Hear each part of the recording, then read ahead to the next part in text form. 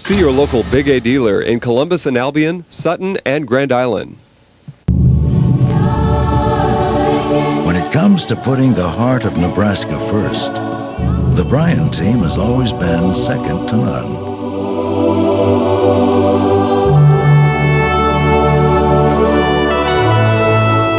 As Nebraska's #1 provider of heart care, we never forget the meaning of being first. Bryan, the first name in heart care. Matt McDougall set to kick it off for Colorado State. They won the toss, but they have deferred to the second half. And back to receive the kickoff, D'Angelo Evans on the far side and Damon Benning on the near side. And it is going to be Evans on the 4. Straight up the middle, has some running room. Look out. Brought down on the play by Eason Ramson as he takes it all the way up to the 38-yard line. A return of 37 yards as we look at quarterback Scott Frost. And Dave, he has been under such controversy this week. It's been unbelievable. People forget this is only his 3rd game as quarterback for Nebraska. Well, quarterbacks get too much credit when things go well and too much blame when things go poorly. That's the bottom line, and he's experiencing that right now. He's the lightning rod. Both coaches talking about how important the first 5 minutes of this game will be. Nebraska showing just brute strength on the ground. Amon Green picking up almost 10 yards, and I think that's what they're going to give him. They're just going to play a little smash-mouth football, and Amon Green is going to be the beneficiary of that. They're going to run between the tackles behind that offensive line, and Green last year averaged 7.7 a rush. This year, 4.5. Aaron Taylor will play guard as well as center this afternoon. Still trying to find the right combination, the right mix up front with that talented offensive line. We'll look at the Colorado's defense in a moment. Second down, just about a foot to go. Green looking for the rooms, got the first down and 6 to spare. Let's take a look at that Colorado State defense. Adrian Ross, the right end, is the man to keep the eye on. Yeah, really. He's got 2.5 sacks. He's got 3 tackles for losses. He's been a disruptor so far early in this football season. Kwame at the linebacker spot, he's the leading tackler, but he's got a dislocated shoulder. He's wearing a harness this afternoon. Could impair his tackling, obviously. McDougall, he took a ride in that first snap against Green. He's going to play maybe a little offense in an emergency this afternoon, too. This time the Colorado defense swarming. They had him, and now they lost him, and they got him again. What a big hit at the end. Damon Benning was the carrier. We saw Ross, number 44, come up and put the finishing touches on that little bad boy. You know, what Colorado State's doing here, they're not really loading up the box on alignment. They've got 7 people in the box, but their safeties are like extra linebackers. The outside linebackers are blowing up the field in a blitz, and the safeties are reading run. They're run support right away. The key for Colorado State is to tackle. Look how many missed tackles there before it was finally wrapped up and brought to the turf, even though it was thrown for a loss.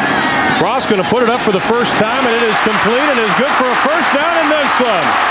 Brendan Holbein all the way down to the 18-yard line. Frost an unusual motion throwing the football, but he got the results. Well, there was a missed tackle on the play that was critical. Corner missed the tackle. Holbein, this is what we're talking about simplify, build the confidence, a little roll, short pass, completable football, and watch the missed tackle right there. It took a terrible angle, didn't make a play on the football, is Tyrus Nunn. He didn't get it done at all, and that caused the compounded the problem. Benning tries the left side, and this time the Colorado State defense stands tall. Sonny Lubick, the head coach of Colorado State, he has done what no other Colorado State coach has been able to do in the past history of their team. In 3 years, he's taken the program to their first ever WAC title back in '94, cracked the top 10 in that year, finished 14th in the nation. But this year, he's got almost a complete redo on his defense. Frost on the option, a pretty good pitch. They have some running room again. Down to the 10-yard line, it is Benning. Interesting, though, we talk about Amon Green. Benning, though, seems to be getting a lot of playing time here in the first quarter, and that is something that we expected, Dave. Well, down the football field, a big key in this football game is blocking down the field. And watch Holbein, number 5 in the red jersey, with the crackback block. He'll bring it inside, freeze it. That's the shot right there. Holbein throws the block on the crack, allows his man to get to the perimeter. Benning takes advantage of that block. That's the key to Nebraska downfield block. Here's Green trying the left side, inside the 5, down to the 3-yard line. Willie Taylor and Nate Kwame, the linebackers, come up to make the stop. You talked about Holbein making that block. The coaches say he is one of the most tenacious blockers they have ever seen. Well, Ron, one thing that they do, pancake blocks in the offensive line. They keep track of those all season long, but they also like to keep track of the downfield blocks thrown by the wide receivers and the running backs blocking for each other. And they'll have as many as 100 people on the ground in an 85-play game. First and goal. Green is going to be stacked up at about the 8-yard line. Steve Trammell was the first one to make the hit. And McDougal came up to clean it up. Well, listen, that's McDougal. That's the call you make. What position does he play? Free safety. Where is he making the tackle? 3 yards behind the line of scrimmage. I mean, that's what Colorado State's going to do. The free safety and strong safety, for all practical purposes, are extra linebackers in this football game, and they're going to fly up and run support like crazy. Second and goal. High formation again for Nebraska. A couple of tight ends. Frost is going to keep it. Has running room to the 5. Stacked up and going to be brought down. Kevin McDougal, a redshirt freshman out of Arvada, Colorado, comes up to make the hit. Oh, McDougal's been very nosy in the running game. I'll tell you, this kid is very instinctive. He was a great running back in high school. They've moved him to the safety position, and all he does is make plays. He's like a lot of great football players. He can't tell you why he does some things he does. It's just instincts, and he's got it. Nebraska only 25% on third downs this year. They've got a third and goal, ball sitting on the 4. Frost has a man wide open, touchdown, Cornhuskers.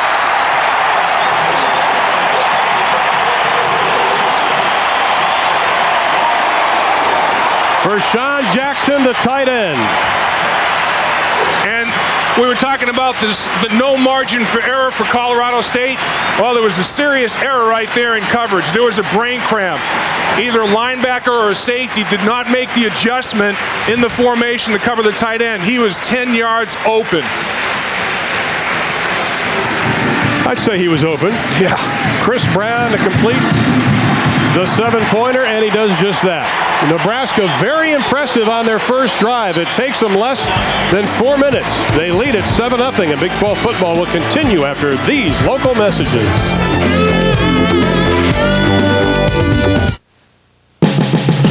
Variety is the spice of life.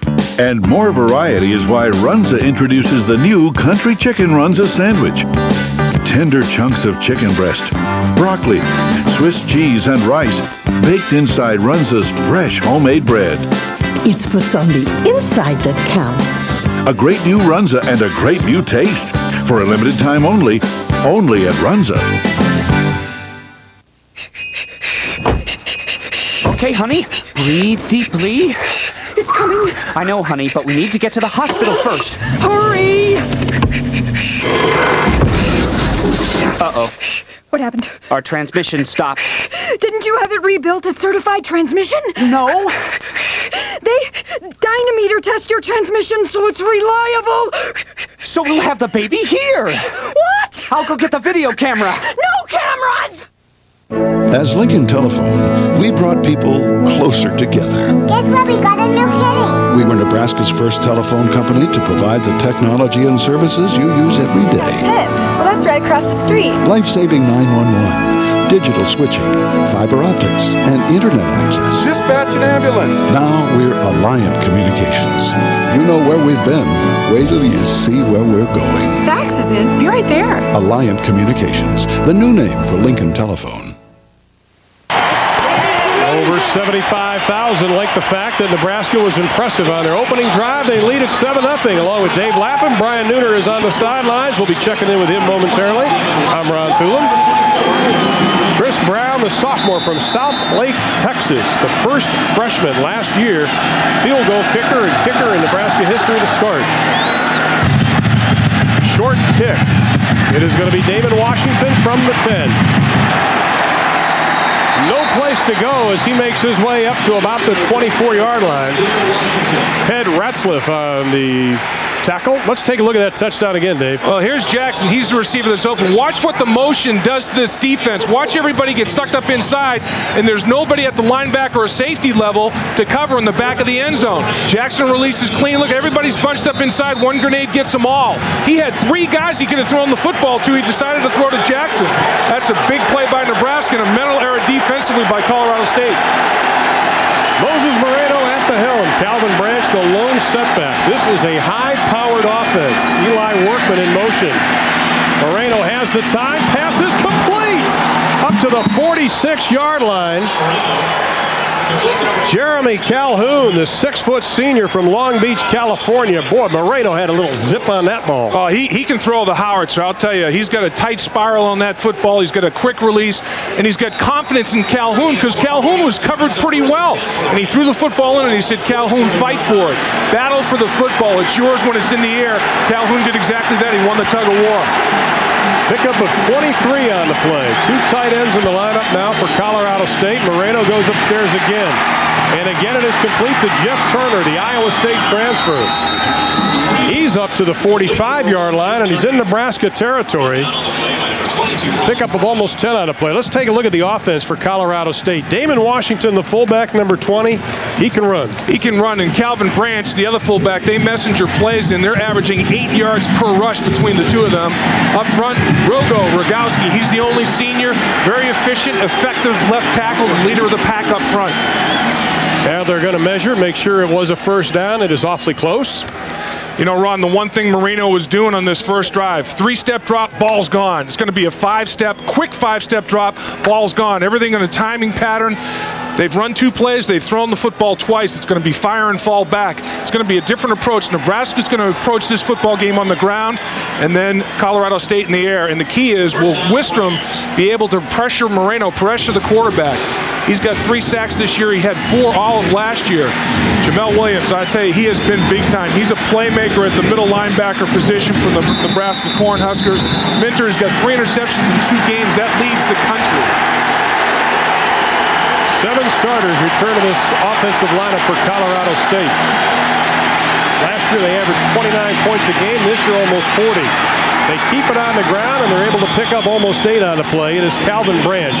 Last night, Dave Lay, the offensive coordinator for Colorado State, telling us, yes, we're going to throw the football, but we will not be successful unless we run the football. That's right. And I do think they have to rush the ball for at least 100 yards in this football game, and Dave Lay is going to try to keep him off balance a little bit. He's got 2 different style of running backs. Branch, as we just saw, is a slasher, smoked the whole runner. Washington, more of a cutback guy. 2nd and 2. 2 tight ends again. Moreno, 3-step drop. Pass is complete. Good for the first down. Again going to his tight end, Eli Workman. You got a flag on the play. There may be a roughing the quarterback. Let's take a look. That's what we got. Late hit on the quarterback. That's exactly what it's going to be against Nebraska. This offense, though, cannot afford to self-destruct, Dave. This is a great drive so far for Colorado State, but they have fumbled 8 times this year. They've been penalized 31 for 282 yards, most of those coming on the offense. They can't afford any type of mistakes. Small margin of error for their offense. Right on, Ron. And the defense had a big error on the touchdown pass, an assignment mistake there. Roughing the passer against the defense, automatic first down. But like you say, Colorado State is responding to Nebraska pounding the football down their throat on the first drive. Just take a look at the hit. I think it might be Wistrom that gets the late hit. No, it's the cornerback on the blitz. The outside, Jamel Williams at the linebacker level, I should say, gets the late hit. He took 2 steps and piled into Moreno after the ball was gone. 1st and 10, ball on the 14 for Colorado State. Low setback. Gets the pass off, or play off, flag on the play. A lot of people moving on the line of scrimmage. I think you had the right tackle, Bailey, move early for Colorado State. Tomic got up and pointed and said, you know, hey, look, he's moving. He broke out of his 3-point stance. I think this may cost him 5 yards. Dead ball. False start on the offense. Still 2nd down. Let's take a look at who I'm talking about here. Now, once you get in a 3-point stance, you can't move a muscle. This is him right here. Let's see what he does at the top of the screen if he flinches a little bit. Yeah, he does. He resets himself, but that's too big of a flinch. Turner late to check into the lineup for Colorado State. Ronald Antoine comes out. Two tight ends again with Scholl and Workman. First and 15, ball on the 19-yard line. Washington tries the right side, cuts back inside the 15, down to about the 10. Pickup of 9 on the play.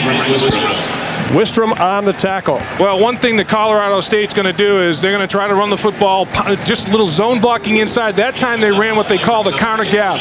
Watch the backside guard pull and kick out, the backside tackle take it up inside. The guard pulls, gets his trap, tackle takes it up inside. That's blocked very well, and they pick up significant yardage. 2nd and 8 for Moses Moreno, the junior quarterback from Chula Vista, California. Great protection. Lost it into the end zone. Nobody's there except the cheerleaders. Well, Tomic doesn't get a quarterback sack, but he gets the hurry. And he's the one that made Moreno throw the football soon. I thought he might have gotten clipped, but it was outside the pocket. Tomic defeats his man up front at the line of scrimmage. Then he just hustles. This kid's motor goes 100 miles an hour every single play. And boy, is he one of Charlie McBride's favorites, Ron. Boy, he does. He said he just gives 100% every down, even in practice. He said it's a thank you for giving him a chance to come play at Nebraska. Every snap, it's thank you for giving me my opportunity. 3rd down and 8, 7th play of the drive for Colorado State.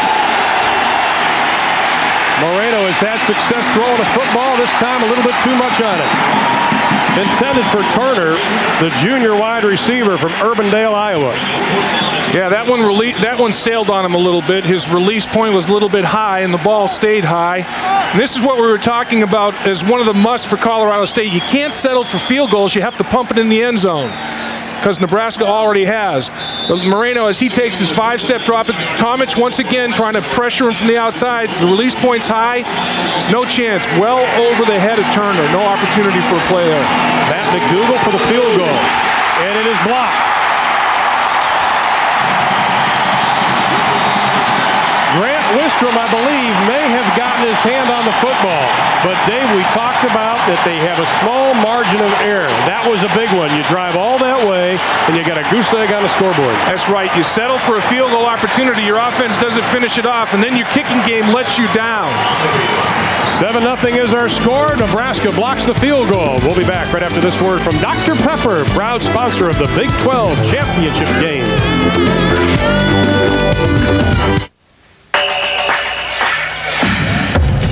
Together we are better than we could ever be alone. We'll be a team forever. The world is ours to own. You're a part of me. That's the heart of me. Dr. Pepper, you're a part of me.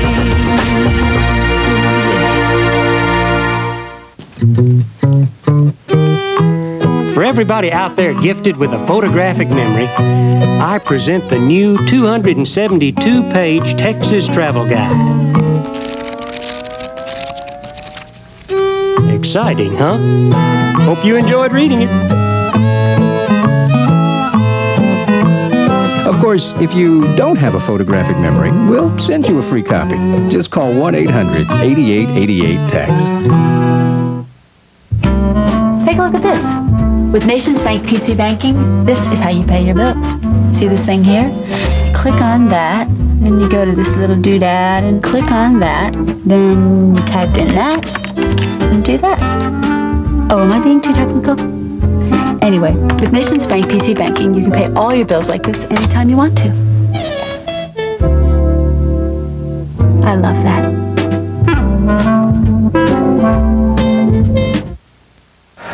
He was 3rd team All-American last year, wasn't he, AP? 7-0 is our score. Wistrom, 3rd team All-American last year, according to AP. He comes up with a big block. Yeah, he really did. And, you know, there are 3 components to a field goal. Snap good, hold good, low kick, though. Kicker knew it right away. And let's take a look at Hess and Wistrom. They both leap to block it up the middle. Due to the low kick, Hess and Wistrom, not great penetration. They just got airborne. He didn't get enough loft. It didn't come off his foot like a wedge. It came off his foot like a 3-iron, and Wistrom batted it to the ball to the ground like a volleyball player. Well, Nebraska takes over 1st and 10 on their own 14-yard line. They had an impressive drive the first time they had the football.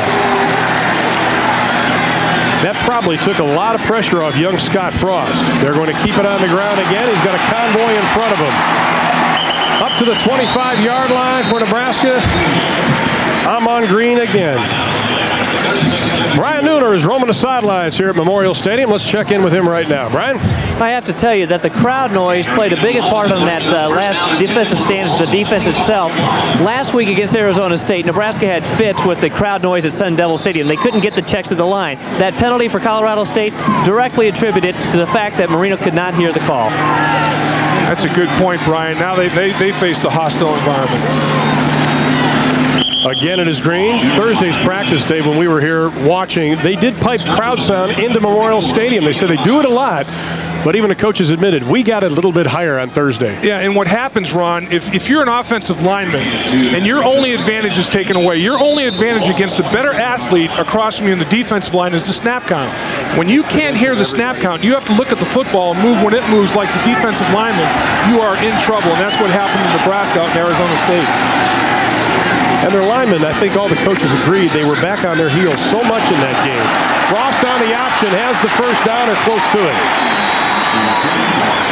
He had some indecision against Arizona State. Some pitches were bad, which he admitted, but today he's run the option very well. Let's take a look at Dishman, the big left guard here, Ron. Here he is right here. Watch the big fella pull, and watch what he does when he gets down the football field. Now this is 300 pounds plus. Look at him redirecting himself in traffic. Now he's trying to run down the little guys. Squash. There he goes. It's just push him right to the turf, and you're digging turf out of your fingernails. That's a big guy redirecting himself well in space. Try to get the first down. Well, Nebraska definitely recruits skilled people, but I think it would be safe to say they build offensive linemen. They've got guys they saw playing basketball, thought they had agility, they had some size, said, you can play offensive line for Nebraska. I'll tell you what, these guys are 300-pound people that aren't real tall. I mean, a lot of them 6'2", 6'1". They're movable refrigerators, and when you have a refrigerator that can redirect itself out in the open field, if you're a cornerback that isn't even a mini refrigerator, you're in trouble. They got the first down, 1st and 10, ball on the 36-yard line. Frost changing the play at the line of scrimmage. But they'll keep it on the ground, and Colorado State is there to meet them after a pickup of about 2 on the play. Green now getting the workhorse job. Let's take a look at the Dr. Pepper Roundup. A couple of scores to pass on to you. Miami, Sonny Lubick was the defensive coordinator there a couple of years ago. They lead. Clemson on top of Wake Forest, 7-0. That is in the second. And Navy by 5 over Boston College. We'll keep you posted on scores throughout today. Boy, BC is a Jekyll and Hyde team. They get smoked by Virginia Tech. They play well against Michigan, and now Navy's up on them this week. Boy, they're up and down. Aren't they like a yo-yo? Big time. 2nd and 8 for Nebraska. Frost looking to throw it. Across the middle, pass is almost picked off. Intended for Sheldon Jackson, the tight end. If you run the football as well as Nebraska does, you can throw the football off of play action a little bit. We showed you Dishman pulling out in front of the running play. Let's take a look at him right here as he pulls out in this little play action pass. It's a little trap action up front. He traps the defensive end, just keeps him away from Scott Frost long enough to deliver the football down the middle of the field. I think that's his first incompletion, isn't it? It is. 3rd down and 8. 5:34 left in the first. Nebraska leading 7-0. Frost again. Oh, pass is knocked down. Frost completes it to himself. Not much running room, and he's going to be brought down at the 25-yard line. Adrian Ross came up with the deflection of the pass, the 6'3" junior from Elk Grove, California. Well, hindsight's always 20/20, but what you do if you're Frost is just spike it to the ground. Don't catch it. Spike the thing, knock the thing down to the ground. Once Ross knocks it up in the air, it's a free ball. And he knocks it up in the air. His teammate doesn't realize where the ball is. Frost should have just knocked it right to the turf right there and cut his losses, because you lose yardage here. If he knocks it to the ground, it comes back to the line of scrimmage instead of taking a loss. Well, the screen pass didn't get enough arc on it. If you look at Jesse Cush, the 6-foot junior from Columbus, Nebraska, averaging just about 45 yards a kick. Ooh. Jeff Turner's backed up all the way to the 14. He heads to his left. He is knocked down at about the 34-yard line. Pickup of 20 on the play, and that is where Colorado State will take over 1st and 10. 5:10 left in the first. Huskers lead it by a touchdown.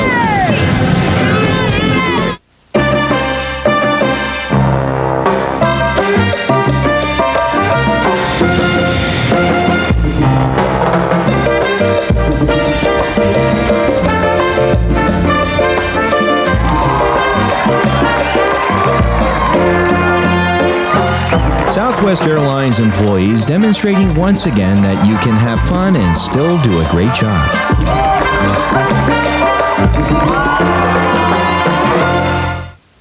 Detective Jack Cole has always worked alone until now. This guy's weird. I can't fight. This is not the time I want to hear that. For a minute there, I forgot you told me you can't fight. It's against my religion. I'm a Buddhist. Once in a while you should cry because, like, it cleanses the soul. If I need a cleansing, I have a bran muffin. Steven Seagal, Keenan Ivory Wayans. He's a little country. I'm a little bit rock and roll. The Glimmer Man, rated R. Starts Friday, October 4th at a theater near you. These sounds are reminders of the level of violence against women in our country. The gong indicates that a woman is being battered. Women are battered every 10 to 12 seconds in the U.S. The whistle indicates a reported rape every minute of every day. More than one woman is reported raped in this country. The bell indicates that a woman has died as a result of personal violence. In the United States, 3 to 4 women are killed by their batterers every day. Please join 1011 against the violence. You are looking at Terrell Farley, the senior from Columbus, Georgia. He is back in Nebraska's lineup. Did not play the first couple of games. He is a welcome addition. Let's send it down to Brian Nooner. Brian? That's right. Terrell was cleared to play after a 2-game suspension. He violated team policy when he was arrested for driving under the influence. And as you mentioned, Tom Osborne sat him down for the first 2 tilts. He did not play. He did not play in that first defensive series, but he is in there now. And this is a big boost to Nebraska's defense because he's a Butkus Award candidate and an All-American. And Brian, I'll tell you, our offensive coordinator Dave Lay mentioned to us last night that he fears Farley more than any other defensive player on the football field for Nebraska because he's a linebacker that runs 10 500 meters. I mean, they can all fly. He returned 2 of 3 interceptions for touchdowns last year. Was the Big 8 Defensive Newcomer of the Year. Play action pass. Moreno going for it all and has it knocked down incomplete. Jeremy Calhoun, the intended receiver, the true freshman, Ralph Brown out of Hacienda Heights, California, on the coverage. Coaches felt that Brown was going to be picked on. They're going to test Brown a little bit. You have a true freshman back there, but he makes a nice recovery on the football. And this ball hung up a little bit too much air under it. If Marino could have led his receiver just slightly, Tomic gets a little bit of a hit as he releases the football. If he just could lead Calhoun just a little bit more, but Brown makes a nice recovery and breaks the pass up. Gets his head turned to make a play on the ball. Nice effort. Damon Washington, the lone setback. Once again, a couple of tight ends for Colorado State on 1st and 10 or 2nd and 10. Washington crossing the 35 up to about the 36. Charlie McBride is the defensive coordinator for Nebraska. He has been there a long time. He is a good one. He wanted to make Colorado State a one-dimensional team. Yeah, and he's done that the first couple of weeks. His defensive unit has run. I mean, Michigan State, they didn't rush the ball all that well. I mean, they had 2.7 per rush, or Michigan State had 1.7 per rush. Arizona State, 2.7. So Charlie McBride, his defensive unit has played the run very, very well. They've had a few problems here and there in the passing game, a couple of assignment mistakes, but they will shut you down running the ball. Charlie McBride, one of the great ones. Moreno set the throw, and he is going to be dropped. The 12th sack given up by Colorado State's offense, the 14th sack by Nebraska's defense. Wistrom with his 4th of the year, 1st of the game. I'll tell you, the reason that Colorado State's going with 2 tight ends quite a bit, as you've called during the course of the game run, is to try to pass protect against Wistrom and Tomic. The reason they were able to get to the quarterback, look at the coverage down the football field. You got a man underneath with a safety over the top, nowhere to go with the ball. Then watch Wistrom, gets the outside edge, sack. Tomic and Wistrom meet at the quarterback, both beat their respective tackles. You're going to have to keep a tight end in there or a running back to help protect. McDougal set to kick it away. It'll be a short kick. Nebraska's going to let it bounce. Colorado State will down it. They'll mark it at about the 29-yard line. That's where they will begin. 1st and 10. Still in the first quarter. 3:28. We were talking to the coaches, Dave, about Scott Frost and the criticism he took, and a lot of the linemen stood up for him. They said this was a team loss last week to Arizona State. Yes, Scott maybe not have played that well, but they really wanted him to come out this first quarter and do something to take the 75,000 eyes off him, or 150,000 eyes, I guess I should say. Yeah, and I'll tell you, Ron, taking them on a sustained drive and throwing a touchdown pass on their first possession is just what the doctor ordered. That's a nice tonic. They keep it on the ground with Green, up over the 30, down to the 31-yard line. Well, Tom Osborne admits that Scott Frost is the best they have at quarterback, so you might as well get used to him and like him. Well, if you look at professional football, and of course that's not the greatest standard, but most professional teams figure it takes 3-4 years to get a guy to where he knows the system well enough to play. And around here, you don't have that much time because they're gone in 3 or 4 years. But I think it certainly does make a difference. If you've started for a year and you've played 10, 11 games, you're obviously a lot more aware of a lot of things. And so at this stage, I think Scott's doing well. And the problem was it was a tough environment against a very good football team. And we also had just enough breakdowns around Scott that some of which he had nothing to do with, that it caused the offense not to move very well. So anyway, the quarterback is kind of a lightning rod position because that guy handles the ball every play. People assume that if you score a lot of points, it was the quarterback that did it, which isn't necessarily true. And if things don't work out well, then it's the quarterback that didn't do it. So it's just a difficult position to play. Well, even Scott Frost admitted that he wanted to be able to practice at a higher level this week, and I think he did, but more importantly, I think he's showing a lot more confidence, especially on the option today. Well, he is, and he just ran a nice little option right there, made a good decision. That's the key in this Nebraska offense. They have to make decisions in the option, snap-second decisions. They have to get them out of bad plays into good ones because their running game is so sophisticated. It's a mental challenge to play quarterback as well as physical challenge here at Nebraska. And the other problem that Scott Frost is dealing with, replacing a living legend. Tommy Frazier may have been the best college football quarterback running the option ever, and it's like trying to replace Johnny Unitas, the next quarterback after Johnny Unitas with the Colts. You can't live up to that high standard. It's very tough. On 3rd and short, Frost keeps it, gets the first down, and Nebraska moves up to the 42-yard line. They will have 1st and 10. Well, this is what we're talking about with an offensive line, though. This is what you lick your chops for. Let's take a look at Aaron Taylor at the center position. Snap the football, come off the line of scrimmage, get under the pads, lift, and then move some people off the line of scrimmage. I'll tell you what, that's the John Deere earth movers up front at their best, just root hogging people out of there. 6'3", 303 pound is the average for that line of Nebraska. Frost looks down the middle, has a receiver wide open, incomplete. Brendan Holbein was there, and Scott put a little bit too much on it. Yeah, let him just a little too much, and like you say, Ron, maybe not enough air under the ball to allow Holbein to run under it. But boy, it was there, and the reason that it's there, Cheatham trying to make a play on it. The reason that it's there, look at the safeties again. They're within 5-7 yards of the line of scrimmage. Little play action fake to freeze them, and you have a corner that gave up an inside release with no safety help in the middle. And that's when you run the ball effectively. The play action pass can kill you. That was Kenny Cheatham, the intended receiver. Green around the left side. Stutter step, stays on his feet, gets the first down, and there he goes. Inside the 30, down to the 29-yard line. Well, I'll tell you, this guy, he's a tremendously gifted athlete. He was running like he was a tripod right there. I mean, Jones made the play on it. Let's take a look at Green here. He gets the pitch.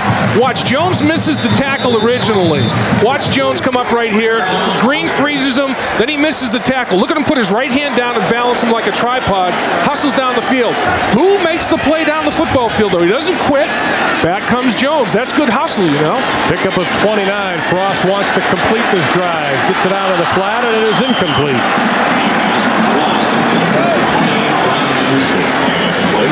Now that's the type of pass Frost. They wanted to get Scott Frost, get his confidence back.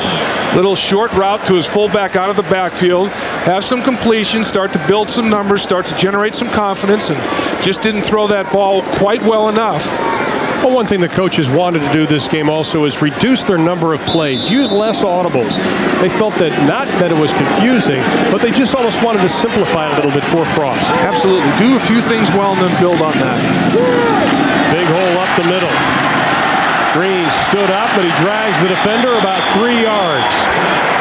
And that was McDougal, I think, that took that ride, or was it? Maybe it was Eric Olson who took that ride on that one. You better give a token up for that ride, because look at the Red Sea part right here. Center and guard just split it. Fullback gets a nice block on the linebacker level.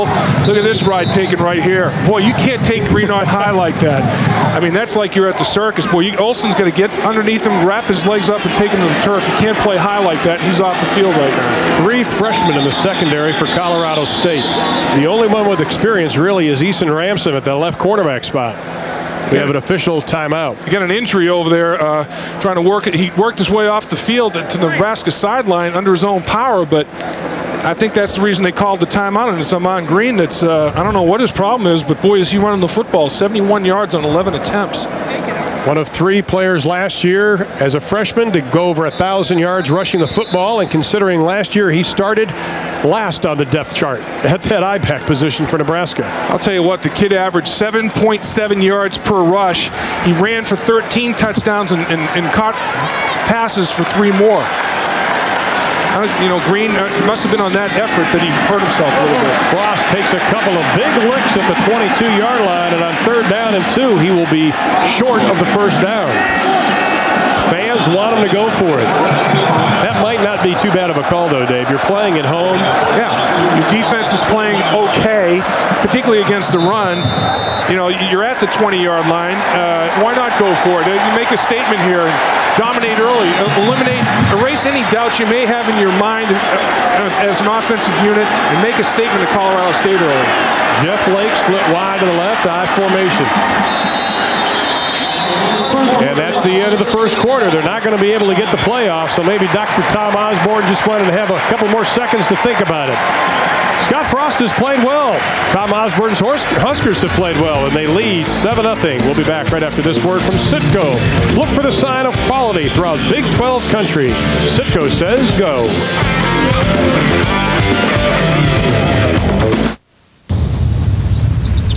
At Citgo, when you team up our super premium gasoline with our Super Guard motor oil, you'll get all the high performance and reliability you demand.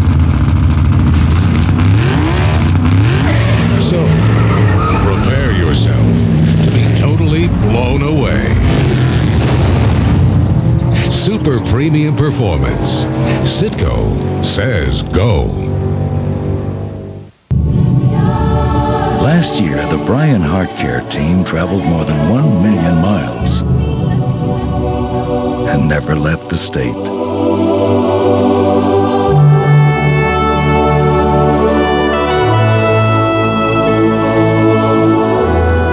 When it comes to putting the heart of Nebraska first, the Bryan team has always been second to none. Bryan, the first name in heart care.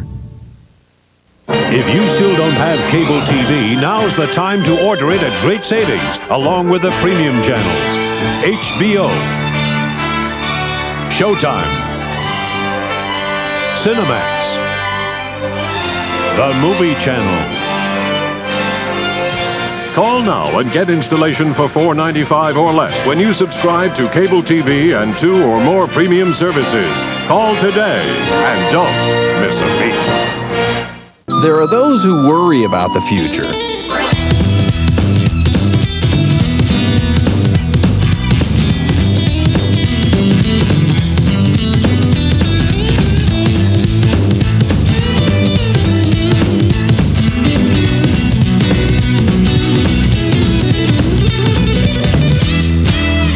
And those who don't have to. See your local Big A dealer in Minden, Neely, and Cozad. We've played 15 minutes in Lincoln, Nebraska, and the Huskers lead at 7-0. Sonny Lubick, the head coach at Colorado State, was hoping it would be close after the first quarter. He wouldn't mind a 7-0 score. We've got to go out there, and I was just talking to one of the coaches, told a couple of players, we've got to come out of the first quarter in good shape. But, I wouldn't even be concerned if we're down 7-0 at the quarter. But it can't be something like they've got steamrolling, they're running back punts and blocking punts and all those things, because they are so darn well coached and have so much talent on special teams. That's about as big a concern as everything else. Then defensively, can we slow them down? That's going to be a real ingredient. We have to find a way to do that early in the game. Yes, I agree with Sonny. It's 7-0, but it's not a good 7-0. Nebraska's blocked a Colorado State field goal, and their running backs have rushed for 104 yards in the first quarter. On 4th and 2, Frost goes over the middle, incomplete, and he had the man wide open. Threw it behind Sheldon Jackson. Boy, I tell you, young Scott Frost would probably want that one back. Yeah, that's all the quarterback right there. You can't. There's no other blame to be shared on that one. He just absolutely threw the football behind his intended target, Sheldon Jackson, and it's well executed up front. Little play action pass. I don't know if you expected Jackson to settle down right there, but Jackson was just taking it to the corner of the end zone. He was wide open then. He's been open. His tight end's been open for him all afternoon. Scott Frost isn't in a throwing rhythm yet. Well, there's a sea of red here at Memorial Stadium. Let's see if this Moses can part the sea of red. They keep it on the ground, crosses the 25 up to the 26-yard line. Damon Washington, the ball carrier. Out of San Diego, California. Coaches say he is the best pure back. Well, this kid's rushed for over 100 yards 3 times already during the course of the season. He's averaging 7.8 yards per rush. Branch is averaging 9 yards. These two fullbacks have combined for over 800 yards already this season and 10 touchdowns rushing. This is a team that averages 499 yards a game. Once again, 2 tight ends. Nebraska may have jumped off sides and keep it on the ground up to the 31-yard line. It is Calvin Branch, another transfer from Iowa State. More of a slashing type runner, as you were talking about, Dave. A little different style between Washington and Branch. And that's good. It gives them a little bit of a change-up to the defense. They can't get honed in on one style of rush. But Wistrom that time, I think, was one of the guys that jumped in the neutral zone. You can't guess the snap count. You can't listen to the quarterback. You have to move when the football moves, and not until then. Peripherally, you have to look inside. You can't listen to the quarterback, and that's exactly what was taking place there. Too many people listening to the quarterback's cadence, and he'll get you with that voice inflection, that non-rhythmic count. Offside on the defense. 5-yard penalty, first down. And Charlie McBride's not going to like that. That's the type of thing that you don't want to have happen. You don't want to have any type of self-destruction defensively at all. That brings up a 1st and 10, ball on the 32. Let's see if Moreno goes upstairs. The coaches at Nebraska really felt that Colorado State has more speed at wide receiver than Arizona State did. Moreno, straight drop, has a man in the flat. It is incomplete off his shoulder pad. Jeremy Calhoun, who didn't even play high school football, bumping around on that corner in a big way with Ralph Brown. Yeah, let's take a look at Brown. Brown makes a play on the football. Now, does he contact the receiver before the arrival of the ball? That may be what Colorado State's talking about a little bit. Field judge reached for his flag. Jocelyn going around down there on the field. Brown gives the big cushion. It's at the top of the screen. Brown's off the line of scrimmage. He gives a cushion. Now he plants and breaks on it. He goes through the receiver to make a play on the ball. No flag thrown. Turner wide to the right. Branch the lone setback. 2nd and 10. Branch dragged down at the 35-yard line. Pickup of about 3 on the play, setting up a 3rd down and 7 situation. You know, Ron, one play to circle on your play-by-play sheet out there, though, is 4th down. Tom Osborne decides to go for it. He throws the football. Scott Frost has his tight end wide open. Sheldon Jackson's wide open for a touchdown that would have made it 14-0. Throws the ball behind him, and because it's 4th down, turns the football over on downs to Colorado State, and they stay in this football game. That's a huge play right now. That and the fact that Colorado State had a field goal block after a wonderful opening drive. Right. 3rd and 7. Moreno being pressured, and he is going to be dropped for the 2nd time this afternoon. Wistrom and Tomic coming in from those end spots. could possibly be the best two defensive ends in the Big 12 and in college football for that matter. I'll tell you, the bookends were bookends right there. They met at the quarterback for the second time. And watch how tight they come off the corner. And he ran a little bit of a stunt. He took it outside to the tight end. The tight end was in the slow block, and Tomic just ran right around him. Actually, 3 guys met at the quarterback. It was a total collapse of the pocket.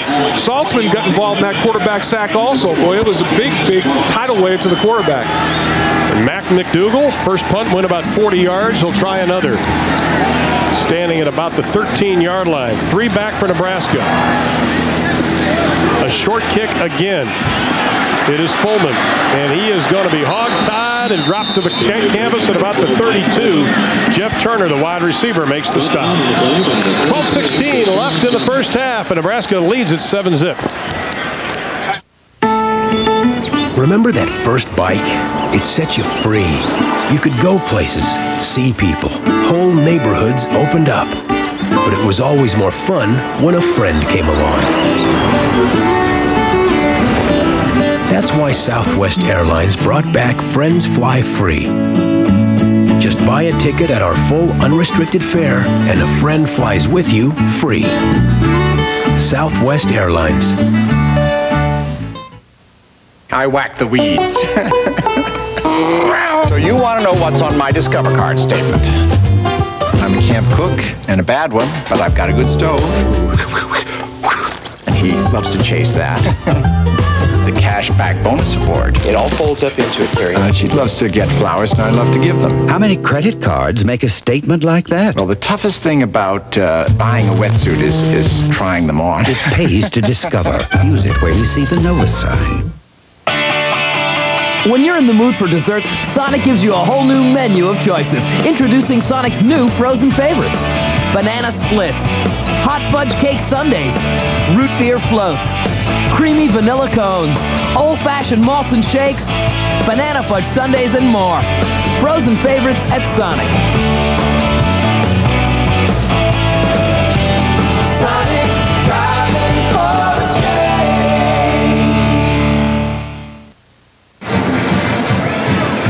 Nebraska leads 7-0, but some bad news maybe for Colorado State. Their leading receiver, Jeff Turner, the transfer from Iowa State, he was injured on that last play, and we have it perfectly on this replay. Yeah, he's on the punt team. He's covering punts. Look at him on the ground, number 1. He right there hyperextends his left shoulder, jams his left shoulder into the turf, and that's what they're working on right now. I wonder if it's sublux that might have popped out a little bit. Not a total dislocation, but sublux a little bit. Well, let's take a look at the Southwest Airlines storyline. Southwest Airlines, low fares, every flight, every seat, every day. Frost with 24 yards rushing, which is good because in the first 2 games combined, he had only 51. Moreno was hot early on, 3 of 7 for 41 yards, but they have cooled off since then as they're trying to establish some type of running game. Nebraska takes over, ball on the 34, 1st and 10, 12:16 left in the first half. They keep it on the ground with Damon Benning.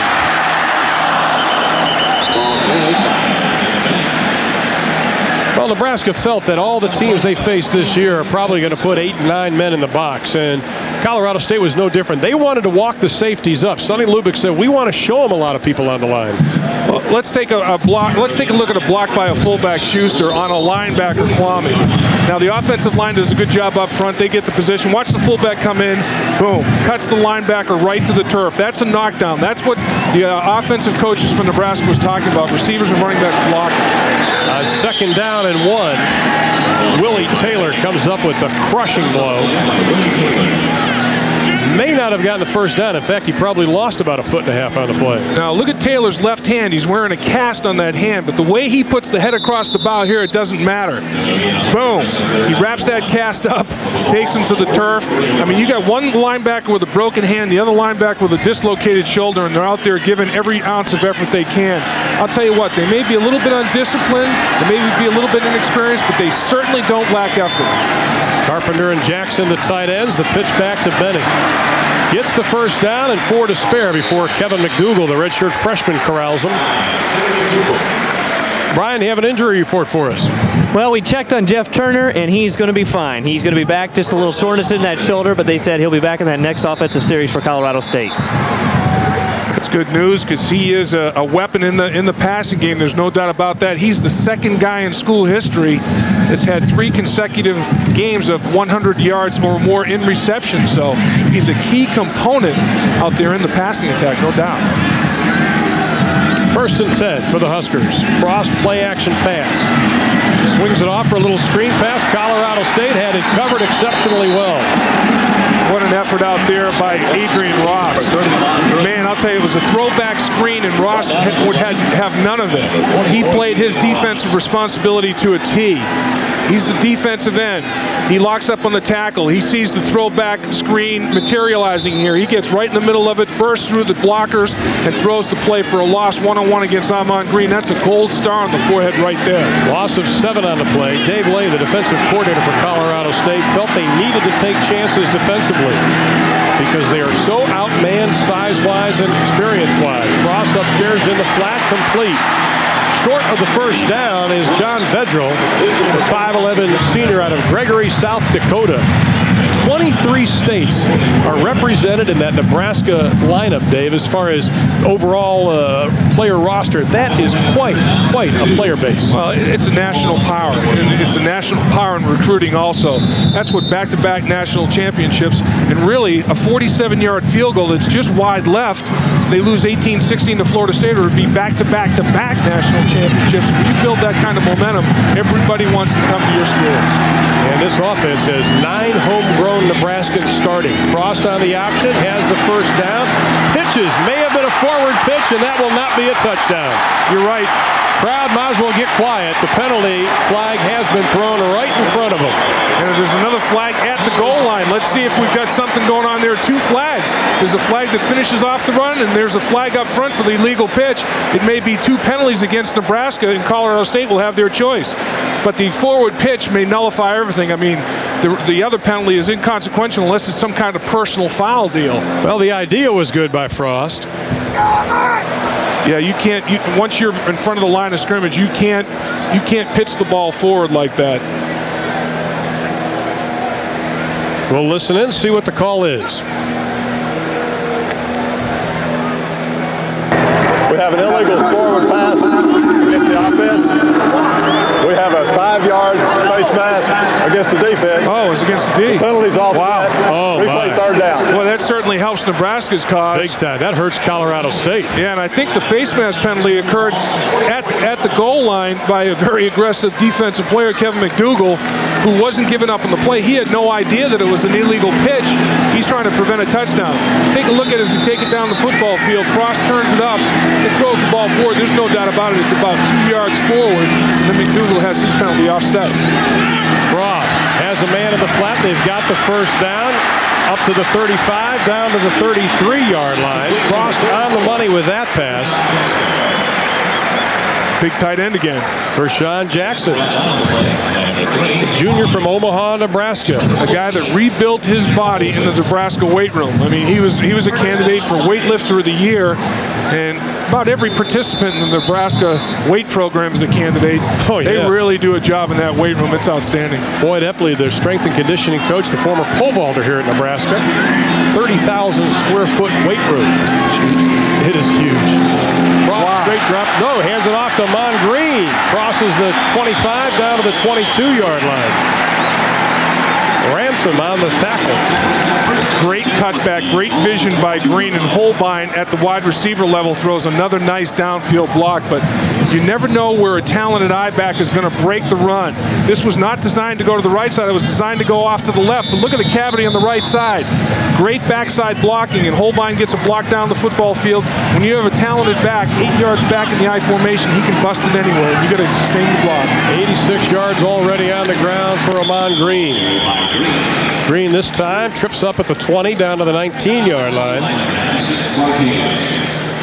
Well, Nebraska's going back to what they've done well for so many years, Ron, and that's smash mouth football.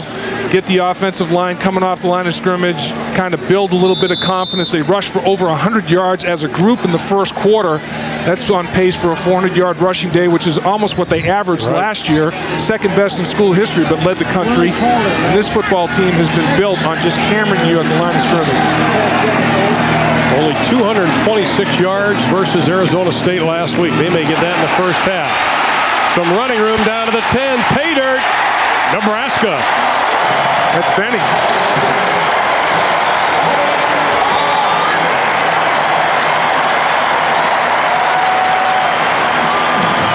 Damon Benning taking it the final few yards, saw that pylon and headed right towards it. And they wanted to get better play out of the I-back in the offense, Ron. And are they getting it? Nebraska now has rushed 25 times for 152 yards. And Benning is capable of doing everything that Amon Green can do for this football team at the I-back. Boy, it's great to have the luxury of two talented players back there. Chris Brown tacks on the extra point. So Nebraska with 7 in the first, 7 here in the second. 9 plays, 66 yards for the Huskers. They lead 14-0. We'll be back right after this word from Dr. Pepper. Just what the doctor ordered. You're the one I can count on day after day. Oh, there's no second guessing. Show me the way. You're a part of me. That's the heart of me. Together we are harmony. Dr. Pepper, you're a part. You're the part. It's back. Since 6 alive. SE5. Gotta go for a ride. Customized with air, cassette stereo, sliding rear window, alloy wheels, and chrome bumpers. Yeah, 6 alive. Mazda SE5. Let me go for a ride. Just $11,995. Or lease for $189 a month, $1,000 down. Just let me go for a ride. Mazda. Got a passion for the road. The legendary SE5. When there's important news happening in Nebraska, 1011 is there with on-the-scene coverage and up-to-the-minute reports. We bring you the news first, give you the best coverage, and take you there live. UNL police found the 24-hour snow even though today's Watch 1011 News at noon, 6 and 10 for the first, the best live coverage of the day's top stories. Only on 1011, your capital city news station. Damon Benning, his first touchdown of the year. He takes it in to give Nebraska a 14-0 lead with 8:20 left to play in the first half. That offensive line with some wonderful blocks here in this first 2 quarters of play. Yeah, they're starting to engulf some people up front, Ron. They're really starting to establish themselves at the line of scrimmage. Colorado State not that deep defensively. And Nebraska might just be wearing them down already. Great point. Brown's kick is going to be well into the end zone. And they will not try to run it out. Let's take a look at what happened up front. The Cornhuskers doing an excellent job on this touchdown run by Benning. Center reaches, guard pulls, tackle blocks down, tight end blocks down. You got an unblocked linebacker that Benning just runs away from. Watch everybody consume their blocks, and he runs right away from the linebacker who can't make a play on it, and that's Willie Taylor. And Benning just turns on the jets, and it's inside the pylon. Ransom can't catch him either.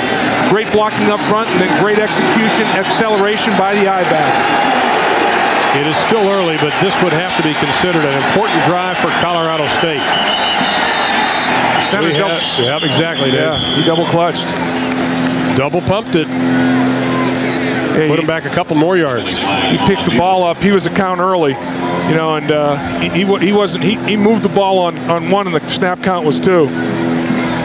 That is Mike Newell from Littleton, Colorado, the center. Dead ball, illegal snap on the offense, 5-yard penalty, still first down. Newell realizes, right, you know, he's made a mistake. He starts moving the ball, double clutches it. I mean, you can't, once you start moving the ball, you just have to finish it. You can't start your snap, stop it, and restart it. That's a legal procedure. Dave Lay, the offensive coordinator for Colorado State.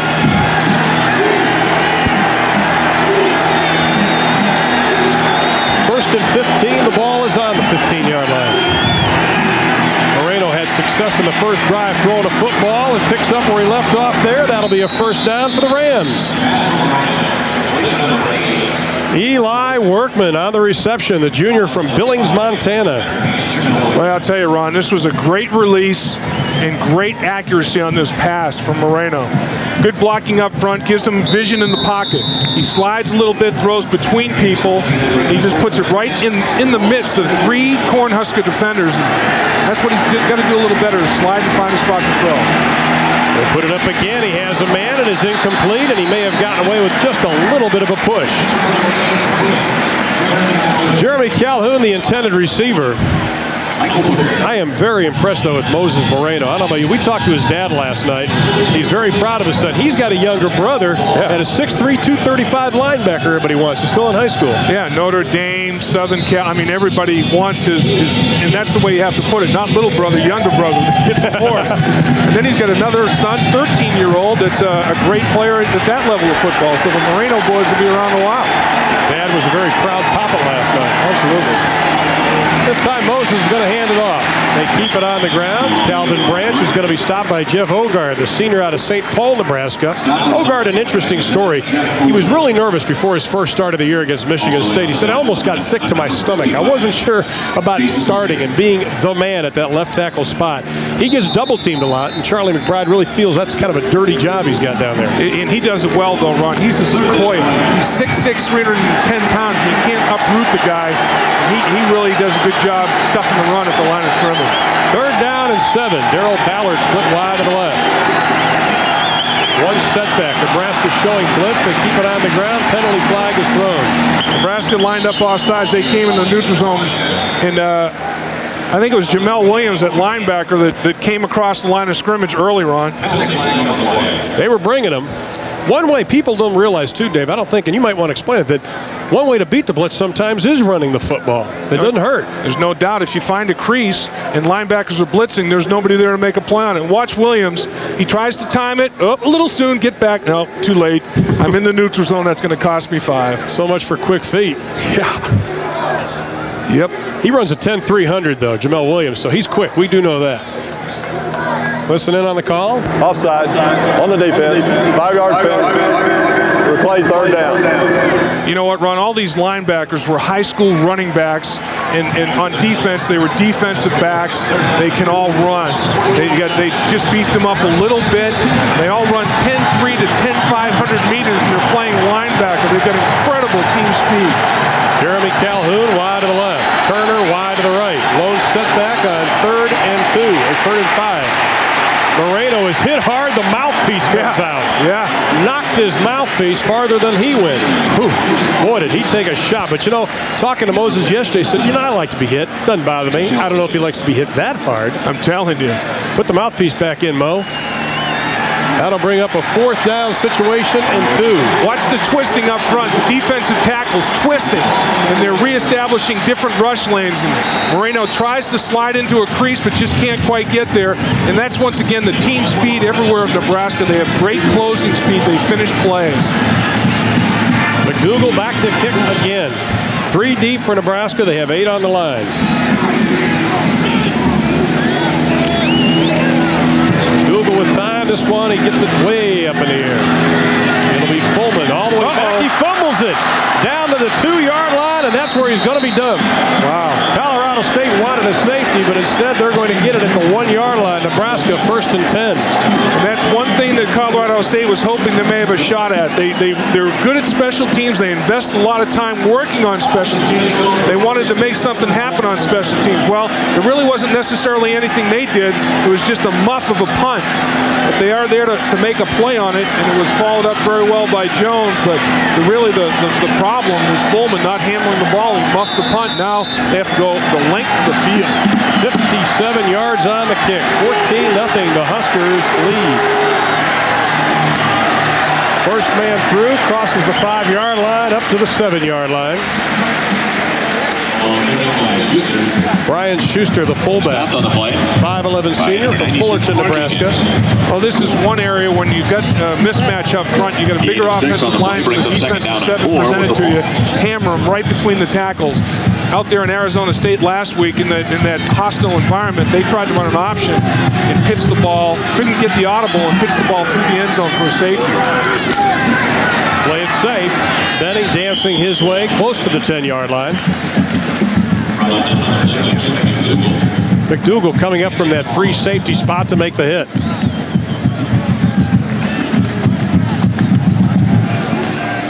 One thing that Sonny Lubick wanted from his defense was not only playing hard, but he said they had to play smart. This was a great opportunity for his defense to grow up. And they're young. They're giving up 500 yards a game, but they're giving effort. There's not anybody out there that's quitting. Last week they overcame 5 turnovers by their offensive unit and still won the football game because of defensive play. 3rd and 1.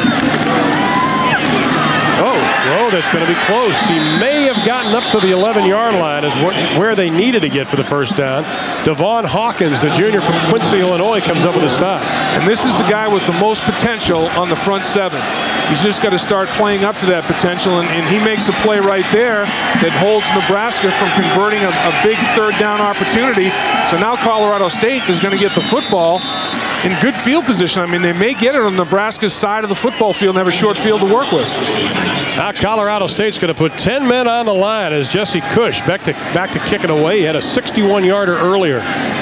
Ronald Antoine, the lone man to receive the punt. Snap a little off to the side, almost blocked. Not a good kick. Colorado State should get good field position. Good roll. Boy, they got a break there. That ball hit at about the 35-yard line, rolled another 15 yards. Colorado State will begin 1st and 10 from their own 45. And Big 12 football will continue after these local messages.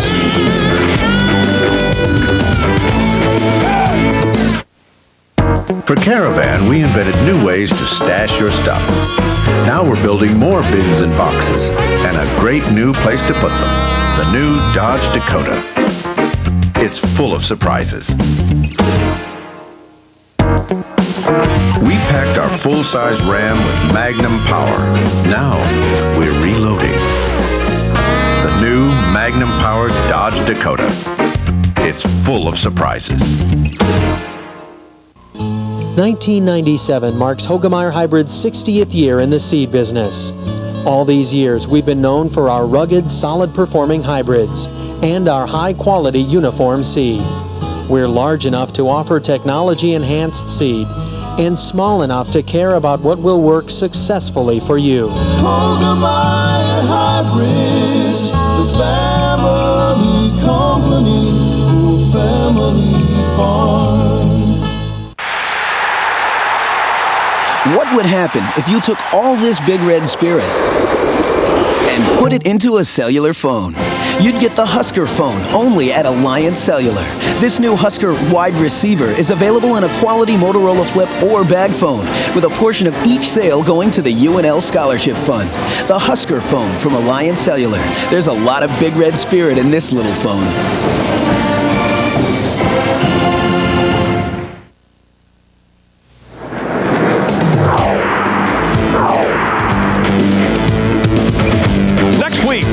And the number 20 ranked Kansas Jayhawks will visit Norman, Oklahoma to take on the Oklahoma Sooners. Henley's 194-yard-a-game average and record-setting ability to find the end zone have definitely vaulted this Jayhawk into Heisman contention. Join us at 11:30 a.m. Central Time next Saturday on most of these same stations along the Big 12 network. And let's take a look at the Big 12 rushing leaders. Byron Hanspard, we had him early on in the season. He is a dandy, averaging over 200 yards a carry. We'll see Henley next week. And Damon Parker from Oklahoma, 143.5 yards a carry. Once again, Big 12 having some of the premier runners in college football. Colorado State trailing 14-0. They have it 1st and 10. Washington with a little bit of running room in Nebraska territory. He is hit. The penalty flag will be thrown, and that is a good call. Eric Warfield, I think, is going to be called for the infraction. The junior from Texarkana, Arkansas. Jamel Williams is chasing him out of bounds. Also came on that play. Those are mistakes you don't want to have. No, and you just have to be aware of where you are on the football field. Dead ball, personal foul, just a defense, a hit out of bounds. Automatic first down. You know, there's a white 5-yard yards in width is this big white mark on the sideline. A little counterplay. Colorado State's offensive lineman get out in front. Once you get into this white area, let it go.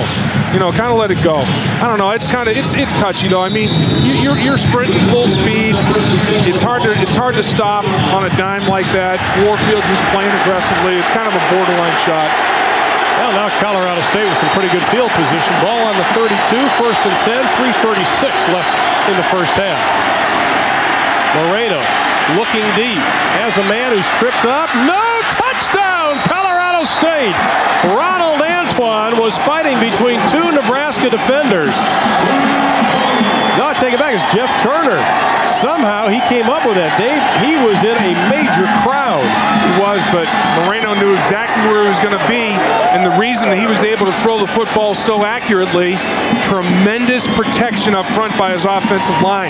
There was 5 yards of separation between any Nebraska defender and Moreno. Perfect vision down the field and true accurate dart. Boy, that was impressive. Turner, the transfer from Iowa State. Coaches felt they've got a lot more than they expected from this young man. They blocked it. The extra point is blocked. 2 block kicks, 1 field goal, 1 extra point by Nebraska. And that time he kicked it so low it hit one of his offensive linemen in the butt, I think. I don't think it got off the ground. Well, we're going to give it to Grant Wistrom just because we like his hair. Or the lack of it. I'll tell you. Well, McDougal not getting much air underneath it. No.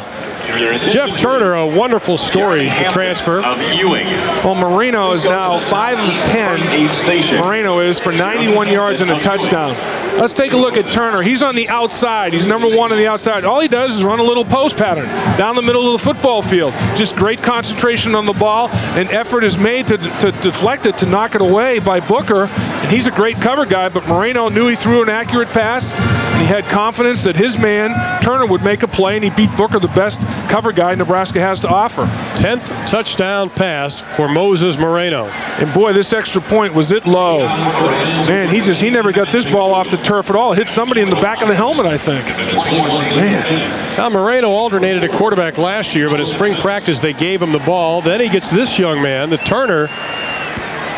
Jeff Turner, whose fiancée is battling leukemia. It has been a difficult year for this young man, but he has stood up to the challenge effectively.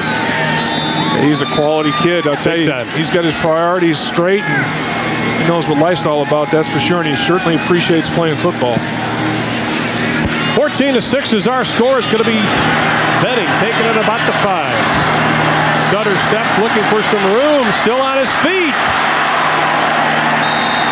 Willie Taylor brings him down at the 33-yard line, and with 3:15 left in the first half, Nebraska leads 14-6. But thanks to the fumbled punt and great field position, Colorado State gets on the board. 32-yard pass to Turner took him only 21 seconds. Well, they were aided by that 15-yard unsportsmanlike personal foul on the sideline.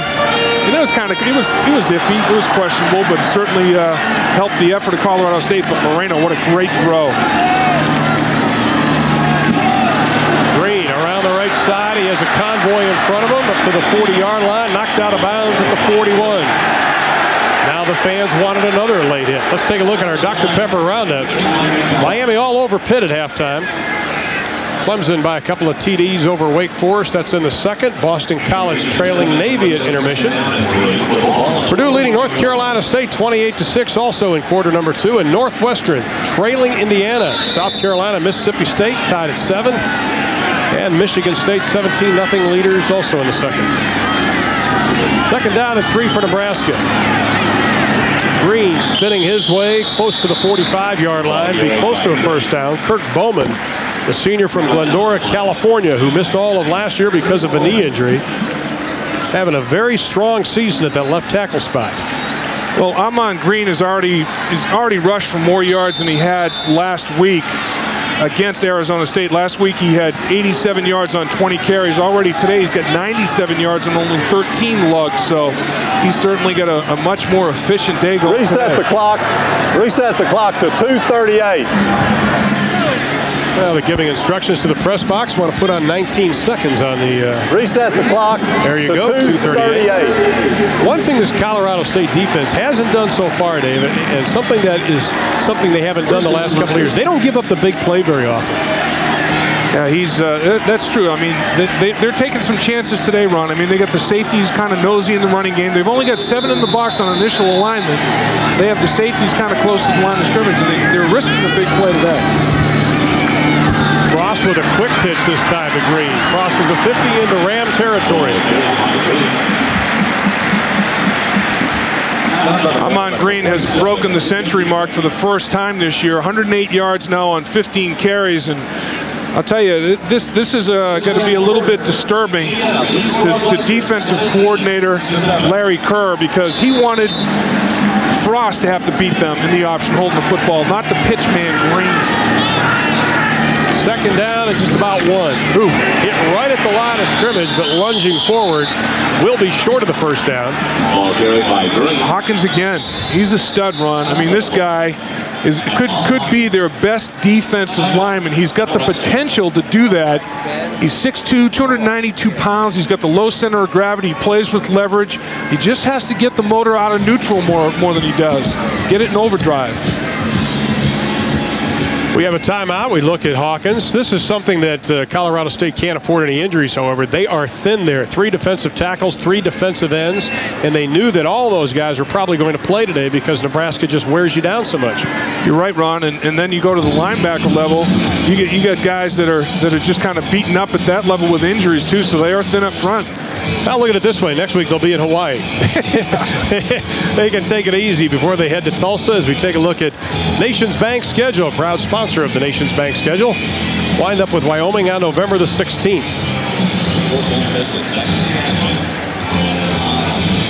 And Nebraska at Kansas State. Well, that's a big one. Boy, then they come right back. Baylor has really circled October 12th on their calendar. Then they have to go to Lubbock. They host Kansas. Oklahoma game usually at the end of November. Now at November 2nd because the big battle, of course, on the 29th. Nebraska and Colorado right here in Lincoln. You know, Ron, one thing Nebraska's doing is controlling the tempo of the game. They've run 42 plays now to Colorado State's 20 snaps, so they have a 2-1 margin there. Nebraska very content to just keep it on the ground. On 3rd down and 1, they get it as they move up to the 40-yard line. Green is getting the workhorse load. We weren't sure how much he was going to be alternating with Damon Benning early on. The coaches felt that maybe Green hadn't been playing up to what he should have been playing the first couple games. Yeah, one thing they wanted him to do was run hard. He's been running hard, but boy, he's showing a little more acceleration today, a little more burst. Ross looking for the tight end down the middle. Instead, he goes short, complete to Brendan Holbein. Holbein, the former walk-on, comes up with another reception. First down, Cornhuskers, all the way down to about the 22-yard line. Well, pretty good idea. You know, Colorado State, they've got those safeties hammering up in there as extra linebackers against the run. Run a little play action, throw the football behind them a little bit. You get a matchup wide receiver on a linebacker. That's a tough matchup. Ross again, a pitch inside to Green. He's down to the 10, down to the 8-yard line. Little shovel pass. I don't think people realize how difficult that play is to run. And it's a safe play, Ron, because if it's not executed, it's an incompletion. It's a forward pass. It's a shovel pass. This is not a fumble if Amon Green does not handle the ball. The lineman pulls out in front, a little shovel pass. He escorts him down the field very, very well. Amon Green takes advantage of some nice blocking up front by the big horse, Chris Dishman. Ross keeps it down to the 5, fumbles it out of bounds, but it'll be Nebraska's ball with 1:01 left to play in the first half. Kwame and Taylor running Frost out of bounds. And they'll move the ball back to the point of where he fumbled it. You can't fumble it forward. They'll move it back to where he lost control of the football. This Nebraska used to be a straight I formation.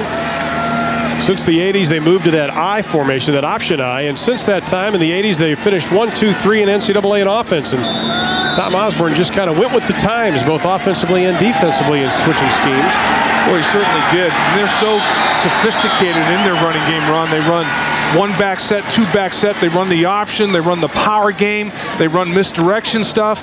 When you're a linebacker, you're mentally and physically challenged playing Nebraska because they show so many different looks to run the same type of play. They really keep you off balance.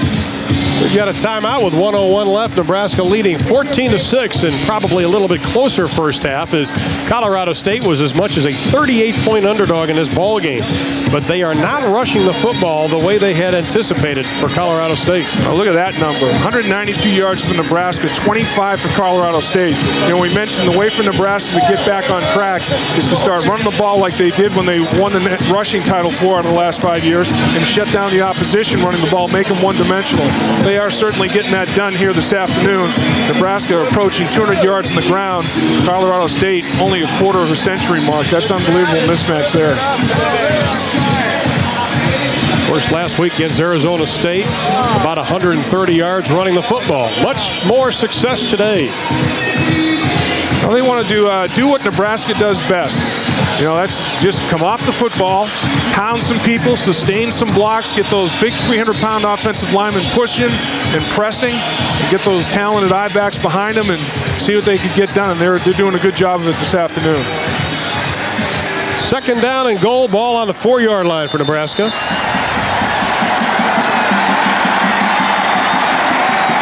I formation.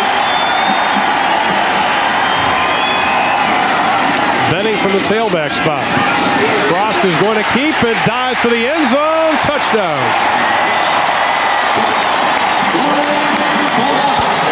That's what Colorado State defensively wanted to have happen. They wanted Frost to beat them running the option and not the pitch man. Well, that time Frost burned them.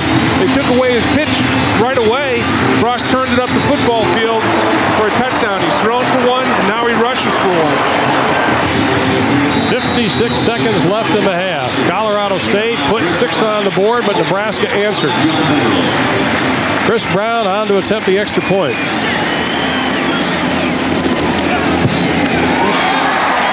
Brown is perfect this afternoon, and with 56 seconds left to play in the first half, Nebraska has opened up a 21-6 margin over Colorado State. 9 plays, 67 yards on the drive.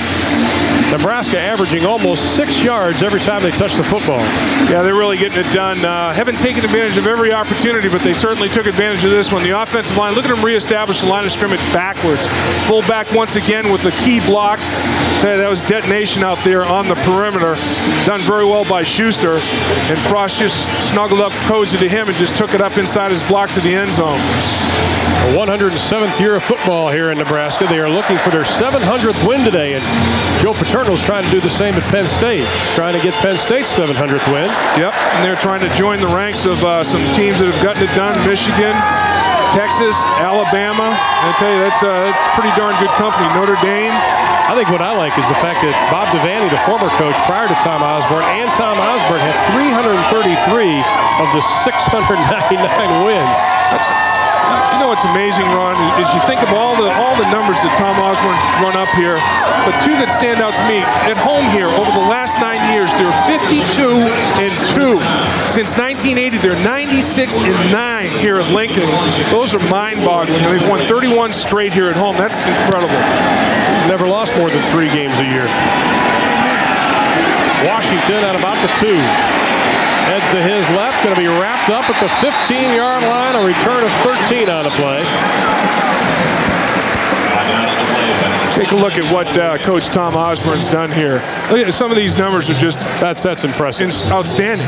You know, 23 9-win seasons. Most programs they celebrate when they get a 9-win season. He's done it 23 years. Look at that record, 82.5%. in the winning percentage. 12 Big 8 championships. That's getting it done. I mean, that's just, you know, you get to a certain level, there's no seat at the top of the ladder of success to maintain it. Everybody's taking a shot at you. It's their bowl game every week, and you're still sustaining it. Been in Nebraska since 1962. Moreno's going to call a timeout as the running play got absolutely nothing. And at the line by number 97, Jeff Bogart. And number 98, Grant Wistrom, also in on the tackle, number 44. Tom Osborne, 4-year starter at Hastings College in Nebraska. Played 3 years in the NFL, believe it or not. A couple at Washington, 1 year at San Francisco. And you know, when he speaks of the quarterback position, he knows of what he says. He was a quarterback. So he knows what Scott Frost's going through, trying to make the mental and physical adjustment to playing at this level of competition in a system that's fairly complex and relies on the quarterback making decisions, you know, quite a bit. So he understands it. One thing that Coach Osborne is patient. Very much. I mean, he's loyal. This whole program, it just oozes loyalty. I mean, he's been here forever. A lot of his assistants have been here 20 years or more. You get that continuity, and that's part of the reason this program has been so successful for years and years and years, is you have that continuity. The recruits understand that Coach and his staff are going to be here all 4 of their years, and that really helps you. Tom has been part of Nebraska since '62, 11 years as an assistant, took over in '73. Second down and 11, 47 seconds left in the half. Colorado State with the football, trailing by 15.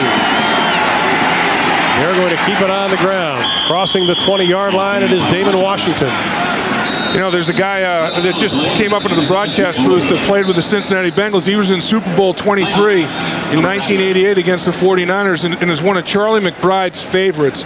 Defensive end Jim Scow goes into the Hall of Fame here at Nebraska, and I'll tell you, this is a guy. Is that the guy you were trashing in supper last night? Yeah, wasn't worth anything? This guy understood the game of football better than anybody. Got under your pads, tremendous body strength. He is a great player. We talked about how consistent this program is. This blew me away when we were looking at the notes earlier this week. Look how long these assistants have been. Charlie McBride telling us, I've stayed here because of my family. I'm working with a great football coach. It's a wonderful city. And Milt Tenneper, the offensive line coach, 23 years. He has had numerous All-Americans, Outland Trophy winners, Lombardi Trophy winners. That's impressive. It is, you know, and it sounds cornball to people, you know, that you talk about family atmosphere and love and loyalty and all that, but that's the real deal here at Nebraska. I mean, you can just feel it everywhere. And Charlie McBride, he starts talking about some of his players when you talk to him, and he gets watery-eyed. I mean, you know, it's like his extension of sons everywhere. He's really into it. He says it is a family on defense. They call them the Black Shirts. Well, Moreno's going to try to put it up. Throws a very dangerous pass, but the only one close to that was Sonny Lubick, his coach. Intended for Jeff Turner. Eric Stokes was on the coverage. And Moreno shaking that, Moreno, I should say. He wears number 13, and he kind of throws the ball like Dan Marino, but his name's Moreno, and he's shaking that right hand a little bit. Looked like he hit a helmet on his follow-through, and that's an injury that quarterbacks hate for when they hit that passing hand on somebody's dome. Mike Fullman set to receive the kick. Fullman already has a touchdown on her punt return this year. Yeah, he blew one up at Michigan State. He just blew him away. He got to the wall, and it was all over with. His longest is 62 yards. McDougal set to kick. He's at a 40 and a 47-yarder. Pressure's on, line drive. Fullman should be able to return this. Goes right up the middle. He slipped to the turf, and in college football, you're down when your knee hits. And he hit it at the 40, a 30-yard punt, only a 9-yard return, but Nebraska still has 24 seconds left, and that's enough time to light the old fuse on some fireworks.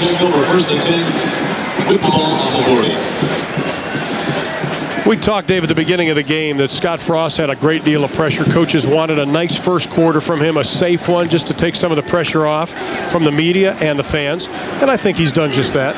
Yeah, good numbers throwing the football, 8 of 11. They've kept it simple, given him an opportunity to complete some passes, 71 yards. He's thrown a touchdown pass, run the ball well, good decisions in the option. He's got a touchdown rushing, so he's coming along. Safety valve pass off to the side. Green down to the 30-yard line before he steps out of bounds. Pickup of 10 on the play. Tetris Nunn, the true freshman from Colorado Springs, on the coverage.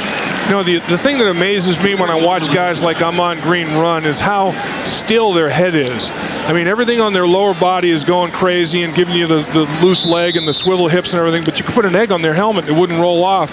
They run so fluidly. All the great running backs do that. He certainly is one of them. Nebraska has a timeout left. Let's see if they try to get a little bit closer, call the timeout, and kick the field goal. Green to Frost's right. He's going to keep it himself. Quarterback draw. Big hole up the middle and a lot of room to run. Down to the 10-yard line. 9 seconds showing on the clock. That was a great read by Scott Frost. This is a quarterback draw, as you called it, Ron, but it's a counteraction up front by the offensive line. They do a nice job of confusing Colorado State up front. Watch the left guard and left tackle pull, just like the old counter tray. It's out of the shotgun. Direct snap to Frost. The guard kicks out. Tackle True turns it upfield, and he's got green pastures ahead of him. Now Frost is nimble-footed, plus he's got a strong body. This is a guy that won the shot put championship when he was a senior in high school. He won the state championship, and the runner-up was his right tackle, Eric Anderson. Here's a kid that put the shot 59 feet, and he's playing quarterback at Nebraska. He's a very unique athlete. Well, interesting as we look at Scott Frost's rushing numbers, 9 carries, 52 yards. I don't think they're going to kick the field goal. I think they want the whole enchilada here. Yeah, they want to go for the gusto. I think we get a couple more of those then, can't we? Yeah. Go for it all? Yeah. Well, Sonny Lubick was afraid this might happen. He got down 14-6, and things were looking pretty good. I think Tom Osborne feels comfortable with his place kicker. I think he wants to give his offense as many opportunities to get on track as he possibly can. He has confidence that his defense will keep Nebraska in the game if they don't execute on these plays. He wants the offense to get something done. Frost, 3-step drop, looks into the flat, goes for the money, doesn't get it. Plus, you had 9 seconds. You can still come out and kick. Right. And that's exactly what Tom Osborne's going to do. John Vedral, the intended receiver, thought he had at least 2 more plays left in that 9 seconds. Well, what he wanted to run a fade here. And his receiver tries to get that done, runs the fade up to the corner, Vedral, and the ball is just overthrown. You want to throw that to the outside shoulder instead of the inside shoulder. You don't want to give the defensive back any opportunity to make a play on the ball. Throw it to the outside shoulder, out of bounds. Chris Brown 2 for 2 this year coming into the game. This is a 27-yard attempt. Good snap, good hold, and a good kick.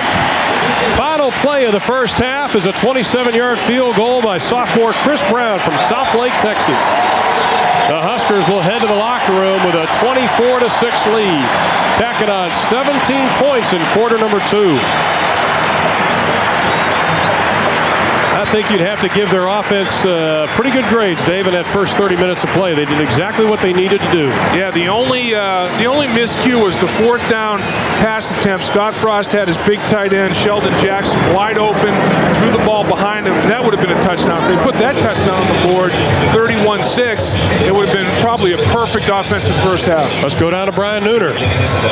Well, Coach, Colorado State crept back in it, but then you close out the half with 2 nice tries mixing the run and the pass. Yeah, the last 4 or 5 minutes were important to us because they were certainly back in the game at 14-7, and they've got a great offensive team. I think our defense has played well to hold them to 6 points, and we moved the ball some, so we're doing a little better. Yeah, coming into this game, they're averaging 39 points a game, like you mentioned, holding to 6. You've got your running game on track, it appears. Yeah, we're running pretty well. We're playing a little better offensively. All right, good luck second half, Coach. Brian, let's send it back up to you. Thank you, Brian. Nebraska averaging 6 yards per play. More importantly, they lead at halftime 24-6. More halftime activities coming your way from Lincoln, Nebraska right after this. The first half has been brought to you by Sonic Drive-In, where we invite you to drive in for a change. And by Citgo. Look for the sign of quality throughout Big 12 country. Citgo says go. And by Southwestern Bell.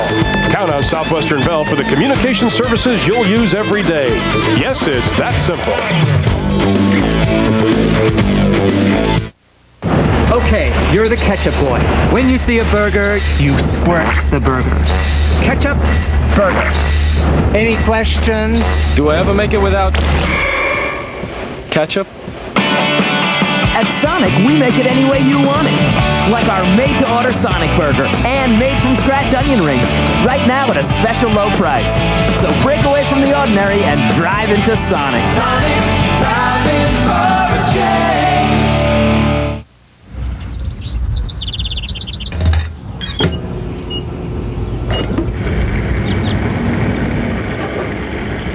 At Citgo, our super premium gasoline will give you the high performance you demand. So prepare yourself to be totally blown away. Super premium performance. Citgo says go. You want me to tell you what my Discover card statement says? I love Puccini, Victorian bubbles and housewares. My hair. Cashback bonus award is... How many credit cards make a statement like that? Wonderful. It pays to discover. Why would anybody give someone they don't know a gift? Because the need is desperate. Please give blood. There's a life to be saved right now. How'd you like to earn 15% on your money? Many people can, just by replacing their old furnace with this. The Armstrong Air Ultra High Efficiency Heating System. Unlike furnaces that send almost half your heating cost up the chimney in smoke, this furnace can save you up to $300 a year in heating costs and pay for itself in 4 to 6 years. Check your yellow pages for the Armstrong Air dealer nearest you. This is some furnace. 24-6 is our halftime score. Nebraska rolling up almost 300 yards in offense in that first 30 minutes to open up that 18-point lead. Joining me now is the Chancellor of Nebraska, James Measer. And Chancellor, I tell you, you've just been here a couple of months, but one thing that you've wanted to do and one of your goals is not only build people athletically, but also mentally and also as persons. That's right, Rod. We've been talking a lot about being a university that stresses values, that builds an ethical core in our students, because I think it's an important part of our civic responsibility as a major public research university. Now, how does that translate into the football team? Because the football team has been under a lot of scrutiny as of late. Well, let me just say that I think, I want to say a word about our team and especially our staff. I think our coaching staff, I was pleased to hear what you guys were saying about Tom Osborne and his staff with regard to their athletic excellence, but I want to say, I don't think there's a better bunch of people in terms of their personal character. They personify the values that we're talking about. Now, you came from South Carolina. You had a pretty good football coach there in Brad Scott and a wonderful program.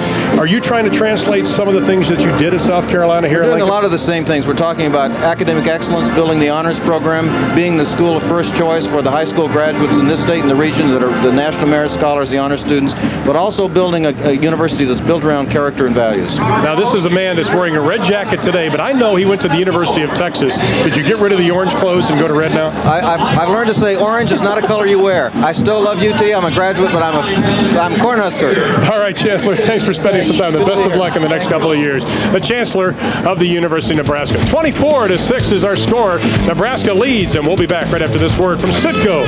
Look for the sign of quality throughout Big 12 countries. Citgo says go.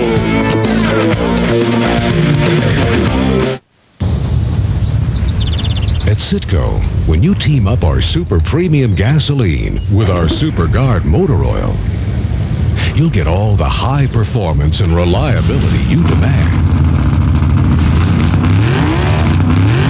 So, prepare yourself to be totally blown away.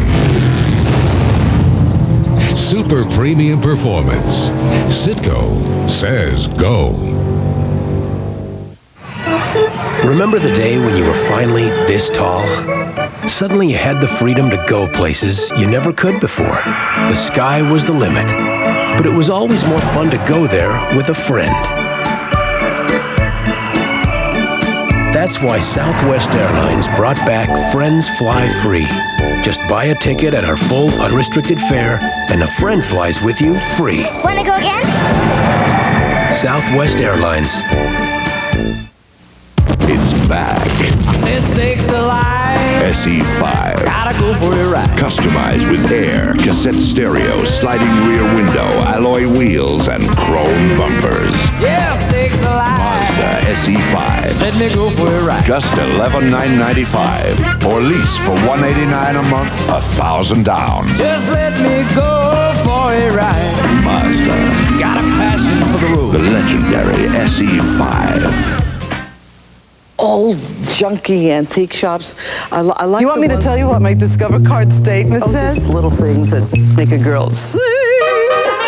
I have fish and I have birds and I have dogs. Mango. Cecilia Bartoli and something by Puccini.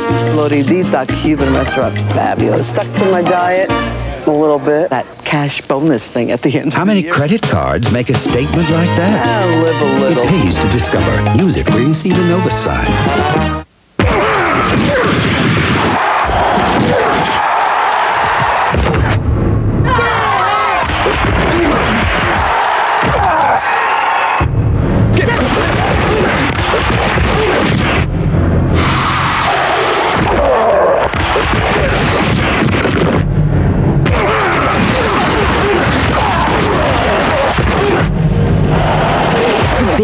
12. Togetherness. Cool, huh?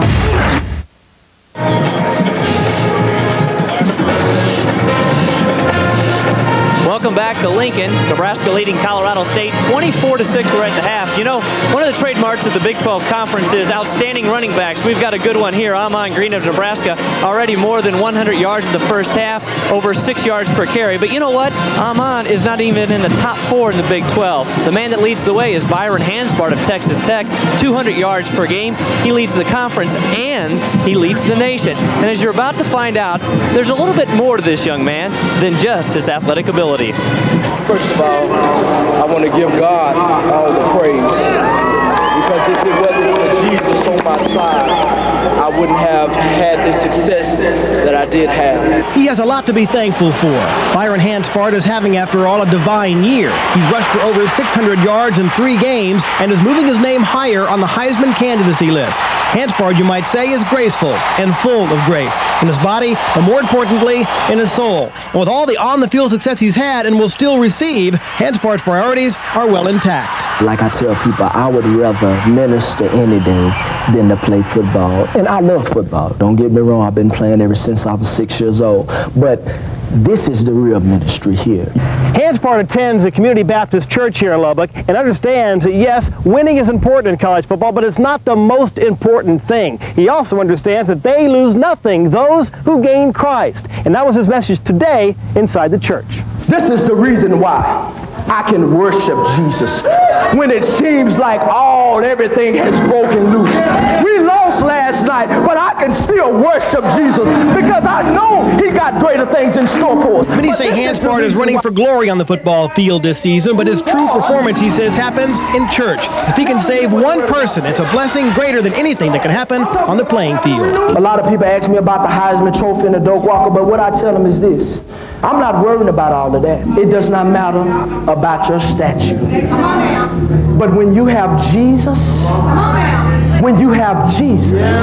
you have everything that you need. One thing about Hansbart is he can uplift his teammates as easily through prayer as he can with a touchdown run. And no matter what kind of success he gets on the field this season, it'll all be because the Lord is good to me, and he's the only one that is blessing me, and I'm doing it all in the name of Jesus. And Lubbock and the Red Raiders are blessed to have him. Thank you, Drew. Here at the half, Nebraska leading Colorado State 24-6. When we come back, Dave Lapham and Ron Thulin will break down the first half highlights. Big 12 football will continue after these local messages.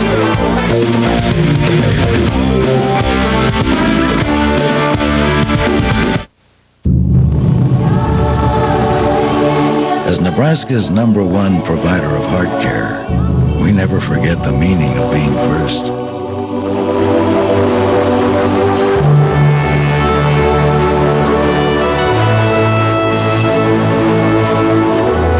When it comes to putting the heart of Nebraska first, the Bryan team has always been second to none. Bryan, the first name in heart care. A new day. What's on your to-do list? Isn't it time you had a For You list? Get a Jimmy by GMC. It helps you do the things you have to do. And now with the $1,500 you'll save in your Jimmy SLT, you'll have a little something extra to do some things for you. Like pick up some sticks, polish the new silver, or just get out of town. See your Great Plains GMC dealer today. It's experience and more. Once again, 1011 Doppler radar has picked up a line of severe thunderstorms. It's a dedication to the people of our state. Live in the Lincoln area, we'll keep you updated on the latest activity. It's a respect for the job at hand and the responsibility we feel toward you. 24 hours, these numbers will definitely go into the record Concerned, books. trusted, respected, knowledgeable. More than just words. For the 1011 weather team, it's a matter of pride. See for yourself. Turn to 1011, your capital city news station.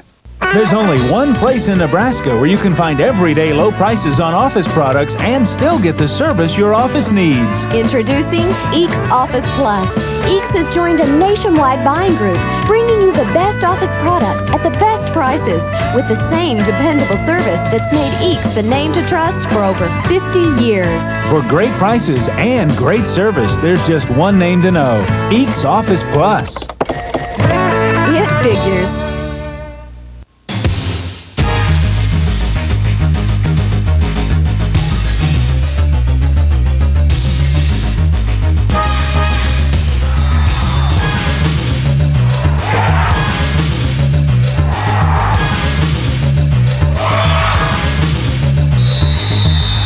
Catch Friday Sports Night at 10 on 1011.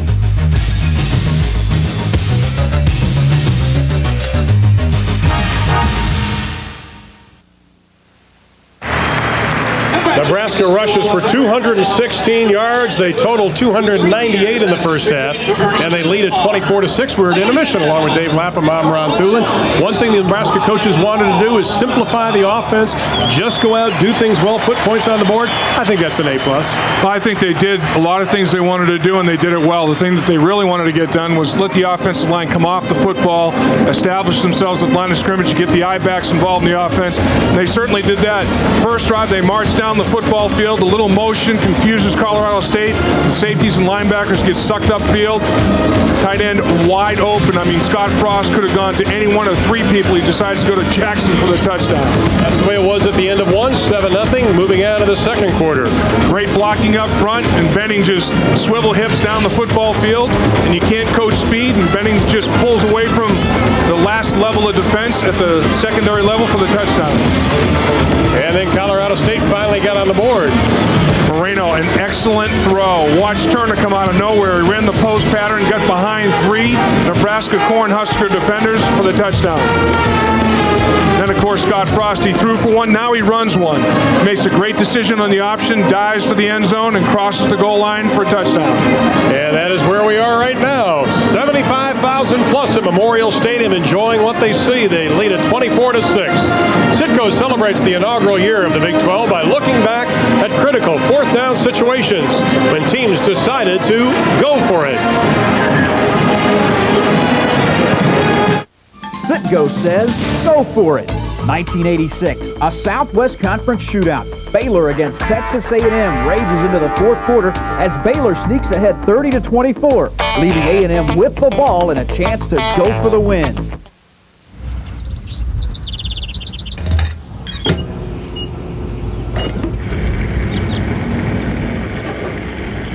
At Citgo, our super premium gasoline will give you the high performance you demand. So prepare yourself to be totally blown away. Super premium performance. Citgo says go.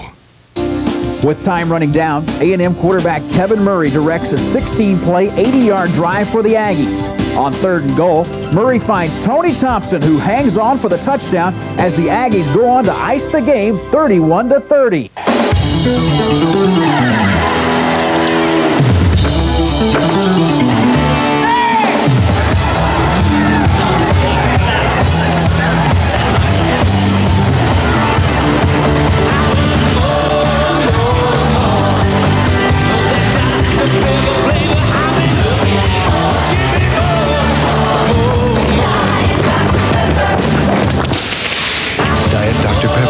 Taste you've been looking for. As Lincoln Telephone, we brought people closer together. Guess what? We got a new kitty. We were Nebraska's first telephone company to provide the technology and services you use every day. Tip. Well, that's right across the street. Life-saving 911, digital switching, fiber optics, and internet access. Dispatch an ambulance. Now we're Alliant Communications. You know where we've been. Wait till you see where we're going. Fax is in. Be right there. Alliant Communications, the new name for Lincoln Telephone. How'd you like to earn 15% on your money? Many people can, just by replacing their old furnace with this. The Armstrong Air Ultra High Efficiency Heating System. Unlike furnaces that send almost half your heating cost up the chimney in smoke, this furnace can save you up to $300 a year in heating costs. And pay for itself in 4 to 6 years. Check your yellow pages for the Armstrong Air dealer nearest you. This is some furnace.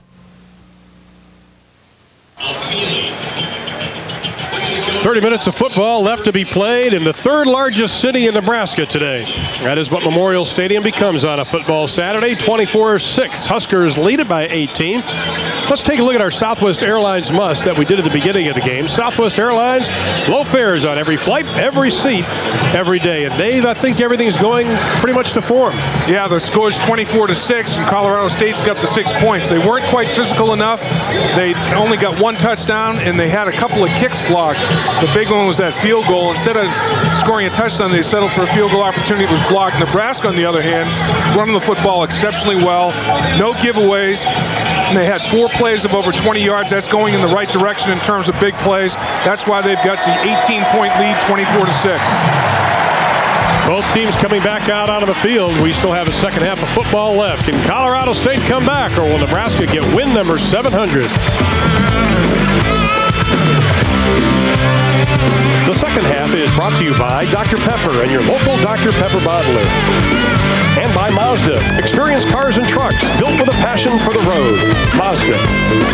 And by Discover Card, proud partner of the Smithsonian's 150th anniversary.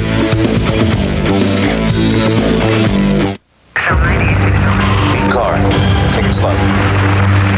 Everybody okay? Wait a minute, what's he doing? He wants more. Right there. Over there.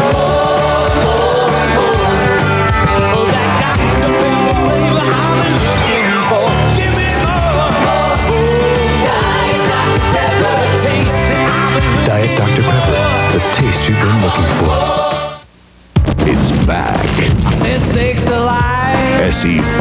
Gotta go for a ride. Customized with air, cassette stereo, sliding rear window, alloy wheels, and chrome bumpers. Yeah, Mazda SE5. Let me go for a ride. Just $11,995. Or lease for $189 a month, $1,000 down. Just let me go for a ride. Mazda. Got a passion for the road. The legendary SE5.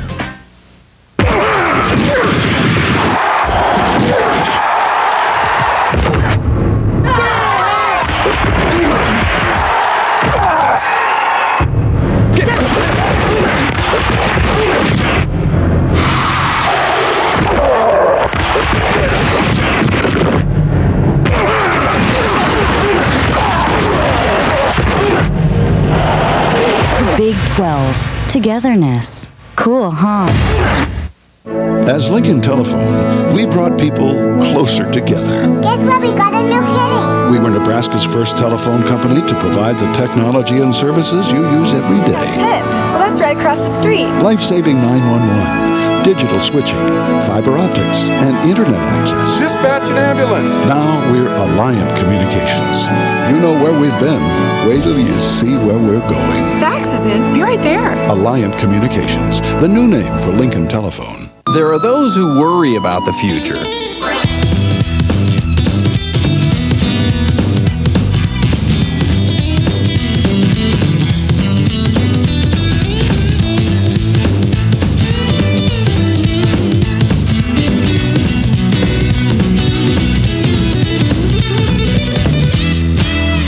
And those who don't have to. See your local Big A dealer in St. Paul, Hastings, and Broken Bow. 24-6 our score. Colorado State trailing by 18. Let's see what Sonny Lubick has to say. He is with Brian Nooner. Coach, we talked last night that the key to this game might be the first 5 minutes, but it turns out it was the final 5 minutes of this first half that was the key. Right, yeah, we weren't very smart there in the last 2 minutes, really. And then we missed a field goal, missed an extra point, and the game should be closer than what it really is. You've proven on that scoring drive you can move the ball against this defense. I think we can move it. Again, we got to give our quarterback an extra second to throw the football, and if we can do that, we'll catch the football, but we got to be able to do that. All right, thanks a lot for joining us, Coach. Sonny Lubick of Colorado State. And we are underway. They're going to run it out. Calvin Branch does not get up to the 20. Not a very smart move when you're down by that many. Let's take a look at the Discover Card halftime stats, brought to you by Discover Card, proud partners of the Smithsonian's 150th anniversary. And the numbers really all Nebraska, and I think one of the keys, though, is the rushing yards. Colorado State wanted to run the football. Not successful. Not successful. Nebraska wanted to run it, and they certainly did. Over 2 football fields rushing. And look at the time at possession differential there. And also, Nebraska's run so many more snaps at the line of scrimmage than Colorado State. Colorado State once again lone setback. Moreno is going to do what he did in the first quarter. Put the ball up. It is incomplete. Intended for Jeff Turner, the wide receiver, who already has a touchdown.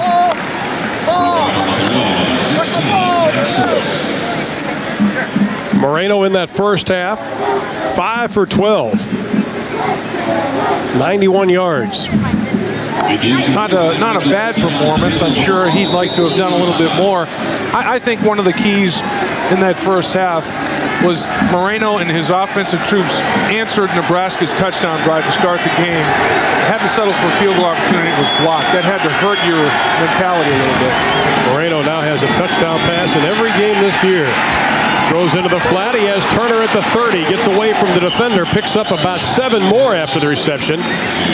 Up to the 39-yard line. That'll be a first down for Colorado State. Michael Booker, who has been having some problems with tendinitis on the coverage. Oh, Booker was MVP in the Fiesta Bowl. He had an outstanding game in the Fiesta Bowl, the national championship game. And Moreno, like you said, Ron, at the touchdown pass in every game. Coming into today, he'd thrown for at least 250 yards passing in every game. He's going to have to pick it up a little bit this afternoon to get that done. First and 10, ball on the 39-yard line. This time to try it on the ground to Damon Washington. Damon's brother Riley was an All-American trackster here at Nebraska. He is second in the WAC in rushing the football, 20th in the nation. One thing that Nebraska's doing up front defensively is Colorado State's not reestablishing the line of scrimmage down the football field. Nebraska's getting stalemates or pushing Colorado State backwards a little bit. They have dominated the line of scrimmage, both offensively and defensively for the most part. No gain on the play, second and 10. 2 wide receivers to the right. 1 to the left, low setback. Moreno, 3-step drop. Quick slant. Oh. Intercepted at the 40. A lot of room to run down to the 20, down to the 15-yard line. Jamel Williams with his first interception of the year. Well, Eli Workman couldn't make the catch. The ball bounces off of his hands, and then it's down the football field. That's the first interception of the season for Jamel Williams. I tell you, he's a great player, though. I mean, he can get some things done. Only the 4th interception of the year for Moreno, but you really can't give that to Moreno. No, it's his tight end. His big tight end, Eli Workman, has to make a play on this, and he can't control it. And then it's off to the races. And I'll tell you what, that's a quality athlete right there. Now, that's a linebacker that's running like a tailback. Now this young defense of Colorado State has got to stand tall, or this could be a blowout early. Green will try the left side, spinning around, makes his way up to the 10-yard line. Octavius McFarland on the stop. You know, Moreno has thrown 4 interceptions. 3 of them now have been tipped. 2 at the line of scrimmage, and this last one not controlled by his tight end. That's a very catchable football. Bounces off his hands, hits him in the face mask, and then deflects to the defensive player, Jamel Williams, who says, "Thank you very much." Pickup of 3 on the play, 2nd and 7. Frost looking in the flat, has his man to the 5, steps out of bounds at the 4-yard line. Sean Whiting, a wingback, number 33, not even on the depth chart, makes the reception. And if Frost could have hit him maybe a little bit sooner, or if Whiting could have kept his feet maybe just a little bit better, keep himself in bounds, he would have scored a touchdown. But he just couldn't get his feet back underneath him to right himself and get himself back up the football field. If he can control his feet, he walks into the corner of the end zone. 3rd down and a yard. The pitch to Green, tries to get the first down, is hit behind the line of scrimmage. We have a penalty and maybe a face mask. Yep. Todd Selecki comes from that right tackle spot, the junior from Durango, Colorado. And Amon Green takes his helmet off. He says, "Man, that was a vicious one there." About took his neck off. Yeah. That's what happens. Anytime you tackle high, you run a chance of having that happen. And you know, that's not how coaches teach you to tackle. They don't teach you to hit high and hog-tie people. They teach you to get your head across the bow, try to knock the football out of there, and wrap people up. And that's one way how to get him down. That's not form tackling right there by Selecki. And that's how you can, the reason that those penalties are called, you can sustain serious neck injuries that way. There's no question about that. I think after he brought him down with a face mask, he reached up again. Face mask, 5 yards on the defense. The penalty goes half the distance. It'll be a first down. Well, Nebraska now first down and goal, ball sitting at the 2-yard line. And when you have linemen averaging over 300 pounds, this is a great situation to be in. Oh, there's no question about it. This was something that one of the musts for Colorado State was no margin for error. Well, they put themselves in a serious error situation here by that deflected interception. Green is the tailback. Frost changing the play at the line. Two-step into the flat. Touchdown, Nebraska. Sheldon Jackson on the reception.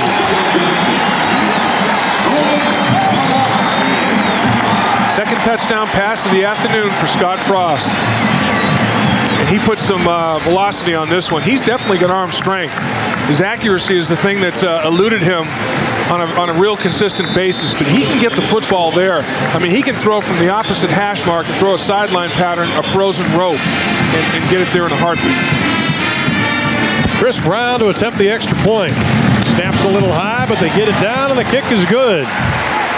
Brown remains perfect on the afternoon, and it didn't take Nebraska long. The interception in just over 2 minutes. They've got a couple more on the board. They lead at 31-6.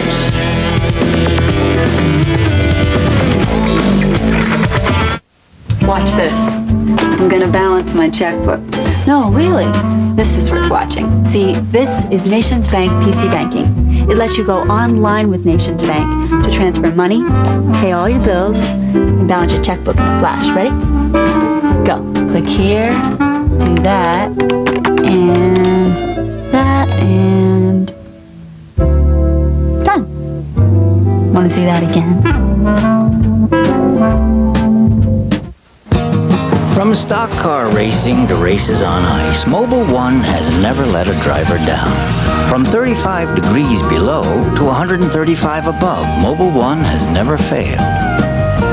No wonder every Corvette, Viper, and Porsche comes filled with Mobil 1.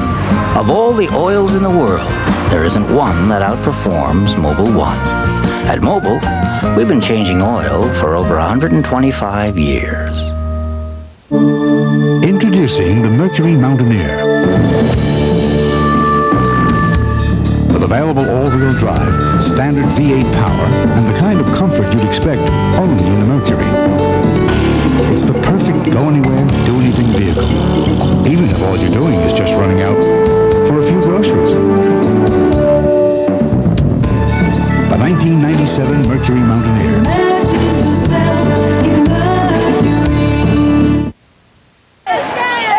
Nebraska has not lost back-to-back games since 1976. It happened only once in the Tom Osborne era, and it doesn't look like it's going to happen today.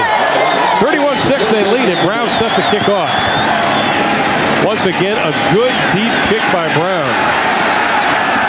Chris Brown, the sophomore from South Lake, Texas, used to have some pretty good locks. Said some of the defensive players held him down a few weeks ago, shaved his head. Now he told us yesterday, I'm going to keep it like this. It's my new image. That's right, he shaves it before every game, I think. That's what he said. There you see it. Nebraska scoring drive, 4 plays, 13 yards, 62 seconds. Scott Frost likes his tight ends by the name of Jackson. He's thrown to both of them, different numbers, but the same last name, Jackson and Jackson. It's a law firm here in Lincoln. Not really. It might be.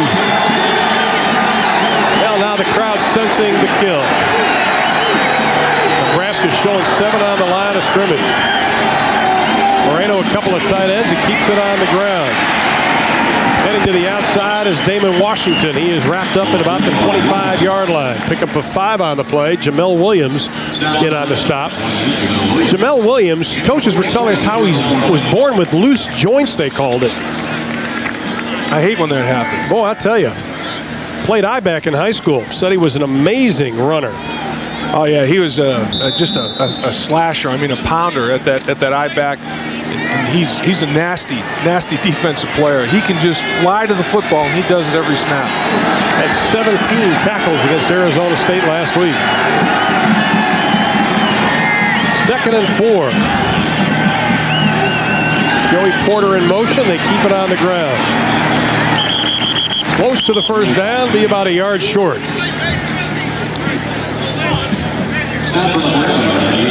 You know, know, it's interesting. Nebraska now sensing, getting a pretty good idea of what Colorado State's doing by formation a little bit. And that time, Farley lined up from the outside linebacker position and bounced around to the inside. Watch him moving his way into the 8 gap between the guard and the center to blitz on the run and get involved in the tackle. I mean, he lined up on the extreme outside and moved to the inside in the gap. On 3rd and 1. The pitch back to Washington, and he is going to be run out of bounds well short of the first down. Farley's getting involved. He's been involved now in back-to-back plays and getting juiced up a little bit out there.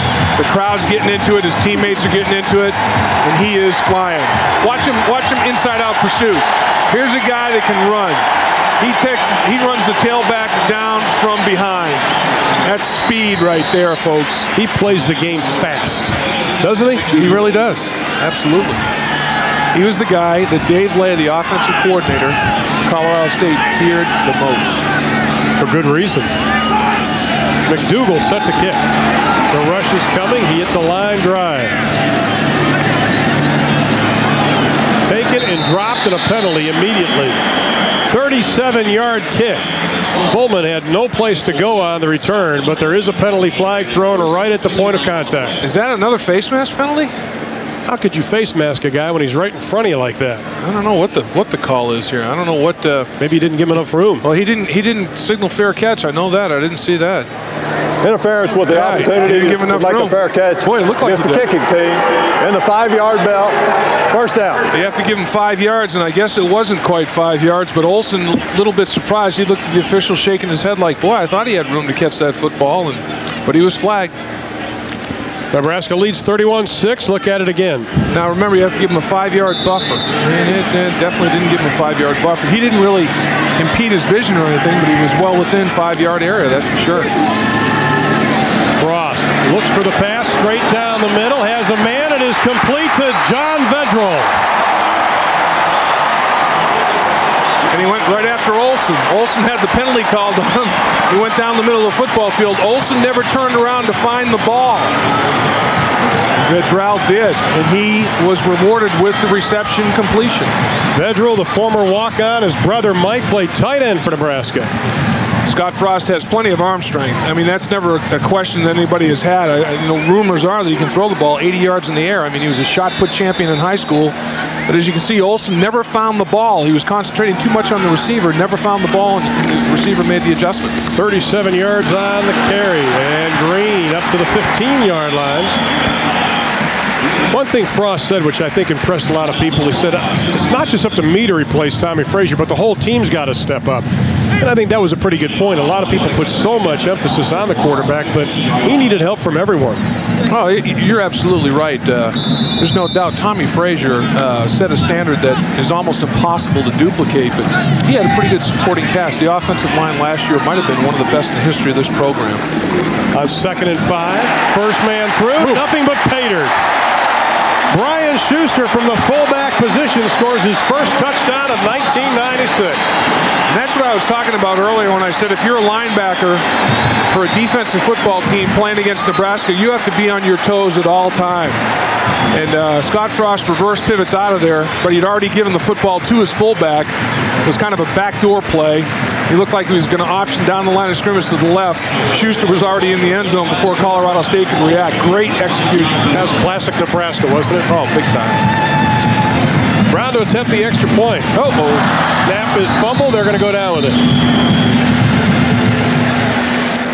Well, John Vedral just couldn't get the ball down after the snap from Adam True. And the extra point is no good, but with 11:06 left to play. In the third quarter, the Huskers are opening it up here in Lincoln. They lead 37-6.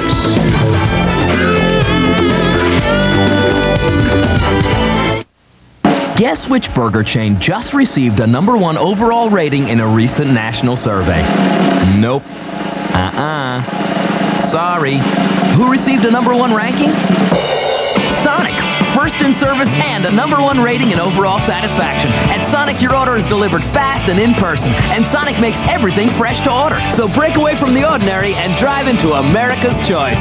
Sonic, driving for a change. Introducing the Mercury Mountaineer. With available all-wheel drive, standard V8 power, and the kind of comfort you'd expect only in a Mercury.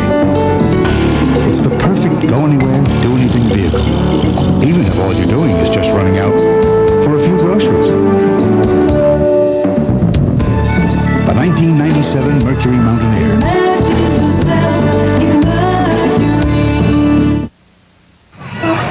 Remember the day when you were finally this tall? Suddenly you had the freedom to go places you never could before. The sky was the limit, but it was always more fun to go there with a friend. That's why Southwest Airlines brought back Friends Fly Free. Just buy a ticket at our full unrestricted fare, and a friend flies with you free. Wanna go again? Southwest Airlines.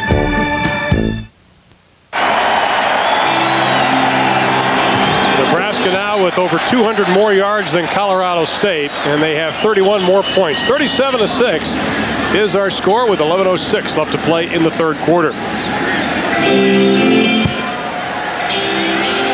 Chris Brown set to kick it away.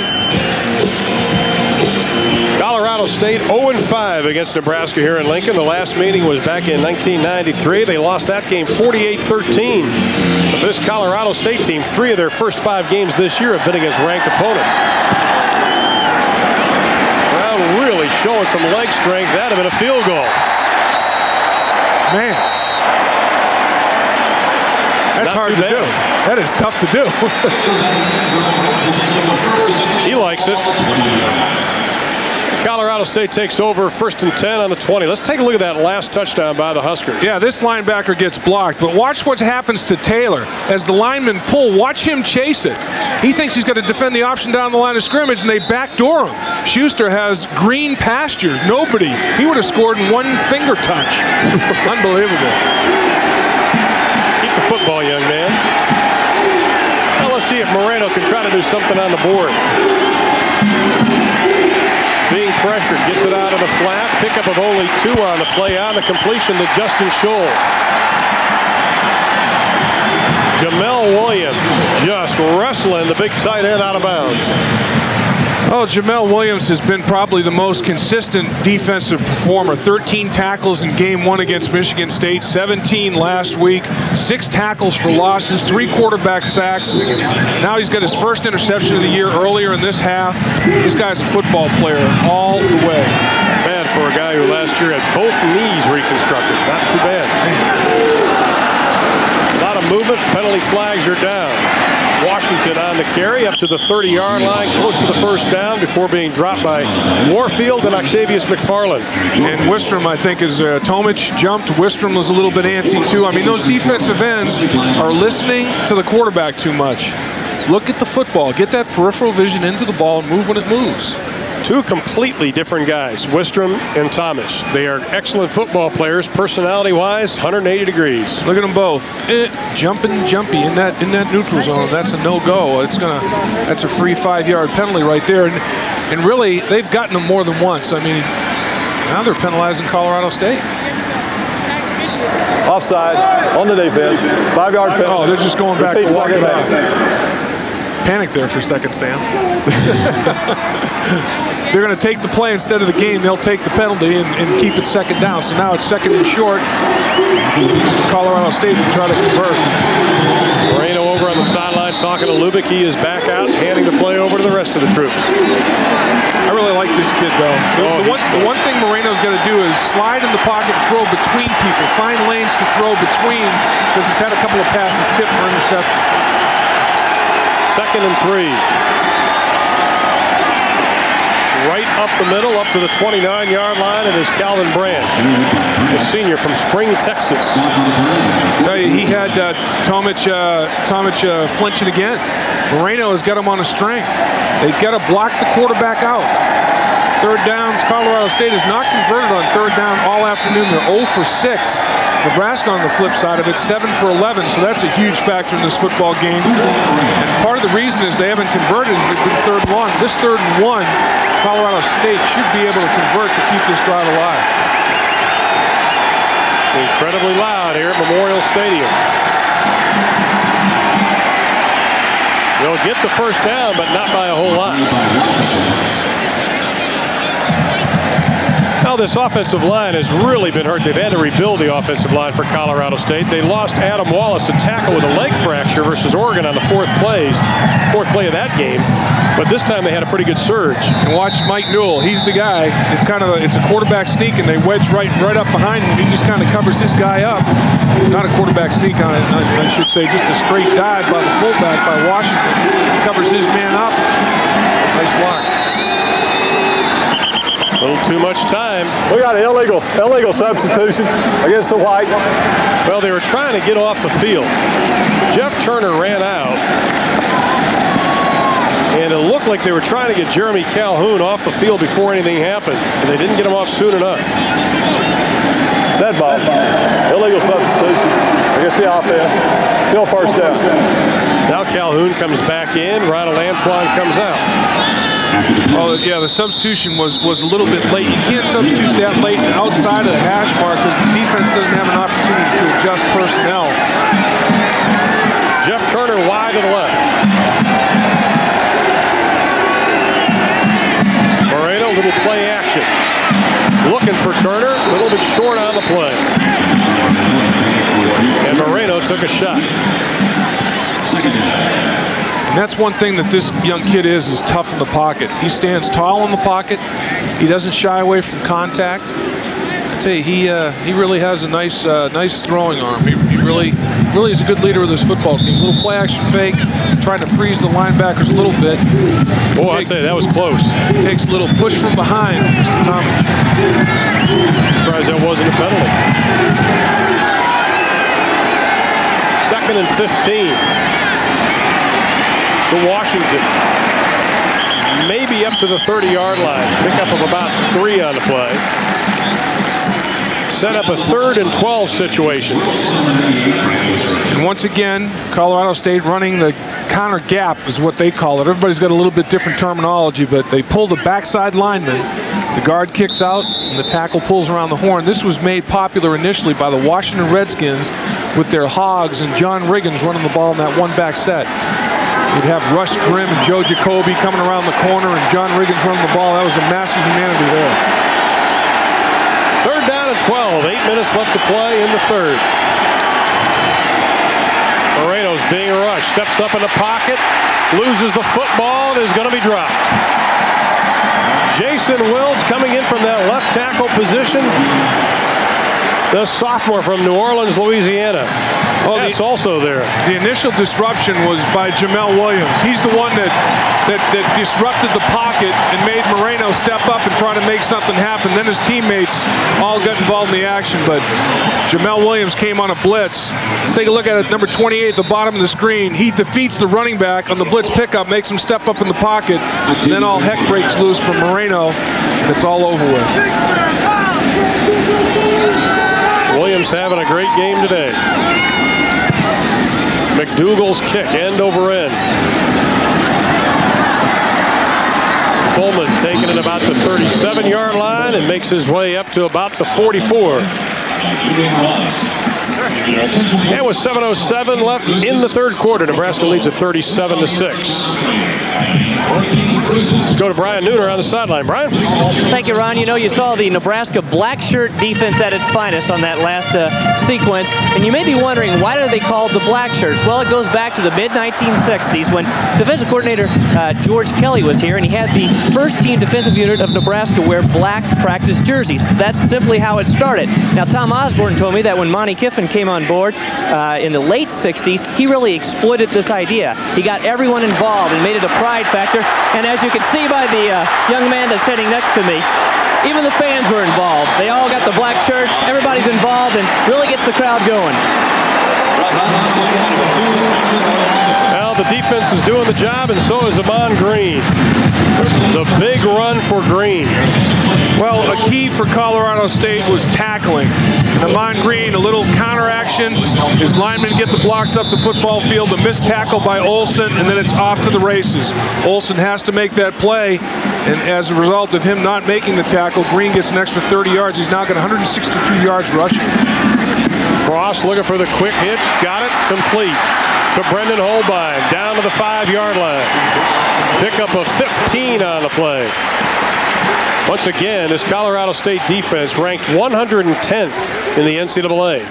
Yeah, they're starting to, you called it early in the game, Ron. They're on the field for so many plays, they're starting to wear down.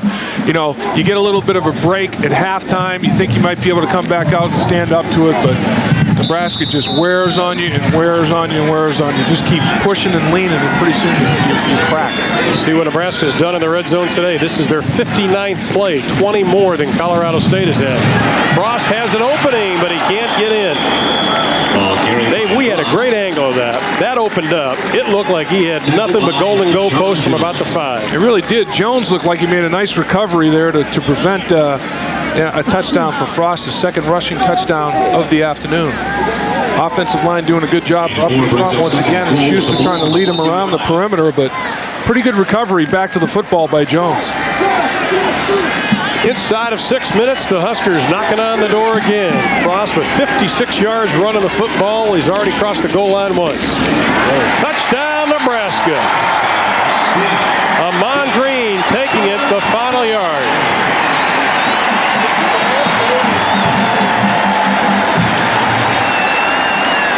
That one was too easy. I mean, he just sliced off his left tackle. Just nothing fancy. Straight dive off tackle. He could have scored touch football also. He said he was born to be a running back.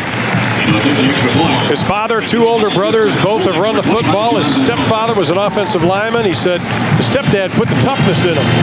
Everybody else showed him how to run the football.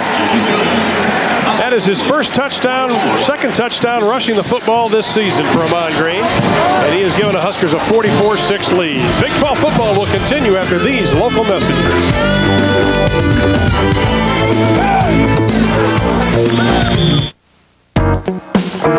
We used race car tricks to make Stratus stick. Now we're performing similar tricks with a truck. The new Dodge Dakota. It's full of surprises. Neon taught us that cars can be fun. Now we're having fun again, playing a slightly different game. The new Dodge Dakota. It's full of surprises.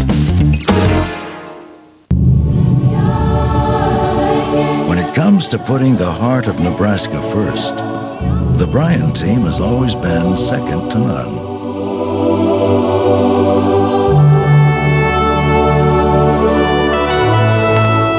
As Nebraska's #1 provider of heart care, we never forget the meaning of being first.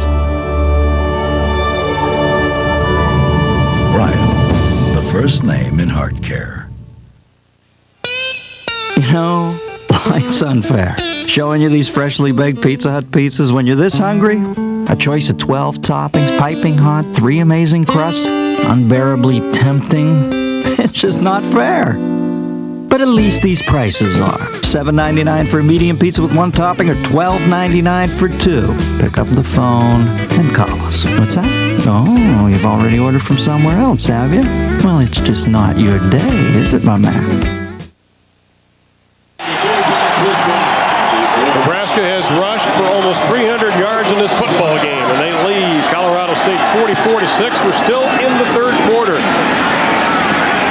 Chris Brown's kickoff is going to be returned, but not much.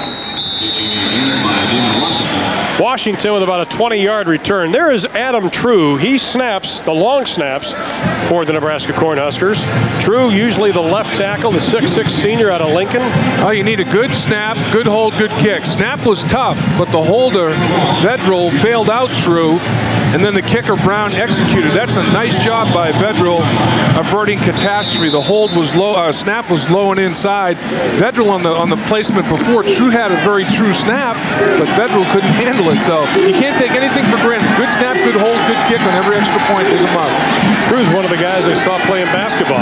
Thought he had some pretty good agility, could put on some weight. Now he's playing defense. Moreno's going to air it out long, intended for Turner, and it is incomplete, penalty flag. Yeah, there was early contact. Brown got there before the arrival of the football. You have to allow the receiver to make an adjustment to make a play back on the ball, and Brown just ran into him. Turner, the transfer from Iowa State, sat out last year, but in '94 had over 540 yards kickoff returns, 4th highest in school history. Now, look at Brown's giving him a big cushion. Turner turns it up the football field. Brown turning, he's turned his head, he's making a play on the football, but he just runs right through the receiver as Turner tries to make a play on the ball. You know, in the NFL, quite honestly, that's not pass interference as long as the defensive back has his head turned trying to make a play on the ball, but college football is a little different. Turner has 3 consecutive games, 100 yards receiving. He's closing in on that mark right now. You know, the other thing I like about a play like this in the NFL, that is all the way to where the infraction occurred. That's a huge pass interference. I think is the biggest penalty in the big leagues. This is just a penalty from the line of scrimmage. It's much more tolerable. Nebraska showing 6 on the line of scrimmage. Moreno, straight drop. Looks down the side, complete. That was an excellent catch by Joey Porter. Porter looked like he had taken his eyes completely off Moreno. And they're going after the young corner, going after Brown a little bit, and just a tremendous effort by Moreno throwing the football. Gets Brown turned around. Nice move to the inside by Porter. The ball is there. I mean, really the ball's in the air before his receiver, Porter, makes the cut. That's a timing pattern that was executed very well. As soon as Porter turned around, the ball was hitting him in the gut. Yep. Jeff Turner wide to the right. Moreno again is being rushed. Airs it out. Going for 6, and it is intercepted. And then dropped. Are they calling it a touchback, though? Calling it a touchback. It was indeed an interception.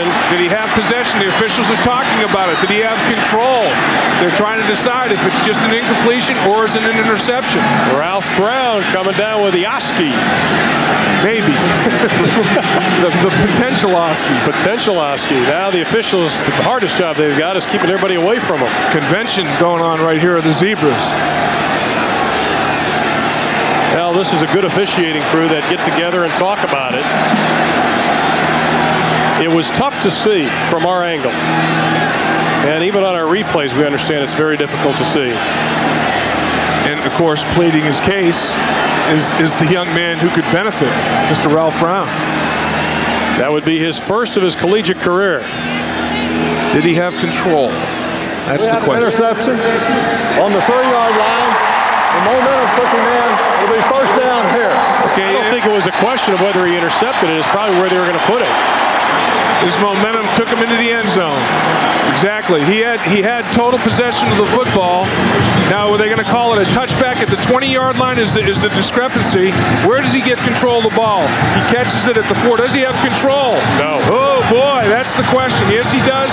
And the momentum takes him into the end zone. He lost the ball after he hit the ground.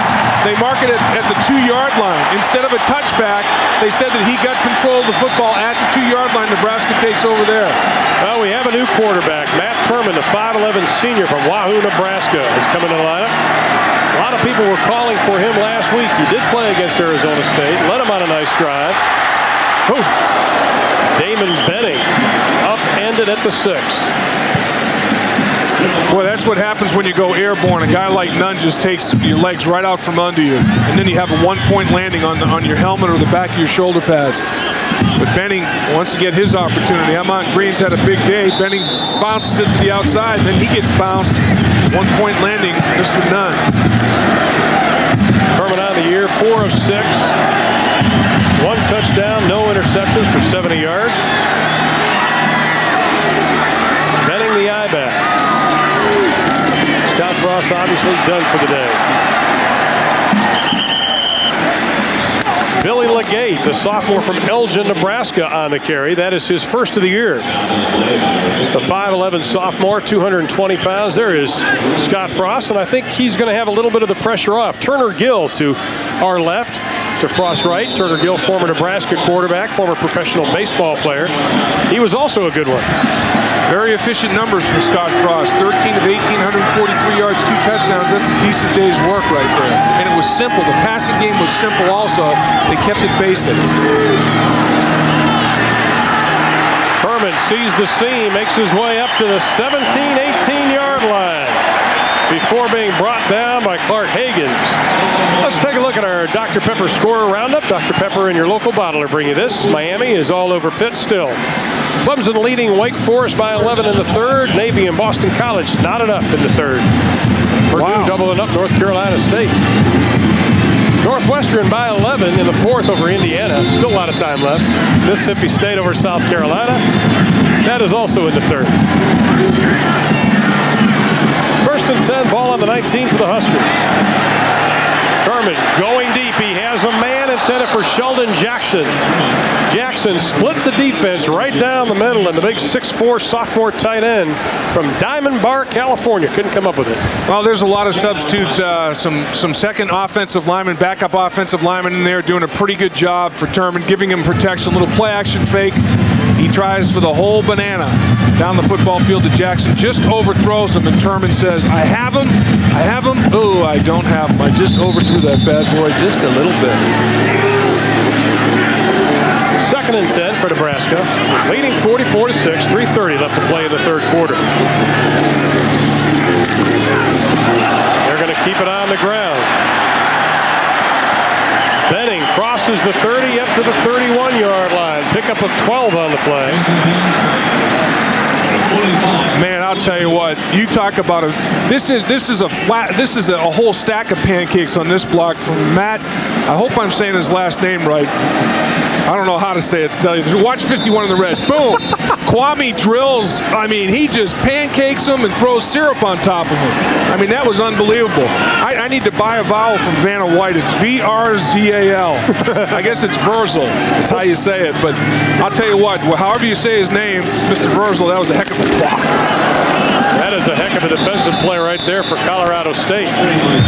Clark Higgins, the redshirt freshman from Torrance, California, slashing in to make the stop.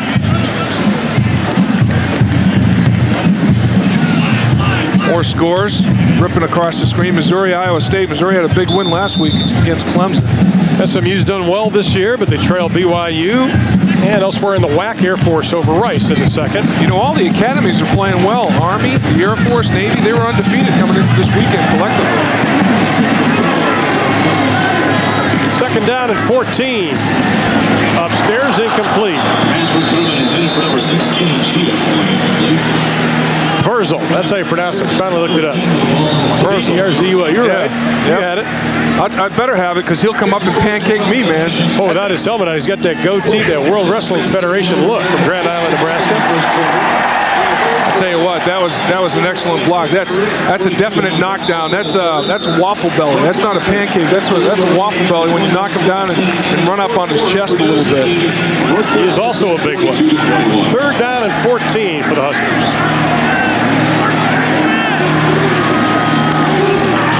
Little play action pass. They throw it out into the flat. It is complete to the 30-yard line. It'll be short of the first down. Legate fights his way for a couple of more.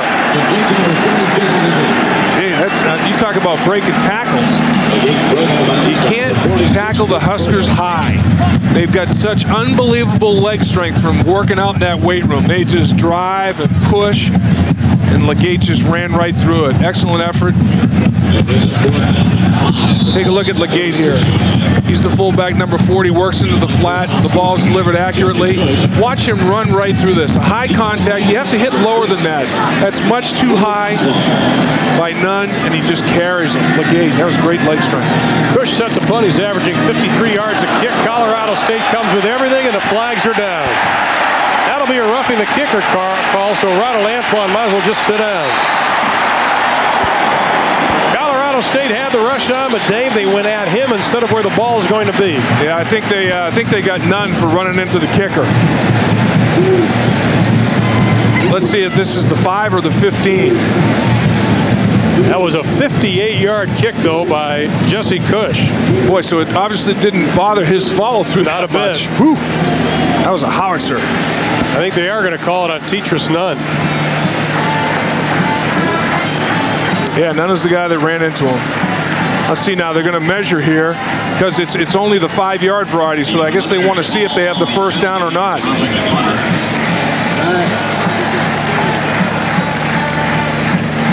Let's listen in on the call. Referee Hal Dowden. Running into the kicker against the defense. 5-yard penalty. The penalty makes it a first down. So that it is, even though it's only 5 instead of 15, it does give it enough for a first down conversion, and Nebraska maintains possession of the football. There's 2 different penalties, running into the kicker and roughing the kicker. This is the one where they called running into the kicker, and watch number 23 in the white. Definitely runs into him. Now he is being engaged by a blocker, and I think that was a factor in the call. But boy, look at the leg extension. Follow through. Boy, that's dangerous. That's why they call it. You can break your foot, break your ankle, following through into a helmet like that. Nebraska takes over 2:22 left in the third. Benning, left side, cannot turn the corner, but he does stiff arm his way up to the 45-yard line before Myron Terry, the sophomore from Los Angeles, California, comes up with a stop. You know, there was another knockdown on that play by the fullback, and as I mentioned earlier, the offensive linemen, they in the stat sheets, they keep track of pancakes for all the offensive linemen. Well, for the running backs and the wide receivers, they talk about knockdowns also. And if they get an 80 snaps in the course of a football game, usually there's 100 people that are on the ground collectively by the offensive unit when they're on a roll. And today they're on a roll. There have been a lot of Colorado State guys on the ground. They go to the first man through, and he's going to be stacked up. Right at the line of scrimmage is the Colorado State defense, led by Eric Vaughn from that middle linebacker position. Put the hit on Billy Legate. Close the gate on Legate. Big time. Now, this Colorado State team has been known for defense. They led the WAC in defense 2 of the last 3 years, but they had to replace a couple of great ones, defensive end Brady Smith and Sean Moran. Well, as well as in the secondary, Greg Myers, a 5th-round pick by the Bengals, and the Buffalo Bills took Ray Jackson at corner. They've got 4 guys that were drafted from the 3rd to 5th round, all made their respective teams in the NFL. 4 players off that defense. Well, they were counting on a pride factor today defensively, but that sometimes doesn't get it when you're playing such great athletes like Nebraska. Herman rolls out, has a man, and it's incomplete. Right into the hands of Kenny Cheatham. Well, Cheatham was deciding if he was going to spin or turn it to the inside before he caught the football. He was making his first move. Do I pivot inside or outside? And he lost concentration on the most important thing, the point of the football. You got to look it in. And you couldn't throw the football any better than it was thrown right here. He put it right on his number. But watch what Cheatham does. He takes his eyes off. And, I'm thinking about turning to the outside. He lost track of the football. You got to catch it first. Cheatham with only 1 reception so far this year, a young man that's had track and basketball scholarship offers. He's a 6'4", 210-pounder. 10 men on the line again. And on 4th down, Cush's punt is going to be a little shorter than the last one. Antoine at the 20. He is going to be stacked up at the 21. Well, Jesse Cush has had a pretty good day today. He's had an active day. Brian, what do you have on him? He is known as the weatherman among the Nebraska teammates because he's studying to be a meteorologist. And Tom Osborne asked him each week of practice, what are the weather conditions going to be on Saturday, game day? He's been pretty accurate, but he says, that's kind of boring just giving the conditions. So he and Chris Brown load up in a car at times and they chase thunderstorms, kind of trying to find some tornadoes. I asked Brown, have you found any yet? And he said, no, not in Nebraska, but we're thinking about heading over to Kansas. Now, Dave, they say they have plenty of room in the car if you want to go along. Only if Toto and Annie M's over there in Kansas, then I'll go along. Kickers have entirely too much time on their hands. These guys got to do something else. Chris Brown was quite a character yesterday, so we got a real kick out of talking to him. Yeah, he doesn't have the normal kicker mentality. No, he doesn't, does he? He's more like a mad dog defensive position player. I hope his parents don't have a satellite dish down in Texas. Especially since I'm moving there. 44 seconds left to play in the 3rd quarter, 44-6. Nebraska's really opened it up here just using their size and their depth. Now Moreno telling Turner to back off the line of scrimmage, and he does. 5-step drop, Turner in the flat, complete. And he's hit hard, but not before he gets the first down. Well, that slant pattern has been very, very good to Colorado State, and the corners are giving up the inside. They're playing outside technique, but the linebackers and safeties just aren't running out to give that inside support soon enough. So they're finding a little seam in that zone, and Turner and Moreno are taking advantage of it. You know, I'll tell you, Ron, I thought that Colorado State had a great game plan, both offensively and defensively against Nebraska, but sometimes the other team's X's are bigger than your O's. They're bigger, they're faster, they're stronger, and no matter how you game plan, if you have physical mismatches in X's and O's, it's a tough thing to fulfill. Well, better than 75,000. Most of them dressed in red and white have enjoyed the first 45 minutes of play. We have 15 left at a sold-out Memorial Stadium in Lincoln, and the Huskers lead it handily.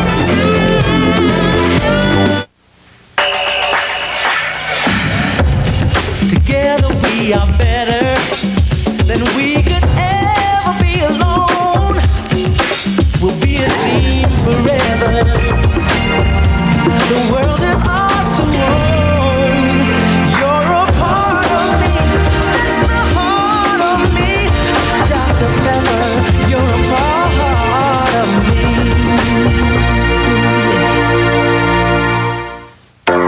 Just because the department says they're partners. He's a little country. I'm a little bit rock and roll. This guy is weird. Doesn't make it easy to be a team. Hang on. Hey, good idea. Why don't we just get you some red boots and a cape and you can fly around the city and stop all the crime? You learn well, grasshopper. Steven Seagal, Keenan Ivory Wayans. The Glimmer Man, rated R. Starts Friday, October 4th. So you want to know what's on my Discover Card statement? I'm a camp cook and a bad one, but I've got a good stove. Well, the toughest thing about buying a wetsuit is trying them on. How many credit cards make a statement like that? It pays to discover. Why would anybody give someone they don't know a gift? Because the need is desperate. Please give blood. There's a life to be saved right now.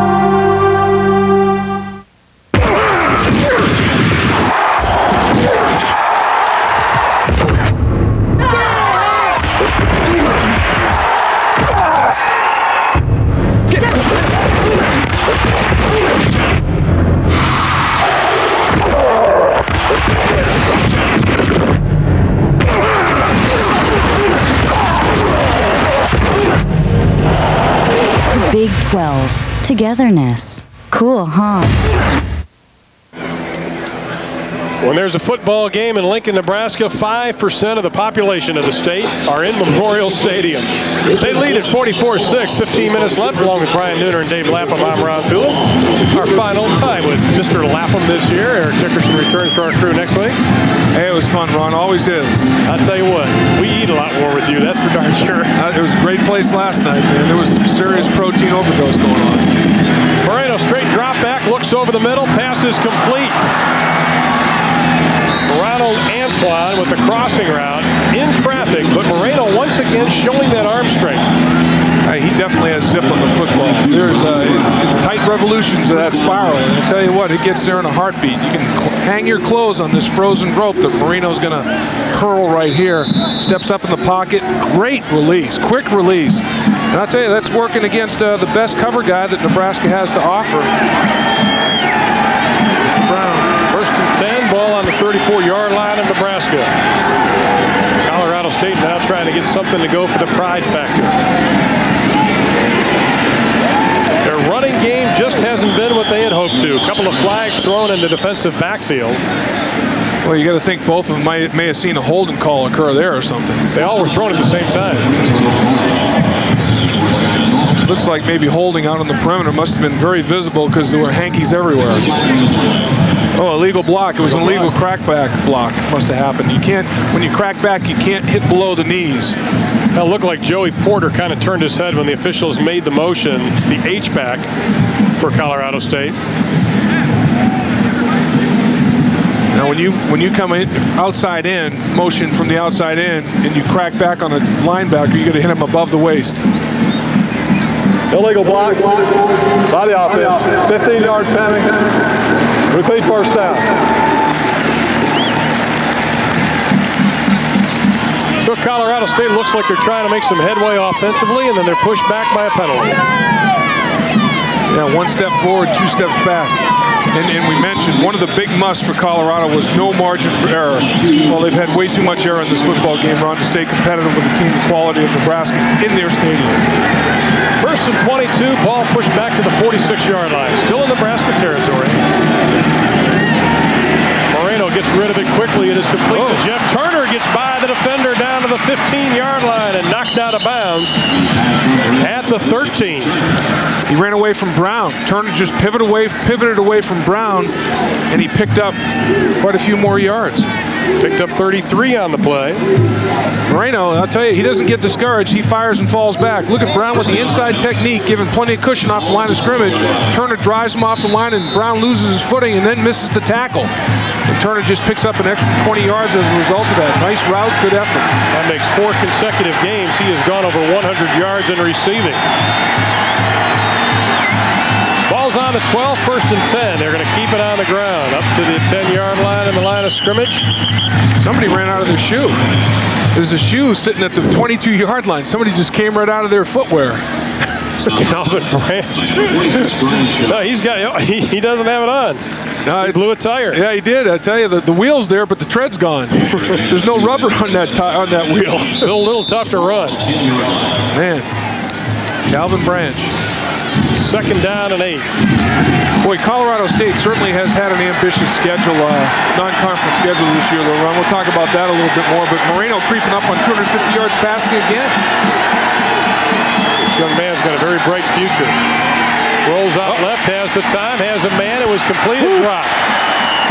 Justin Scholl had it in his hands. And then Farley kissed him. I mean, gave him a shot to the chops. Once he didn't control the ball. And Scholl is no small guy at 6'3", 245. Right. Farley, he has some dynamite under those shoulder pads, and he runs around the football field carrying those pads big time and detonates. And watch Farley here. As the big tight end can't control it, Farley says, I'll punish you then. Ba-boom. That is a shot. And he does. If you were Nebraska coaches, Dave, yes, you're winning big, 44-6. But Colorado State's averaging almost 6 yards a play. That is not very good. And they're 1 for 8 on third down. And this is third and long. That's very bad. Moreno the long snap. They keep it on the ground, and there's not much there. Make it 1 for 9. That's a big factor in this football game. 1 for 9 on third down. They've done a lot of their damage on early downs, obviously. Branch didn't have very much running room. And Colorado State's going to come in and attempt the field goal. Matt McDougall had one blocked in the first quarter, which stalled their opening drive. You know, Ron, when you're Colorado State, though, and you play Colorado, Oregon, and Nebraska, that's a heavy-duty challenge. And if you get beaten up physically, then you have to go into the WAC and play your conference. Sometimes you wonder if it's the smartest thing to do to play all those good programs non-conference. Esslinger to hold, the kick, up and away. They hook it through, and it is good. So Matt McDougall is now 4 of 6, or 4 of 7 on the year. He cuts the Nebraska lead to 44-9, 12:38 left in the ballgame.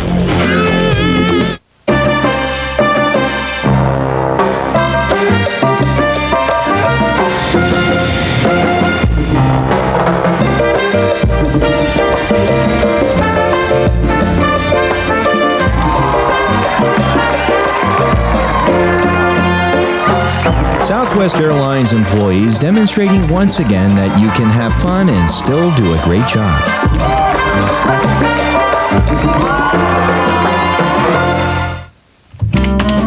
Is this cool or what? This Nations Bank PC Banking lets you go online with Nations Bank anytime you want. And your checks, deposits, even every charge you make is automatically downloaded to your PC. Well, looky there. With Nations Bank PC Banking, you can see exactly where your money is going. Okay, so I was hungry.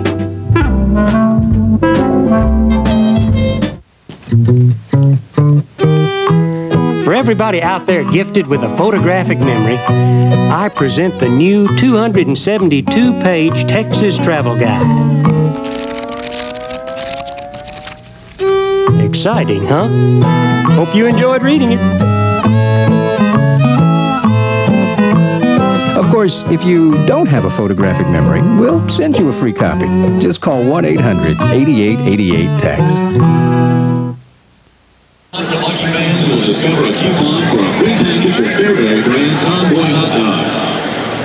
12:38 left to play in the ball game. Nebraska leads it 44-9.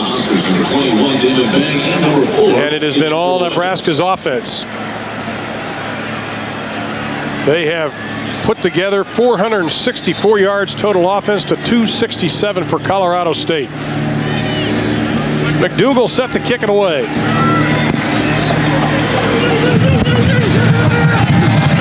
It'll be fielded on the 5 by Evans. Up to the 30, breaks a tackle nearing the 40-yard line. D'Angelo Evans brought down by Willie Taylor. Let's take a look at our Southwest Airlines storyline. Southwest Airlines, low fares, every flight, every seat, every day. Good day for Frost. Very good day, very efficient day. He showed an ability to rebound from a tough performance, showed resiliency, and Nebraska certainly did their damage in the third quarter. Moreno hung tough, though. He's still hanging tough. He is. But that third quarter, scoring drives a minute 17 less. But there was not much frost on the ground today. Has there been, Dave? No, absolutely. No frost early in this year, today anyway. Kerman in at quarterback. Jay Sims is the new halfback, and he has the football, and he crosses the 40 up to the 41-yard line. Eric Vaughn, the middle linebacker from Colorado Springs, makes the stop. I'll tell you, Whiting at the wingback position had an excellent crack block. I mean, he motioned inside, hit his man above the line of scrimmage, and then worked his way down his body and cut him at the end of the play. Everybody's getting a chance to participate this afternoon. That's what Coach Tom Osborne likes, because, hey, you practice all week, you get a payday, you get a little reward on Saturday. Keep it on the ground as Sims again, and he crosses the 45 up to about the 47-yard line. And that's something that they do in the spring practice and also in the fall. As far as their offensive line, they run 4 or 5 units on the offensive line. Everybody gets the reps. They're ready to start when they're junior and seniors, but they also get some type of experience then. Ron, you're absolutely right. And they do scrimmage a little bit, 1s against 1s, 2s against 2s, and you're right. They have so many repetitions. By the time they're redshirt seniors, they are so efficient and productive up front of the offensive line. They just replace All-American with another candidate. 2 tight ends for Nebraska, 1 lone setback on 3rd and 2. Herman's going to keep it, tries to turn the corner, does, and he gets the first down as he goes inside in Colorado State territory. Kerman at only 5'11", 185 pounds, used every bit of that to get the first.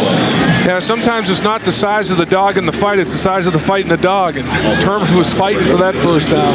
You might remember a couple of years ago against the Oklahoma State Cowboys, he came in back in '94 and led the Huskers to victory, so he is not new to competition. Understands the offense. He could probably install it as well as the offensive coaching staff. And he has been a very patient, good soldier the last couple of years. Was the 3rd-team quarterback last year. Nice ball fake. Kerman on a run for his life. Gets a block, crosses the 45, runs out of bounds. That was a great play by his intended receiver, the tight end Aaron Wills. Kerman had a run-pass option. Wills was his tight end on the naked bootleg that was his target. And he decided, look, I'm not going to throw it to you, but I'll direct you traffic-wise. Come back and get a little peel-back block. Watch 81 in the red jersey. There he is in front, presents himself as the receiver. Kerman says, knock him back. Boom. Gets the block. Nice effort by the tight end. Will's getting some playing time and taking advantage of it. 2nd and 6. Sims spins his way inside the 45 down to the 43-yard line. Jay Sims coming into this game had only carried 5 times for a couple of yards, or 2 times for 5 yards. He's already matched that this afternoon. You know, I'm sure that Coach Tom Osborne and his staff is going to be happy with the way that the entire team rebounded. I mean, there's no doubt that 19-0 defeat at the hands of Arizona State really let the air out of the balloon. But they practiced hard all week, and they wanted to make a restitution for what they did today. 3rd down. Kerman held the pitch long enough, gives it up at the exact right time. Sims may have Pater, 1 man to beat. Down to the 5-yard line, and he is corralled. Kerman showed exceptional patience on that pitch. He waited till one of the defensive players ran by him. Then he dished it off to Sims, who did the rest. Boy, Ron, just as you call it, I mean, a quarterback, really, he takes one for the team here, basically. I mean, he realizes, he turns it up the football field, knows he's going to get hit, holds it to the last minute before he takes the shot. That's just an excellent read by a heady quarterback, and then Sims is the beneficiary. Nebraska on the side. over 500 yards of total offense run, 520 yards offense. Well, this is the Nebraska everybody thought would be like in 1996. First man through down to the 2-yard line, and is Billy Legate. Oh, Legate looks like one tough cookie, too. He's 220 pounds, but he's got that bull neck and everything. That's right. It looks like he swallowed a bowling ball, and then it gets kind of bigger from there. I mean, short, squatty, typical fire hydrant type fullback. He's basically a pectoral and quadricep muscle out there. You know, I mean, that's all you got. Not a whole lot of long body out there. I got to write that bad boy down. Nearing 9 minutes. 44-9 is our score. Furman pitches it back to Sims. He's got most of the yardage on this drive, and he gets the final few. Sims with his first touchdown of 1996.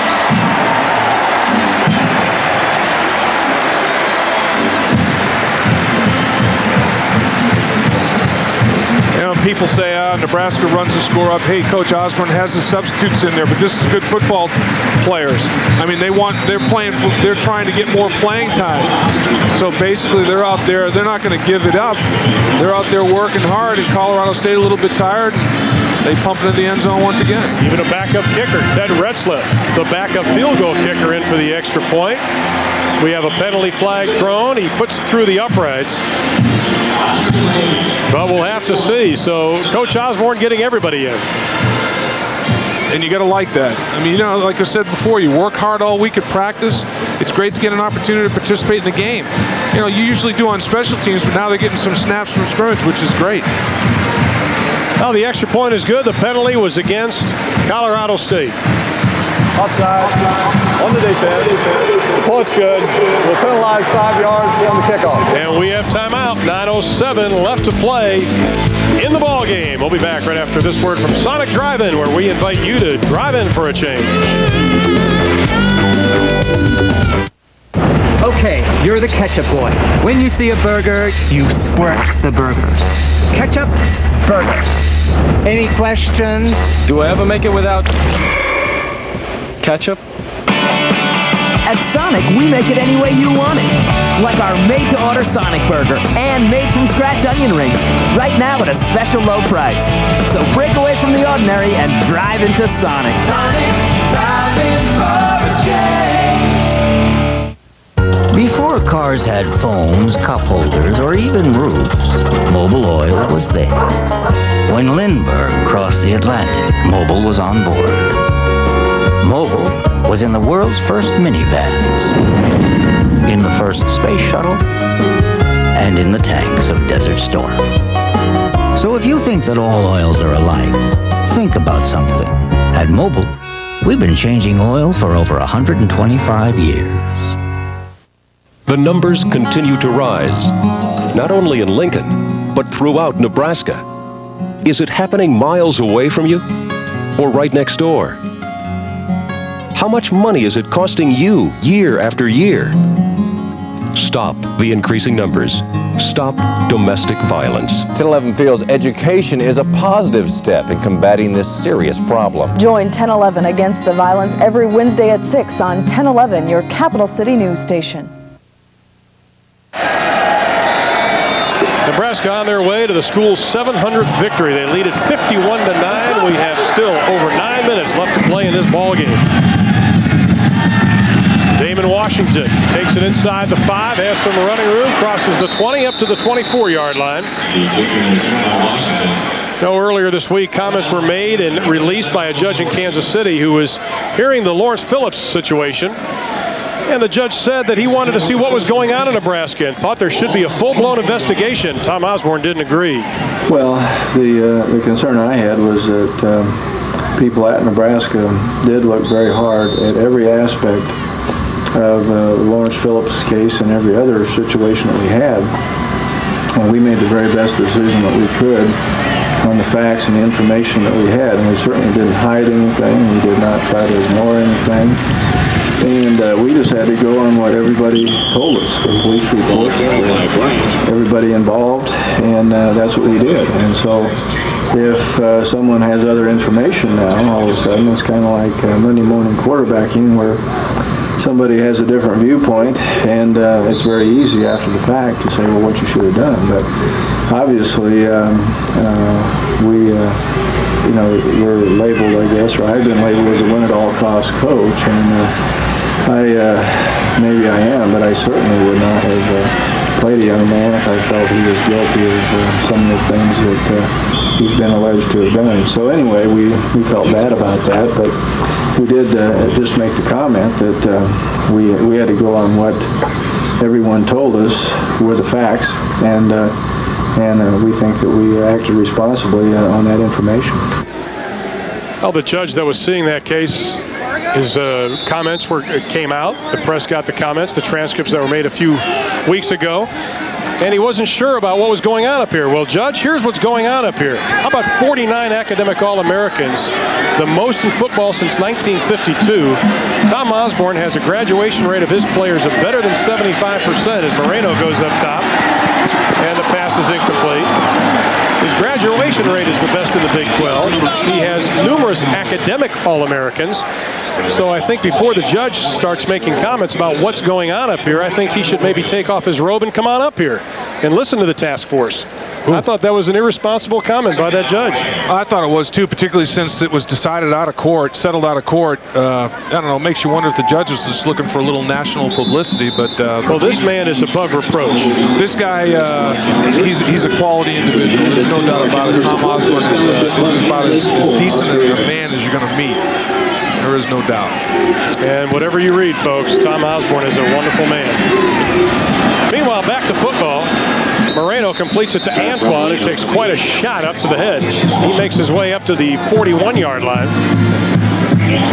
Well, Moreno is not going to give up on this football game. He's going to fire and fall back and do it again and again and again. I mean, he wants to bring some numbers up. He's 13 to 25 now on the afternoon, completing over 50%. He's 255 yards, so every game he's thrown for at least 250 yards, and he's thrown a touchdown pass in every game. So he's got, double-digit touchdown passes on the year. He's getting it done. Ball's out of 41, 1st and 10. Moreno's being rushed. Scrambles out of the pocket, still on his feet. Throws up the prayer, and it's not answered. Intended for Eli Workman, the tight end.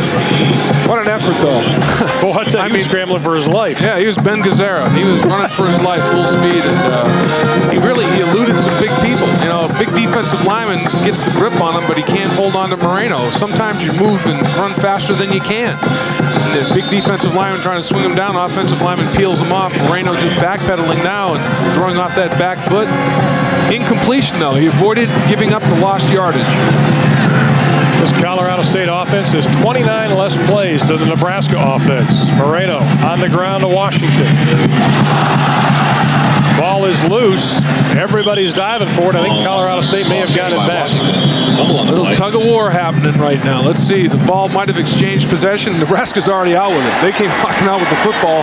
Holding it aloft is Steve Warren. Well, Nebraska did get it. Steve Warren saying, here it is, take it.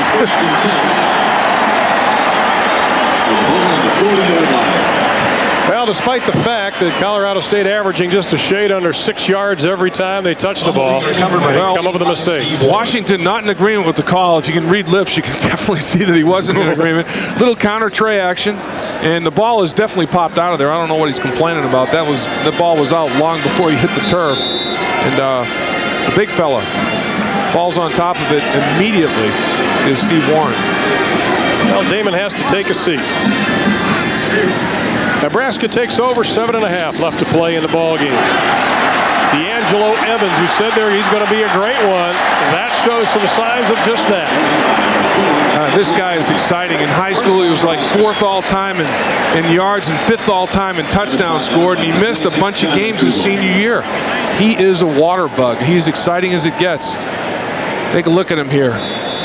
Pretty good blocking up front, and he bounces it to the outside board. Does he move laterally in a heartbeat? Runs through a tackle. He shows speed, agility, and power in one run. About a 19-yard pickup on that play, and he gets a little bit more on that one.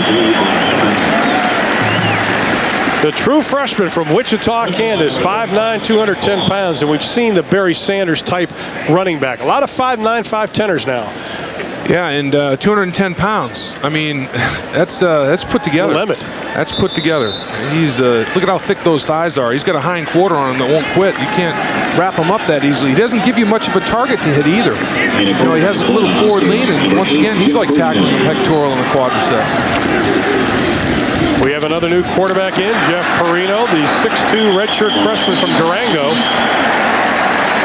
He hands it off to Evans again. Well, we talked about the high, potent Colorado State offense, what they've done during the year. Let's see what they've done this afternoon. Well, rushing is where it's dramatically down. And, you know, their total yards are down, but passing the football, they're close. But they're close to 200 yards away from their season average. We said at the beginning of the game that they had to rush for 100 yards or more to stay competitive, and they're not even halfway there yet, and that's been the problem. Evans again, already 30 yards on 3 rushes, and he's going to get his first touchdown of his collegiate career.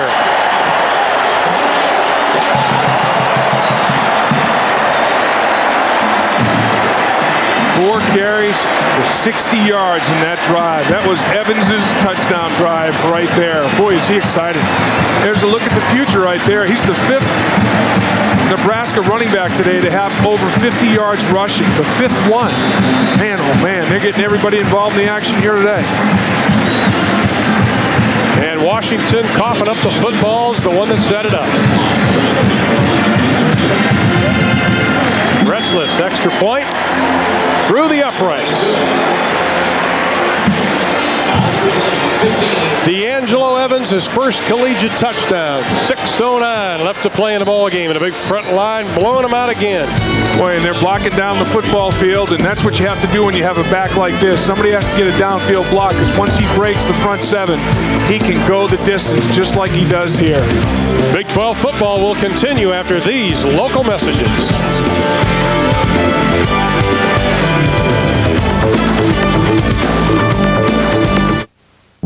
Here's a rather simple math lesson. If you own or rent one of these and have one of these, you could save this. In fact, save up to 20% on your auto insurance with American Family. Just call an American Family agent. So let's review. One of these and one of these could save you up to 20% on your auto insurance. Told you it was simple. And all you have to remember are these 3 words. American Family Insurance. All your protection under one roof. An equal housing insurer. There are those who worry about the future.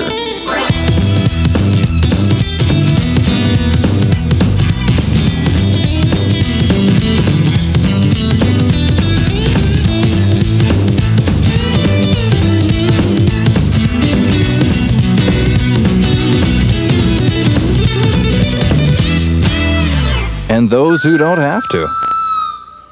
See your local Big A dealer in Aurora, Fairbury, and Columbus and Albion. The winners are rolling in at the Golden Eagle Casino. Be a hands-down winner and join in the excitement of the first Las Vegas-style casino in Kansas. A winning combination of helpful staff and a delicious buffet restaurant. Plus, no time limits, no schedules, and higher limits. Call 1-888-GO-FOR-LUCK for our current hours of operation. The Golden Eagle Casino. We're always ready to make you a winner.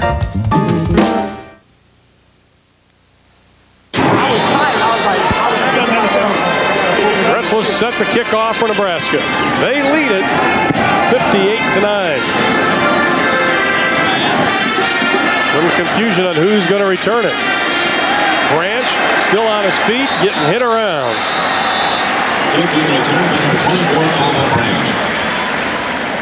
Now let's take a look at our Sonic play of the game. Sonic, where we invite you to drive in for a change. And boy, Angelo Evans showing some Sonic speed right here. A little counter step, takes the handoff. Watch him turn his shoulders up the field. Boom, gets those shoulder pads square. the most highly recruited running back out of high school last year, and you can see why. He's short, compact, explosive. He's the real deal. Nice run by Angelo Evans for his first collegiate touchdown. Well, we have a new quarterback for Colorado State, Dave. Moses Moreno is going to take a seat. Number 12, Ryan Esslinger, is checked into the lineup. This is Damon Washington trying to turn the corner, not able to do it. Esslinger, a 6'2 sophomore out of Pueblo, Colorado,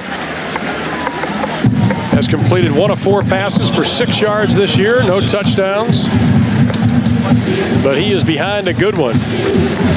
Yeah, Moreno upheld his end of the bargain to get a Nebraska play. He made the play. That's Eric Johnson, I believe, made the play on that, and he made the tackle, and he's kind of definite hitch in his get-along as he makes his way to the sideline under his own power, though.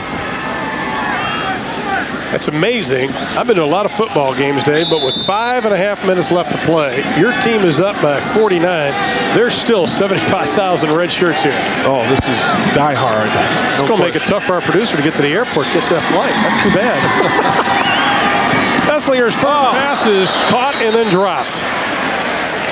Right into the hands of Derek Ewell, the tight end, number 86. That has happened a couple of times to Colorado State QBs this afternoon. And this one, I didn't really notice him taking his eyes off the football. I think he just basically had an allergic reaction to the pigskin. Just clank. Long time. How about 34 years since this stadium was not sold out? 210 consecutive. See the press box on the left? That's probably going to be renovated the next couple of years here in Lincoln. Yeah. They're talking about putting suites in. Esslinger's pass is knocked down, almost intercepted. Boy, when you just smell that blood, everybody gets into it. Steve Warren, a defensive tackle, number 85, is the one who came up with the tip.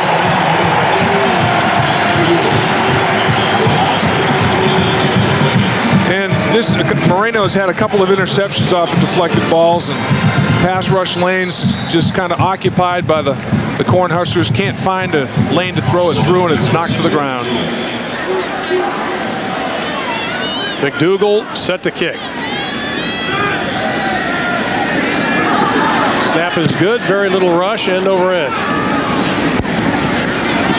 Fielded at the 45 by J.R. Edwards. And he is going to be stacked up just after about a 2-yard gain. 5:36 left to play in this ball game, and the Huskers are back on the winning track.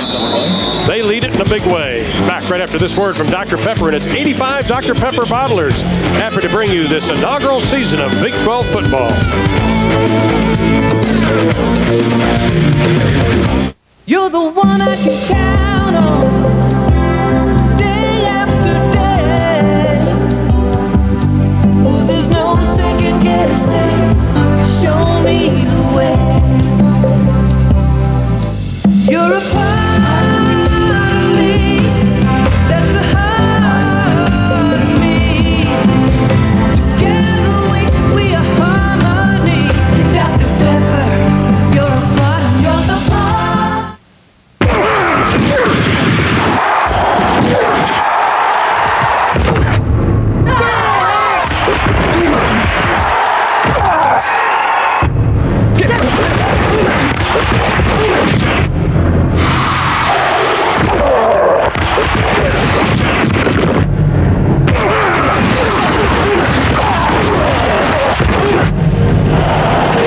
Big 12. Togetherness. Cool, huh? This is gonna be great! 58-9 is our score. We're in the fourth quarter. For those of you who have thrown a little dirt on the body here in Nebraska after last week's loss to Arizona State, you're a little premature on that. The road to a national title is going to be difficult, but it's not impossible. D'Angelo Evans on the carry. One of the important aspects of this football program at Nebraska is their walk-on program. A lot of the starters have also walked on, and here are the names. Well, you take a look at some good football players right there. I mean, a lot of schools would love to have players of this caliber in their program. Nebraska's the only school in the state. Colorado State, Colorado fight for it. Kansas State fight for it. This is the only one in the state of Nebraska. Evans again dancing his way close to the 40-yard line. So you get a lot of quality high school players in the state of Nebraska that want to come to school at the state university and participate in football. And they've had a lot of great players develop through that walk-on program. And then, of course, you start to gain some momentum with the success that they've had. They get players from all over the country to go along with it. 1st and 10, ball on the 41. Evans is going to take a breather. Jeff Marino is the quarterback. Hands it off, first man through, up to the 32-yard line. Josh Cobb, a fullback in a reserve role. And that's the part of the option that hurts the defense the most, is when you can hammer the fullback right in the belly of the defense and be successful doing it. A straight line. The shortest distance between the goalposts is right up the football field, north and south. That's the course that Nebraska took that time. Ben Kingston checks in at the fullback spot, number 22. Tom Osborne letting everybody play today. Jay Sims around the left side, crosses the 20 down to the 18-yard line. Pickup of 14 on the play for Sims. Willie Taylor has to come up and make the stop. Once again, I think it might have been Olsen that missed a tackle at the safety spot. I thought that was the key to the football game. Colorado State was going to commit 9 people to stopping the run, the strong and free safety. And if Nebraska's running backs were going to be able to break tackles of those safeties, it's going to be a long day for the Rams. And that's exactly what's happened for the most part. Nebraska has broken the tackles of the unblocked safeties and got big plays out of it. Well, Sonny Lubick is concerned that his WAC season starts, and there's still a lot riding on this season. And he knows it really begins in earnest next week. And the 59-year-old Sonny Lubick, who has a couple of national titles when he was at Miami under Dennis Erickson. Back-to-back WAC titles here at Colorado State. But as we mentioned earlier, Ron, a lot of his defensive stalwarts graduated to the National Football League. And rebuilding that defense now, young guys getting experience while they're playing. 2nd down and 7, ball sitting on the 15. The red guys are knocking on the door again. Ben Kingston is stopped right at the line. 3rd down and 6. Take a look at our Dr. Pepper Roundup. Colorado leading A&M, and Miami has defeated Pitt. Pitched a shutout. Clemson over Wake Forest by 11. That is the final. For the Huskers, number 9. Boston College comes back to beat Navy by 5. 3rd down and 6. Ball on the 14-yard line.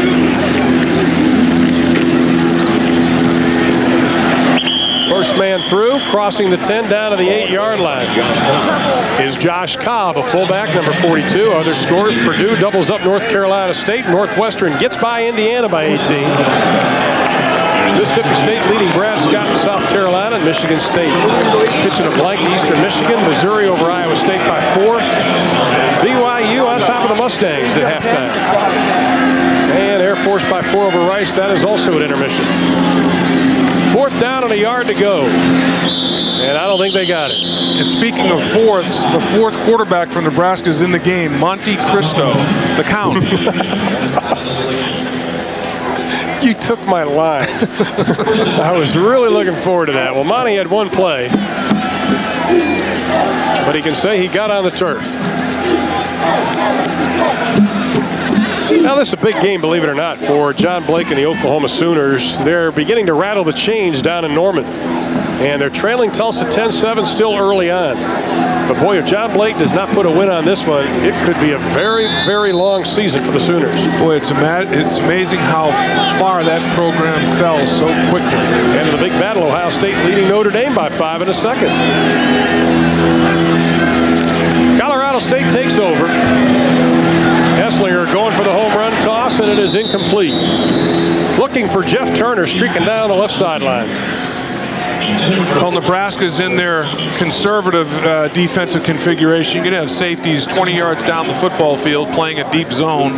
They're going to break on the football when it's airborne. I mean, they're not going to let people run by them at this point in time of the football game. So Colorado State's going to have to be patient, even though there's little time left in this game, and work the underneath stuff a little bit. Nebraska travels to Manhattan, Kansas next week to take on Kansas State. That is a very good football team. It'll be a good matchup. and they're going to in another hostile environment. Maybe they learned a little bit out there at Arizona State in the learning curve. Colorado State keeping it on the ground with Calvin Branch, and he is going to be dropped for a loss of 5 on the play. You know, that's one thing that Coach Osborne mentioned, Ron, in our discussions with him yesterday. He said he underestimated the level of the crowd noise out there at Arizona State. And as you mentioned this week at practice, they're practicing with extensive crowd noise. I think in anticipation of another situation in Kansas State that'll be exactly that. The best way to cure that type of crowd environment, though, to make a big play early and they sit on their hands a little bit.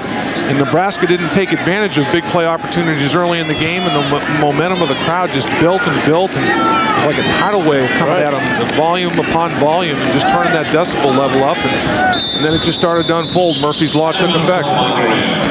Well, Nebraska has rushed for 476 yards. They've totaled 628 total offense to Colorado State's 302. They have had their way offensively, and that's why they lead it by such a big margin, 58-9. Of course, next week we will be in Norman, Oklahoma. The Kansas Jayhawks pay a visit to the Oklahoma Sooners and John Blake, who will do a good job down there, but it's going to take some time. Yeah, there's going to be some patience, and I know in a football-rich tradition like that I know you're so familiar with, Ron, patience is not maybe necessarily the greatest virtue over there. Well, you know, the two things they did good down there, first of all, hiring John Blake. I've known him since he played at Sand Springs, Oklahoma. He's a good one. But they hired Steve Owens as their athletic director. And we talked about the Nebraska pride and their family. They've got all family down there in Norman now, and that's a positive. Can build with that. 3rd down and 14 for Colorado State.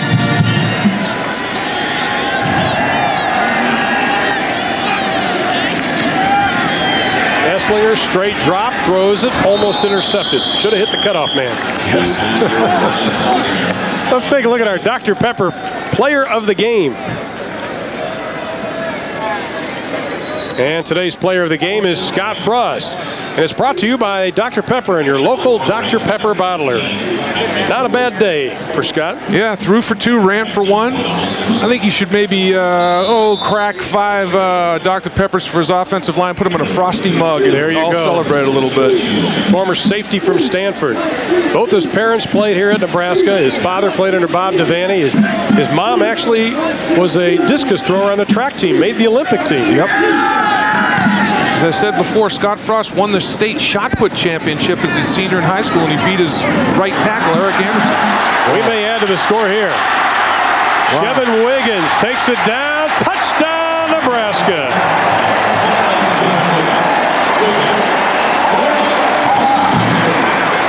Well, when you have a bunch of players on your football team that run 10-3 to 10-5 meter hundreds, 100 meters, I should say, that's what happens to you. That speed flows over to special teams in the kicking game. Wiggins can fly.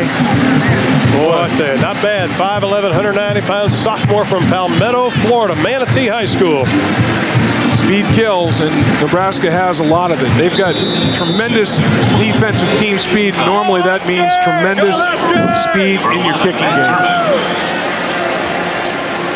They always return to home. Yes, they do.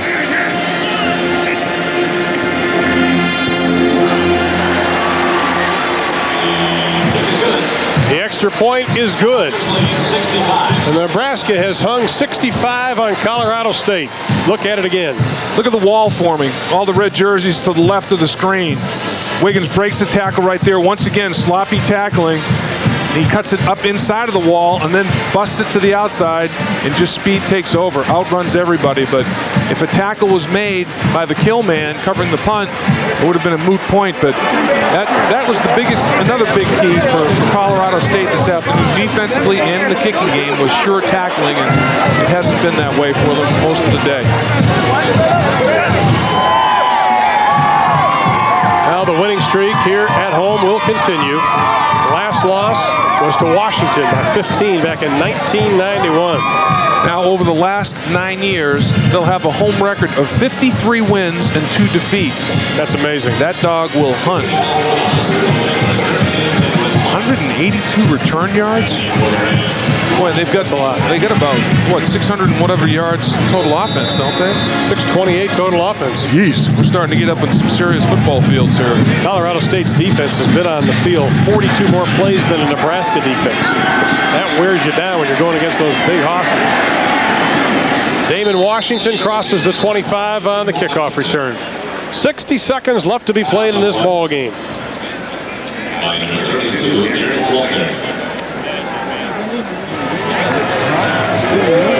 Way over there?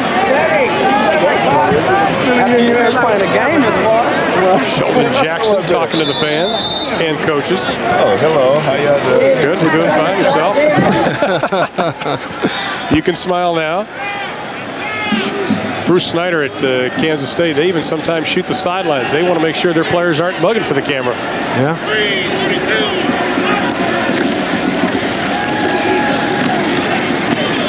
Esslinger's handoff to Branch, tries to add to the numbers. Ball carried by Branch. Almost up to the 40-yard line. Branch had only 24 yards on 11 carries coming into that carry. I'll tell you, Washington and Branch are quality running backs, though. I mean, they didn't rack up the numbers today that they had going into prior to today's game for the season. But you can see that there's definitely talent there, and they give a nice little combination. One the slasher and the other one the cutback guy, and they do a nice job. And they're also without Jamie Blake, a sophomore out of San Diego, California, injured a knee. He is out. Right. Well, they're really one running back short. Got him in the neutral zone again. Penalty flags all over the field with 45 seconds left to be played in the ball game. Jumpy, jumpy, jumpy, and this time looks like Bryce Miller was the individual that was in the neutral zone. Hell, Eric Stokes, the free safety for Nebraska, said we want to come home and have a party. I think they can start that partying part right about now. Well, there's very little evidence of an emotional hangover of the 19-0 shutout last week at the hands of Arizona State. And during the course of the season, a way to enjoy success. 5-yard penalty, repeat first down. Is selective amnesia. Remember the good things and forget the bad, and but learn by them. You know, as I said before, I don't think that the Nebraska coaching staff and players were necessarily shocked they lost the game, but how they lost the game. You know, self-destructing and the losing the poise a little bit. Mental mistakes. Yeah, they've rectified that, it looks like. 35 seconds, clock is running.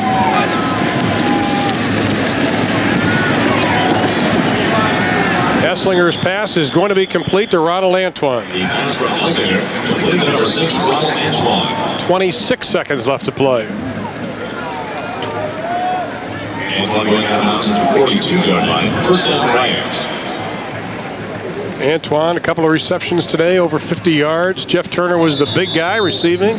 6 receptions, 125 yards. Some things never change, huh? Nope. But Amon Green was the main man offensively rushing the football for Nebraska. 163 yards on 22 carries, and he crossed the goal line once.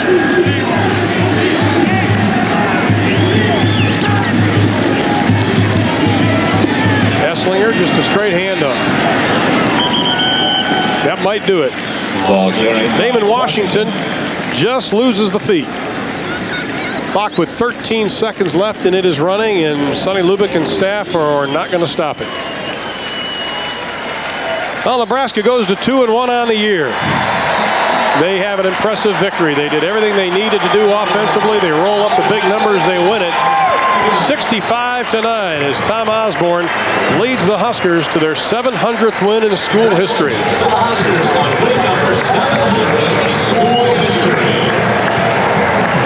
That's a little piece of history right there. There's only a handful of teams, programs that have done that. Nebraska joins the ranks. 65-9 is the final. We'll be back right after this message from Dr. Pepper. Like a chance to kick a field goal for $1 million? See specially marked Dr. Pepper 12-packs for details.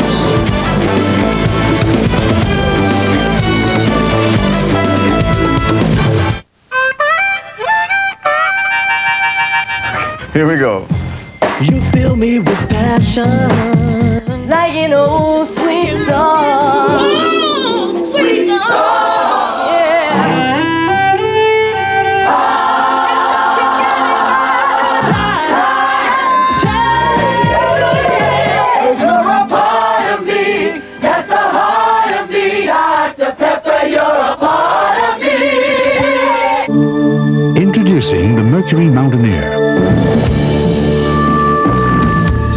with available all-wheel drive, standard V8 power, and the kind of comfort you'd expect only in a Mercury. It's the perfect go-anywhere, do-anything vehicle, even if all you're doing is just running out for a few groceries. The 1997 Mercury Mountaineer.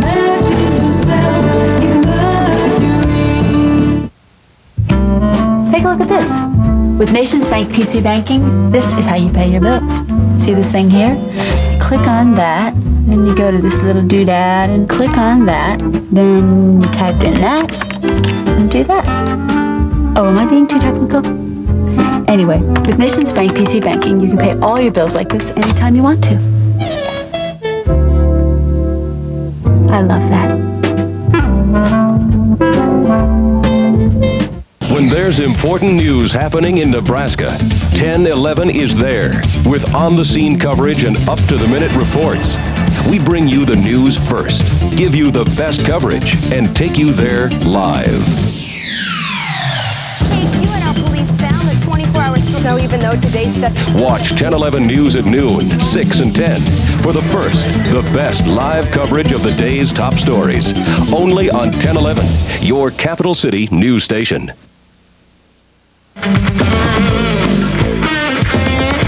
Big 12 football has been brought to you by Dr. Pepper and your local Dr. Pepper bottler. And by Southwest Airlines with low fares on every flight, every seat, every day. And by Nations Bank. Once again, our final score, 65-9. The Cornhuskers win it. Just a reminder, next week we will be in Norman for Kansas at Oklahoma. For Dave Lapham and our entire crew in Lincoln, Nebraska, I'm Ron Thulin. Thanks for watching. This has been a presentation of Liberty Fox Sports in association with the Big 12 Conference.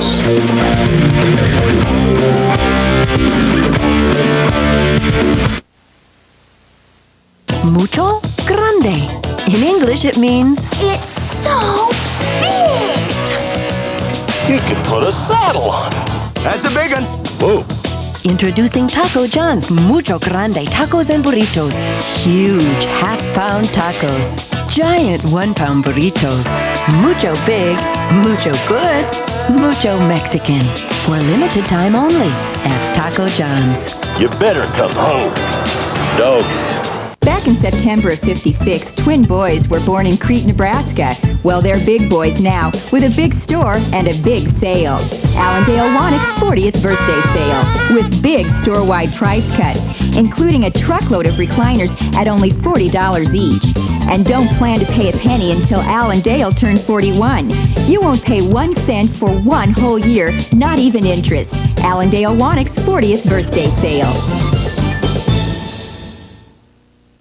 Toyota's nationwide clearance is history, but Mid-City's lot-wide clearance is going strong. Mid-City combines big dealer discounts with special factory incentives. We're talking major savings on all Toyota cars and trucks, even on Toyota's hot RAV4. Everyone at Mid-City invites you to come on down! And you might want to hurry. With savings this big, your new Toyota might not be here tomorrow. So come in today to Mid-City Toyota. You're watching KOLN Lincoln and KGIN Grand Island. We now join our regularly scheduled program, already in progress.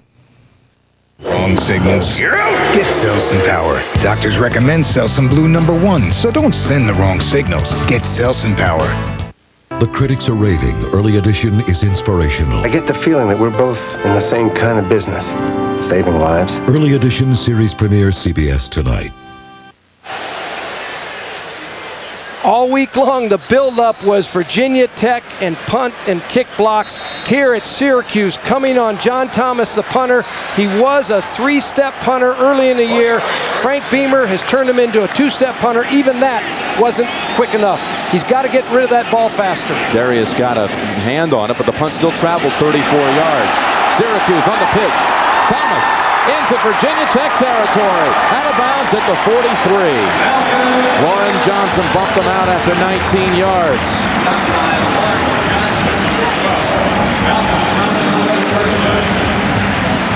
The offensive line of Syracuse right now is dominating the line of scrimmage, and Jim Turner, number 15, the wide receiver, makes this run possible by Thomas, the tailback. He threw a great block out on the perimeter. Anytime those wideouts can block those defensive backs, the defense is in real trouble. Scott Kiernan, who hobbled off the field earlier, 61, he is in there again at left guard, but no opening for Conrad on that carry. Stuffed at the line of scrimmage. Just a slight sprain, they say, for Kiernan.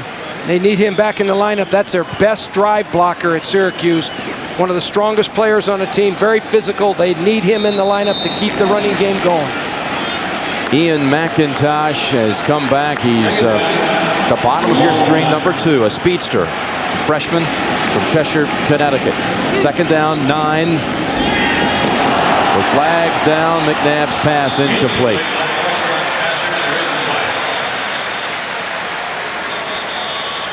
Excellent play by McNabb, avoiding the sack right there. That's what the athleticism of a mobile quarterback can give you as a coach. Takes you out of a sack, gives you an incomplete pass, much better than a sack. Terry Monk, the referee for this Big East crew. Virginia Tech already with 2 wins in conference play at Boston College, 45-7, and Rutgers at home last week, 30-14. Illegal formation on the offense. Penalty declined. Play third down. And the rest of Mr. Monk's officiating crew.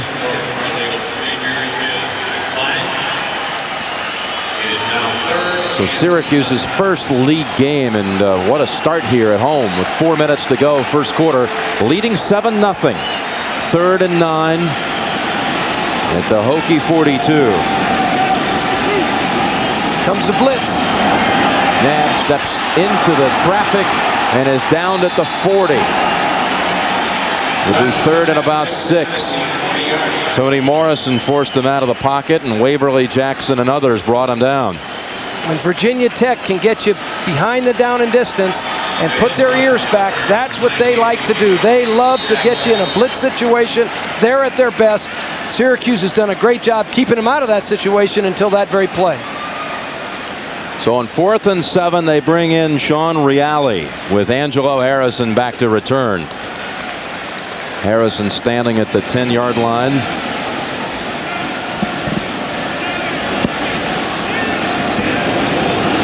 Look out, they got him.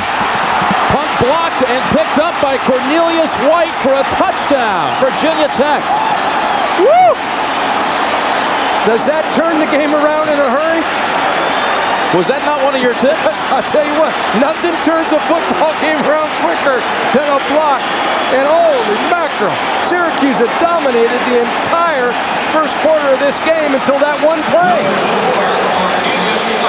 I mean, here's Virginia Tech with -1 yard total offense, and they're about to pull even with the Orange with the extra point. On the far left of your screen, Cornelius White right there. He disguises. He acts like he's covering. Then he comes on the blitz late, picks that ball up right into his hands. What a play. Unbelievable. Unbelievable. And the extra point by Graham is good. 7-7 at the Carrier Dome. How about the athleticism of Cornelius White, blocking it, picking it up almost in one motion, and then racing to the end zone. You gotta give Frank Beamer credit. He coaches the special teams at Virginia Tech. He takes it on personally. A lot of coaches talk about it. He coaches it, sets the game plan. That was his call. Look at this play. Did that turn the game around in a hurry? Look at Frank Beamer. Does he love it? He called it. He loves it. He told us yesterday it's the quickest way to win games. The 51st block in Beamer's career at Virginia Tech. 51 blocks in 106 games. That's amazing. He'll be lecturing all over the country on blocking kicks in the offseason. This is going to be some scene today. The Carrier Dome in Syracuse, New York. Jim Nance with Terry Donahue and Michelle Tafoya. First quarter tied at 7. Two of the teams expected to compete for the Big East crown and a spot in the coveted Bowl Alliance. Jim Turner is back to receive the kick.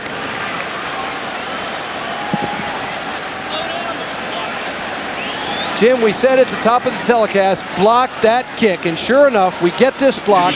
Frank Beamer said he was going to block one. You watch, Syracuse is going to get one too. They have made a commitment to blocking a kick themselves. They've almost got two already.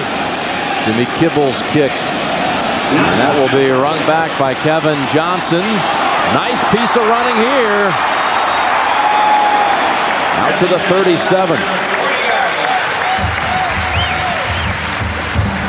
33-yard return. 30, Anthony Midget. Jimmy Kibble was in on the block there, the kicker. And Frank Beamer, is it unusual to see a head coach involved in the special team unit as much as he is? Well, you know, all head coaches talk about the importance. One of the last things you tell your teams, let's press the kicking game when you go out to the field. But Beamer actually coaches them. He sets the meetings up, the strategies. He takes over, and that relates to those kids. They understand that. The pitch, fumble, ball free. Simona's had it for a moment. And now finally going to be ruled Virginia Tech football at the 16. This is what has plagued Syracuse at the start of the season in the first two games. Turnovers, mistakes, that has hurt their football team more than anything. We said that McNabb had to play smart. He had to secure the ball on the option. Right here, the ball just gets pitched away from him. He made a bad decision. It was just a bad decision by the quarterback. Virginia Tech takes advantage of it. I don't think they got him down. I think this should have been right there is where the ball should have been marked. Pearson Prelo had the recovery. And now from the 21, they'll call it. Druckenmiller goes toward the end zone, just throws it away. But you could see on the turnover, McNabb felt the presence of Danny Wheel, and he tried to bring the pitch back in. Made a bad decision. The decision-making by the quarterback. That's the player that really controls all of your offensive tempo. He's got to make good throwing decisions, good option decisions. That was a bad option decision by McNabb. Antonio Anderson got on the quarterback on that incomplete pass. There he is, senior from Brooklyn, New York. The Big Cat. That's what they call him. That's his nickname, the Big Cat. He needs to come up big right now. This momentum has dramatically shifted. Second down and 10. Druckenmiller. Pons has a hold of him. Drags him down after a gain of 1, maybe 2.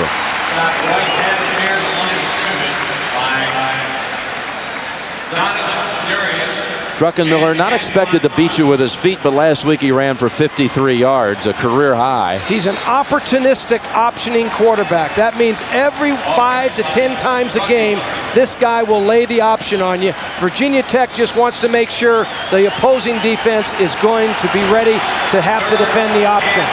He's not a real fast athlete, but he can hurt you because he's so strong. It's 3rd and 8. Pressure on the quarterback, gets it away, open man at the 5 and reaching for the end zone, but coming up a yard short. Sean Scales. Donovan Darius on the tackle, a gain of 18. Druckenmiller can really fire it in there. He did an outstanding job avoiding the rush too as well. He stepped up into the pocket and hit Scales over the middle of the defense. Druckenmiller had an excellent play there because he really worked his pocket well. Full house backfield. Oxendine tumbles in for the touchdown. He penetrates the goal line about 4 yards deep. Gave it a little extra effort, about 3 yards deep into the end zone. They weren't going to stop him. Oxendine puts Virginia Tech in front. He's excited to be back in the lineup after missing the first couple games, and here he is. He leaps into the end zone, and look at the surge of the Virginia Tech offensive line. They're over 300 pounds a man, just like Syracuse. They can put big man on big man the same way that Syracuse can.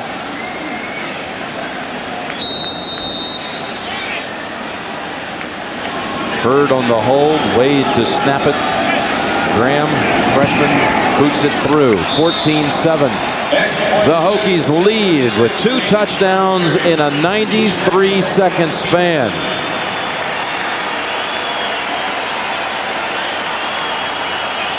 A block punt return for a touchdown, and then McNabb turned it over on first down. This has been the real problem with Syracuse, but they have to respond to this now. The same thing happened to them last week against Minnesota. They took the lead, Minnesota stormed back on them, then Syracuse responded again. Now they need to respond in this big game against Virginia Tech like they did last week. Paul Pasqualoni said that the mental errors his team has experienced really uncharacteristic, he felt, of his squad. And look at that number right there. That will drive you insane as a head football coach. You don't know why it happens. You live with the fear of it every day you go to practice or every week you get ready to play a game. And boy, has it jacked up the Virginia Tech team. That block punt and that turnover has got them into this game. For a moment, they were reeling. Syracuse had them on the run.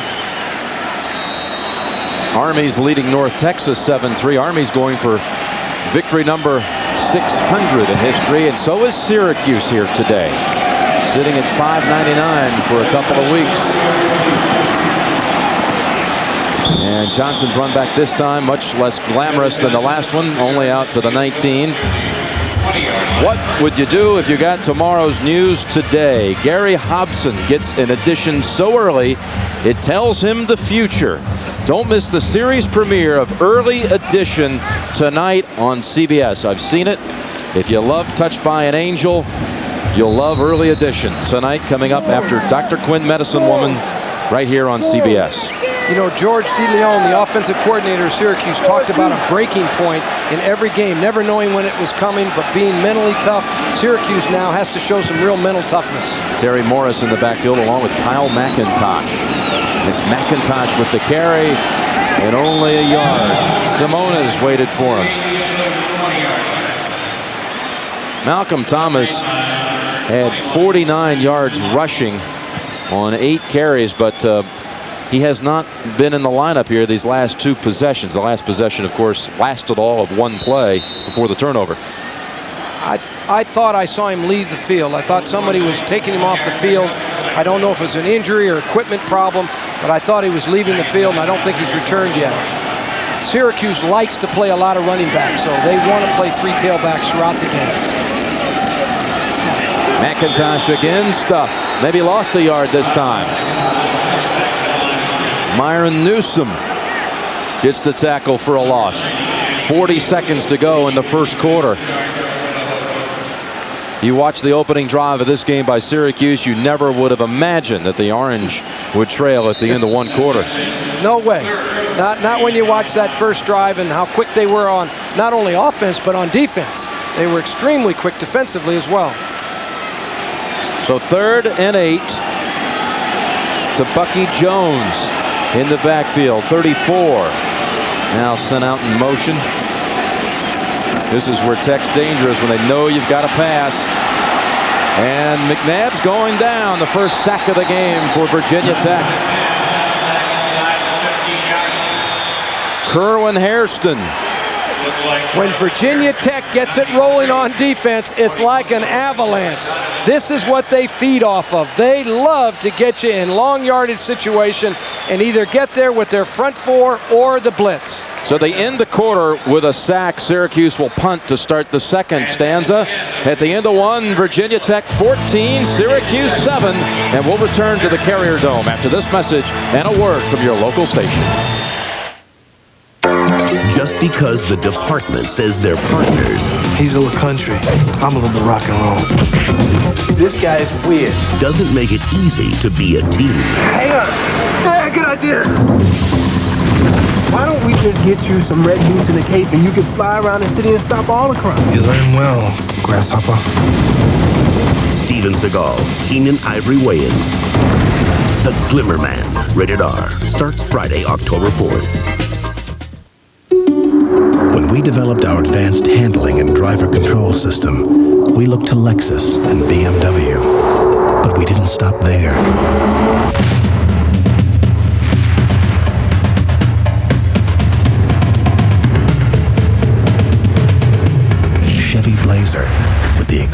driver control system. Even if you never take it this far, it's nice to know it's there. CBS. Welcome home. News doesn't wait to be reported. It happens every minute of the day.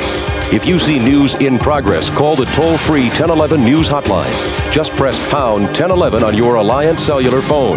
1011, your capital city news station. 1011 invites you to feast your eyes on the finest dining the area has to offer. Every time you come into the Green Gâteau, there's something new or something different on the menu. I'd have to go with the pistachio walleye. But you like the prime rib, too. Yeah. They have fabulous desserts that they make from scratch. The Green Gâteau makes the best breakfast foods of any place I've ever been. Their country rolls are a big draw for both of us. They're huge. I think my favorite thing about the Green Gâteau is just the atmosphere. It's very unique to Lincoln. The food Lincoln talks about. The Green Gâteau Cafe and Patisserie.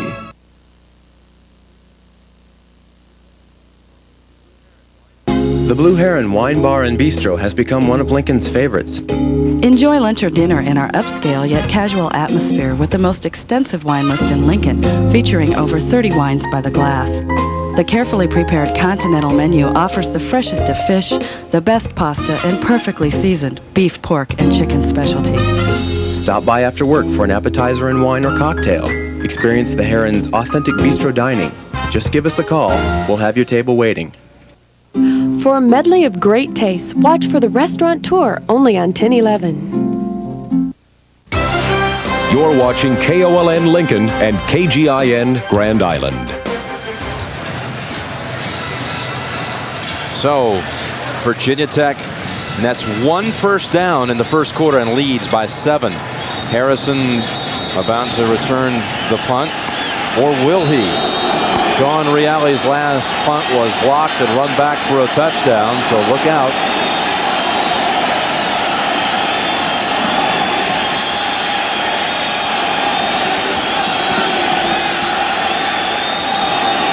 Virginia Tech may have jumped. No flag. Good boot. Reale drives him back 33-yard line. Harrison return is going to be a quick call against the Hokies back at the 30-yard line. Blocking in the back, no question about it. 53-yard punt, and they'll back him up another 15.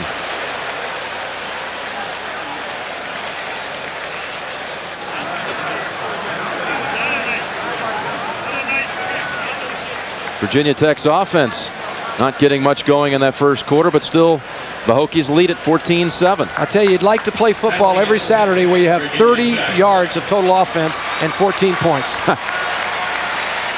Let's check in right now. Some injury reports from Michelle.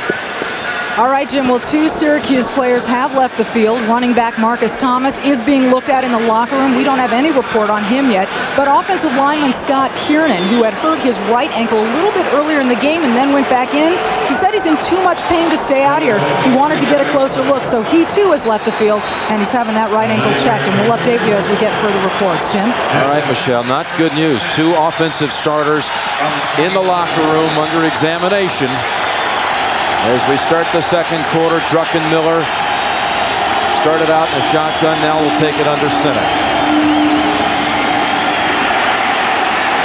No running room at all for Oxendine. Oxendine in the season opener against Akron rushed for 65 yards in 1 quarter of action before he separated his right shoulder. He then missed the games against Boston College and Rutgers and returns to the lineup today, knowing he had 118 yards against Syracuse last year. Averaged 6.5 yards per carry as a backup tailback the last 2 years. Derek Corley has come in on the defensive line for the Orangemen, a freshman. Druckenmiller looking long at the far sideline. Good coverage there, provided by Rod Gadsden. Michael Stewie was the intended receiver. And what about this newfangled way of playing a no-huddle attack here at Virginia Tech? Well, a lot of people play no huddle throughout the country. Florida State is an example. Virginia Tech looks very similar to them. The idea is to keep the defense from ever gathering momentum. So you keep them spread out. You keep the defense having to communicate just like the offense. the defense can make communication mistakes exactly like the offense. It's a great way to play. 3rd and 10. Scales has it and won't break free for the first down. Virginia Tech will have to punt. Good hold of him by Phil Nash to prevent the first down yardage.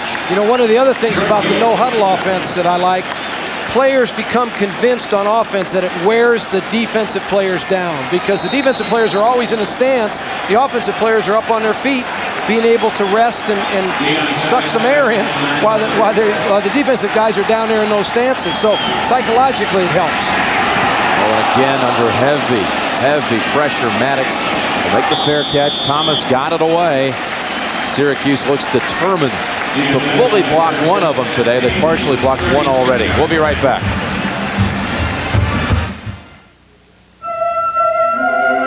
Todd and Celia Unger began their voyage together nearly 40 years ago. Today, they embark on retirement as carefree as when they first set out. That's because for the past 20-some years, they've worked with a broker from Dean Witter. Respect the power of a client's dream and help them achieve it. At Dean Witter, we measure success one investor at a time.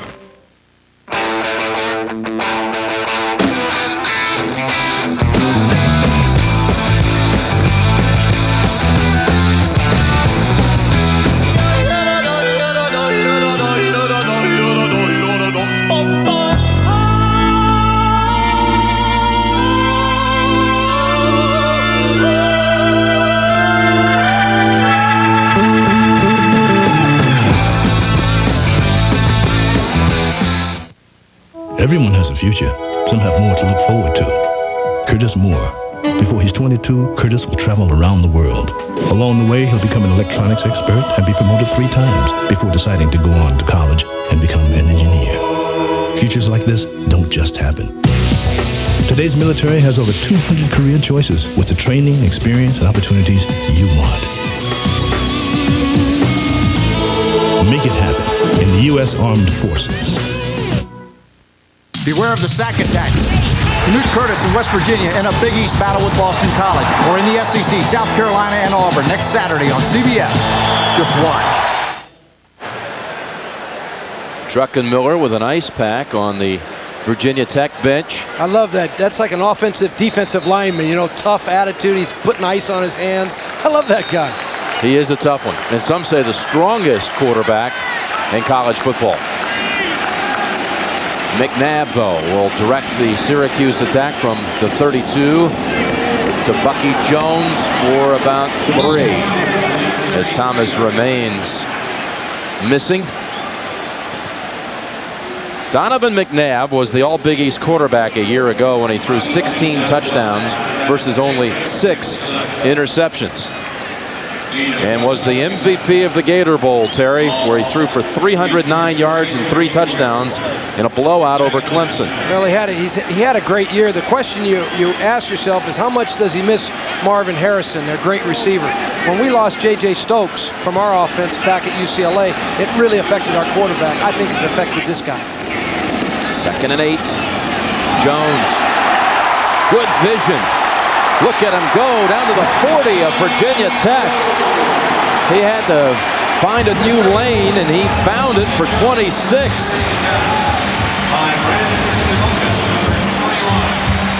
The big hole is opened up by that huge front of Syracuse, allowing Jones to get through. When you get the ball deep to an I-back, he uses his vision. He's able to be patient and use his vision on this run. That's exactly what Bucky Jones did. Jones, a junior from New Britain, Connecticut. Puts the orange in Virginia Tech territory for the 3rd time of the game. This time darting ahead for only 2.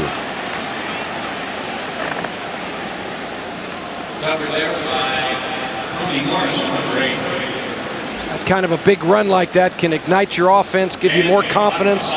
Syracuse it's been like feast or famine. They've either moved the ball at will and really looked terrific on offense, or they've really struggled with a turnover or some missed assignments, some sacks or whatever.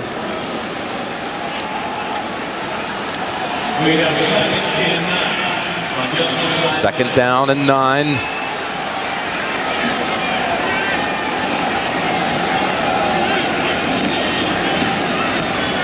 On the option, McNabb, 1st down, and a burst of about 20.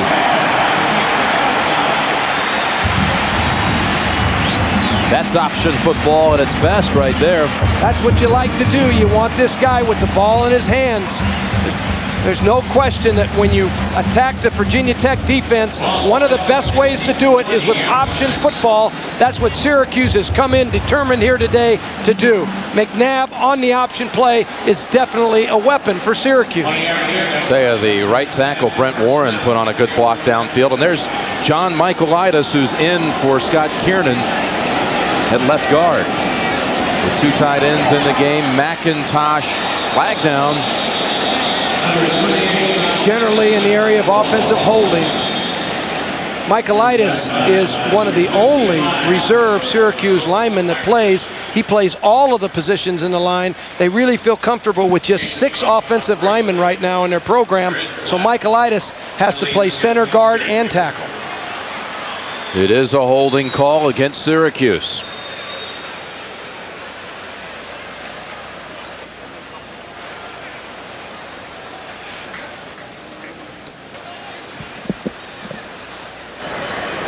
Holding on the offense, penalty assessed, follow the foul, 10-yard penalty, repeat first down. I'm not questioning the call, but in football, you can probably call holding on every single play, and I just hope that it's a serious takedown. As a coach, you don't mind the takedowns being called. In fact, you accept them as good officiating. But boy, when you look at that film the day after the game, you want to make sure it was a serious takedown. Well, it makes it 1st and 18. Another quarterback draw. McNabb will get a large chunk of it back, maybe 7 yards back. Syracuse is doing an outstanding job in their offense right now of featuring McNabb. He's running the option. He's running quarterback draws. He's throwing the ball off play action and drop back. He's a very versatile player, and in this offense, the quarterback has to be versatile.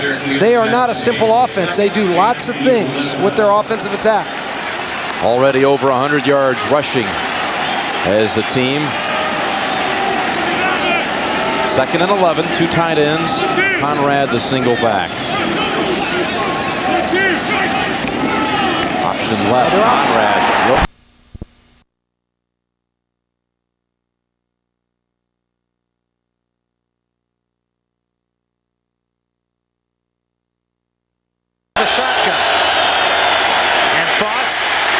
Siege gets away, throws incomplete. And again, Mitchell Freeman was the man coming up on Federal. Maybe Sueda might have got a hand on that ball, I don't know, but Freeman really stuck the intended receiver. Watch the great move here on the outside.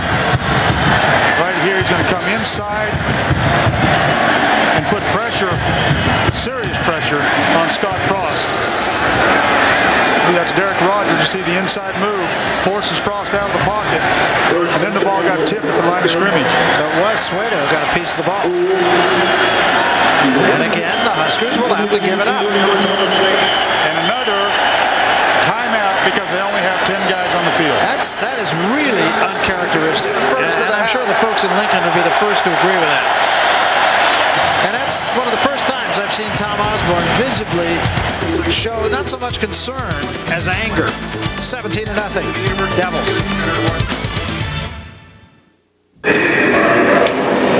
Is that Johnson's team behind us? Exactly. Are they members of Hertz number 1 Club Gold? Exactly.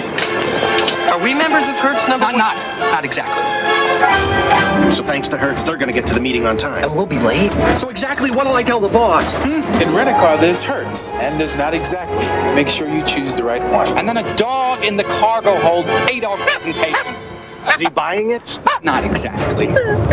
When Ron Hornaday Jr. is on the track in his Napa brake parts truck, he doesn't even think about stopping. Man, Ron's flying today. Hey, it's Earnhardt. Your wife called. Said something about an anniversary. Ah!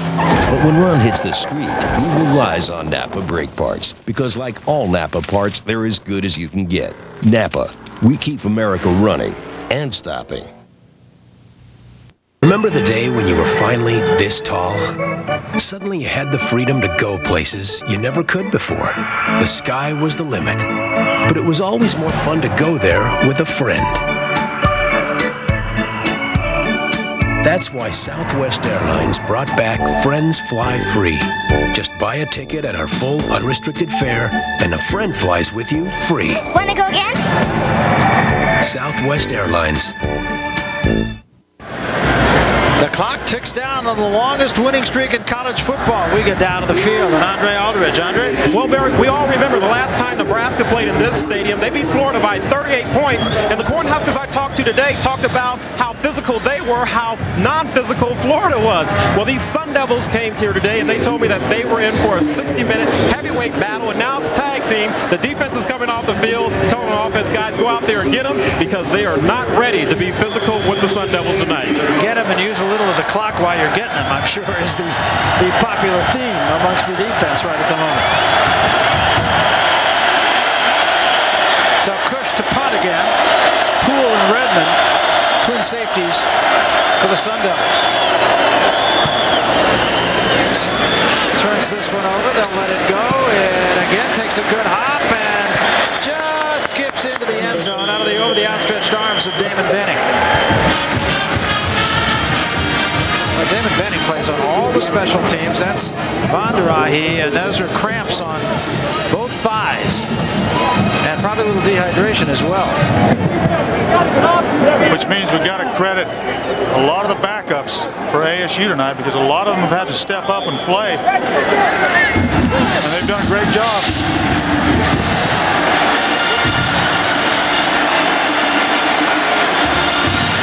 Two tight ends, single wide out.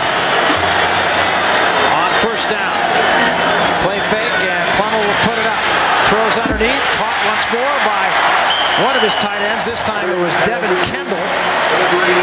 And that's going to be about a yard short of a first down, a gain of 9.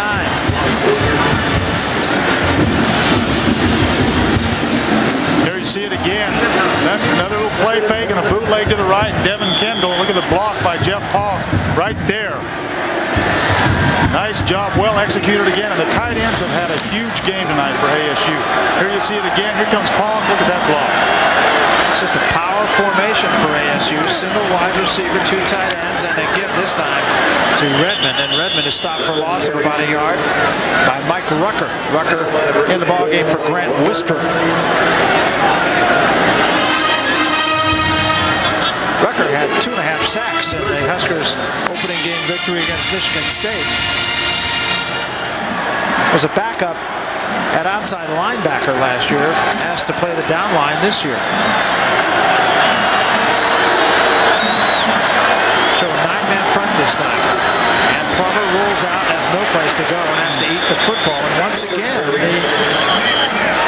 the Sun Devils are going to have to give this up unless they get a very generous spot, and I don't think they will.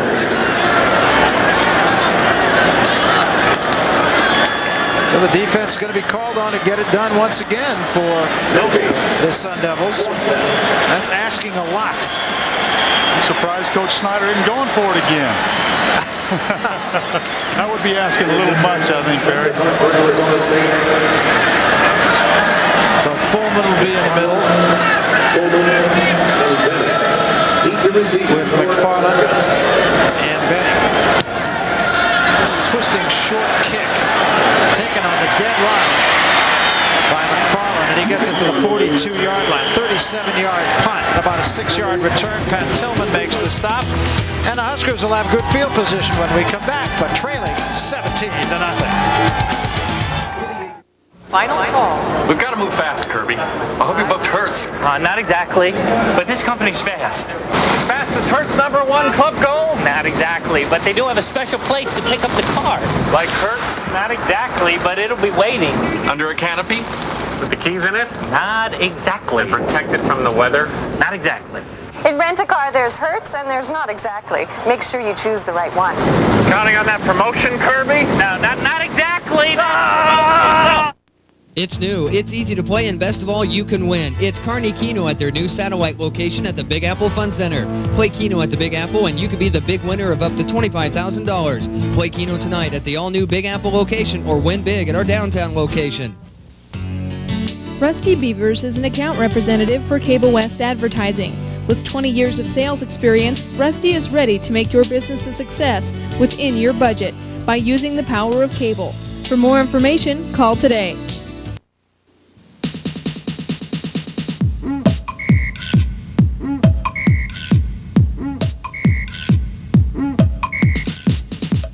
Cable USA presents the Hometown Scrapbook. You can catch it on Channel 7 every Saturday morning at 10 a.m. and then again for your encore presentation on Wednesday nights at 7 p.m. For everything that's new with the youth in Kearney, watch the Hometown Scrapbook. This copyrighted telecast is presented by the authority of Arizona State University and the Pac-10 Conference and is intended solely for the private, non-commercial use of our audience. It may not be rebroadcast in any form without the express written consent of Arizona State University or Sparky and the Pac-10 Conference. Incidentally, you know a Sun Devil. Well, why am I telling you this? You went to school here. You know about this. I'm not even going to tell you. No. Okay. Sun Devil is not a devil. It's a dust storm in the desert. Give this time on first down. Once more is to Benning, and Benning doesn't get much. And again, it's Brent Bernstein. You can make a pretty good argument for Brent Bernstein as the player of the game here. Boy, there have been a lot of them tonight, Gray. And now what we're seeing is the Nebraska offense faced with not only just scoring, but scoring quickly because they've got to score 3 times in order to get back in this game. See what Nebraska has done is compared to Arizona State offensively in less than half of the yardage. Frost will go up this time. Comes back across the field to Benning, and Benning is wrapped up on a fine defensive play once again. Am I being redundant when I say that? By Derek Rogers. Well, yeah, there's another guy. Bernstein on one end, Rogers on the other end. Mitchell Friedman, Jake Plummer. There's so many heroes tonight. It's for ASU. It's just incredible. And we should point out too. Remember, just a little while ago, we took a shot of a guy on a stretcher with ice bags on both thighs. And he's back in the game. He's back in the ball game. Scott Von der Eye. That's tough. Frost throws, and it's nowhere. It was intended, I think, for Green. Wasn't even looking for the ball that time. I think it was Green or Tim Carpenter. He had to unload it. Yeah. Might have been Tim Carpenter. I think you're right. 4 for 16, 46 yards. Look at the hit right there on Scott Frost. Derek Smith. There's another guy we called out several times tonight. He played a great game. Yeah, it's pretty hard to find individual heroes on a night like this.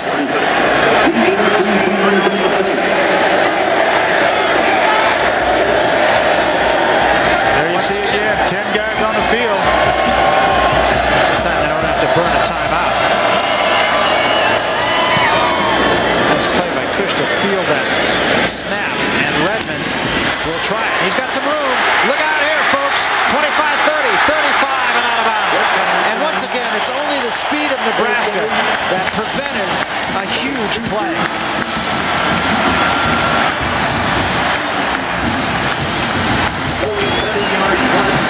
Here you see it again. Nice little move. Outside, see the wall set up right there. And here comes the Nebraska pursuit. Jamel Williams, I believe, once again. And Schuster, they have a double. They have double numbers. 228, that's right. It's a play-by-play and color commentator's nightmare. Plummer straight back on first down, looking deep. And unable to hang on was Jackson. Had it on his fingertips, couldn't hang on. That's the one that Plummer wanted. That was the nail in the coffin right there. It really was. Just straight speed up the sideline. Again, the protection's good. Plummer sets his feet.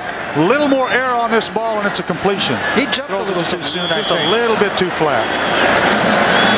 Great spot. I think he left his feet a little bit too early. Second down and 10.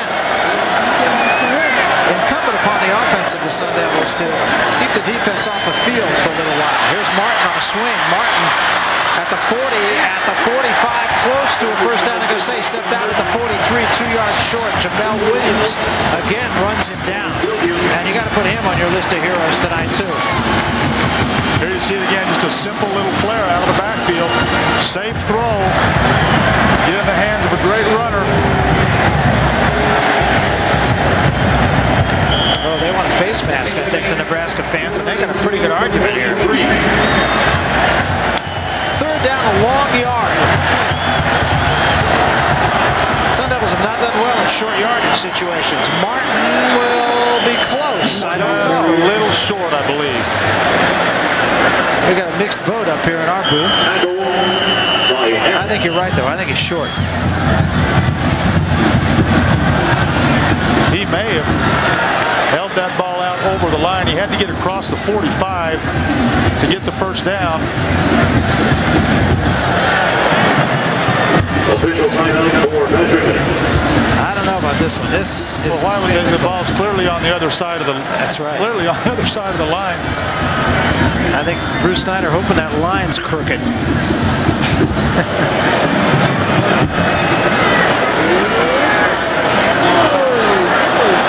now he's got a real decision. I would have to think he's got to punt this ball.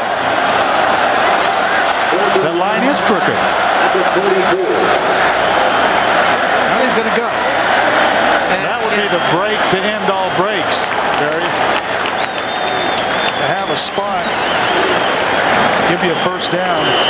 In a situation like that, they're going. Well, they're just brimming with confidence now. Yeah, they really are. And a first down for Martin at midfield. And that will get the crowd jacked, will keep the defense off the field, which I'm sure is what was going through Bruce Snyder's mind.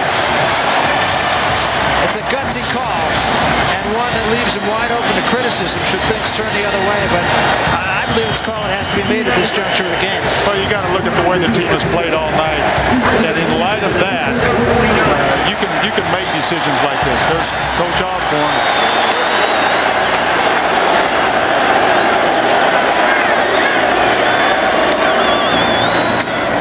Martin this time gets nothing.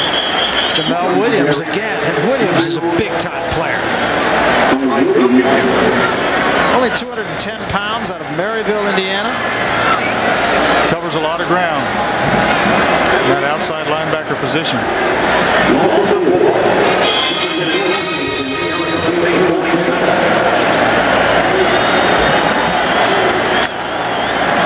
They call him the Sam linebacker. He lines up on the strong side of the ASU offense. Pick the blitz up here, but it caves in, and Plummer is sacked for the 6th time. Back at the 40-yard line. You know, you still, somebody was speculating that if you're going to beat Nebraska, you got to get them on their worst night, and you have to play at your very best, which I think is what has happened here tonight. I think this Nebraska football team is still going to make a heck of a lot of noise, and when you look at the rankings at the end of the year, I would venture a guess that they're going to be amongst the elite. Well, there's too much pride in this program for this team to lay down, and I don't think anybody expects that to happen.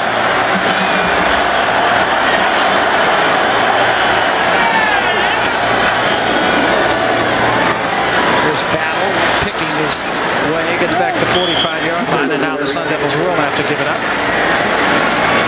It was interesting, though, Barry, that this Nebraska team was out here at 10 o'clock last night practicing, which is midnight in Lincoln. I'm just wondering if they might be a little bit fatigued.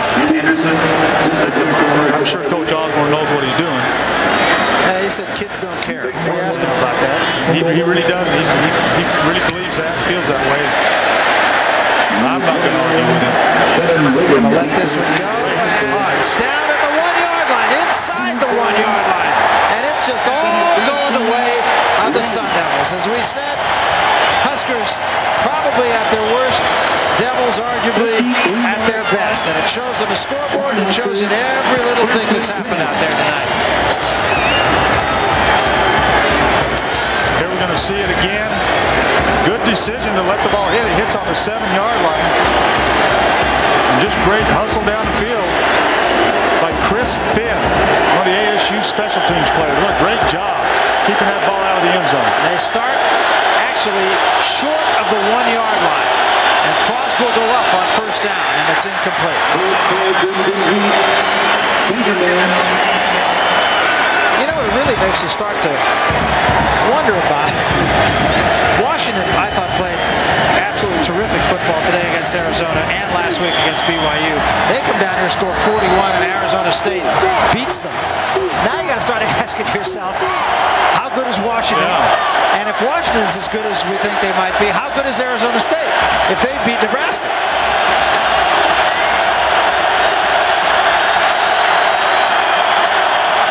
Crowd really into this. Play fake. Frost to throw out of his own end zone. Throws it away. Intended for hold by Derek Rogers right in his face again. Once again, all over Scott Frost. And Frost didn't have a chance.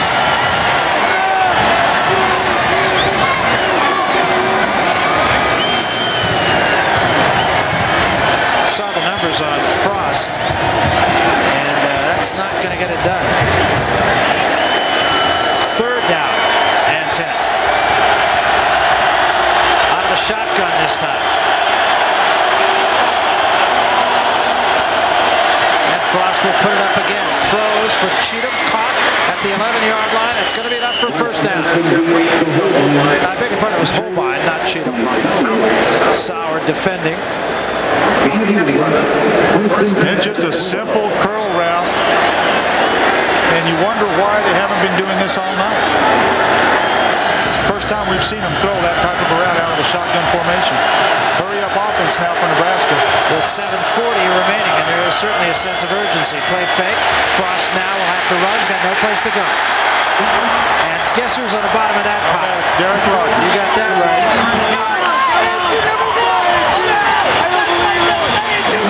I mean, this guy has had a huge game against arguably the best team in America.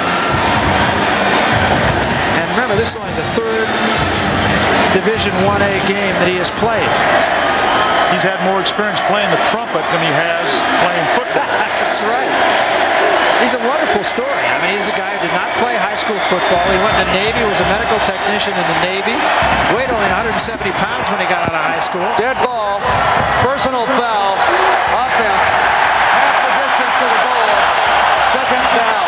Going from bad to worse for the Cornhuskers here.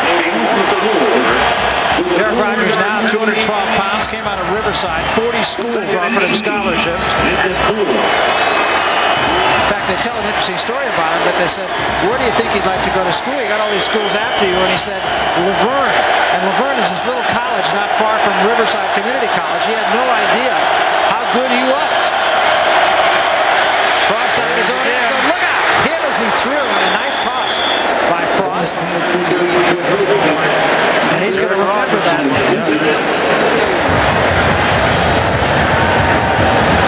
Here you see Rogers, watch him go around the outside, just outruns True, puts a shot on Scott Frost. Well, remember Bruce Snyder telling us about that. He's shown in practice, and Bruce always talks about his acceleration to the quarterback or the ball carrier. Still, 3rd and 10. In trouble, there's another safety. And guess who made it? Mr. Rogers, 3rd safety. How good is your defense playing, folks?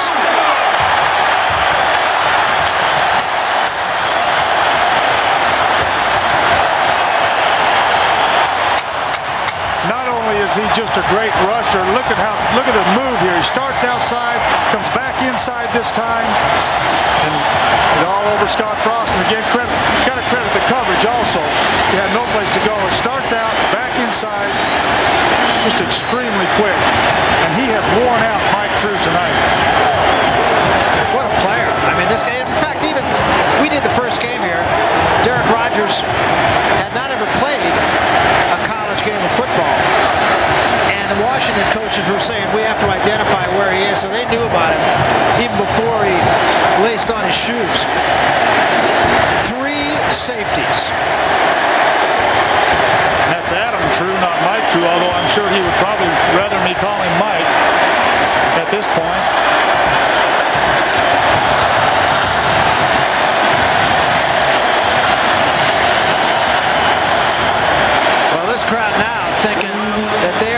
witness to one of the great upsets in recent years.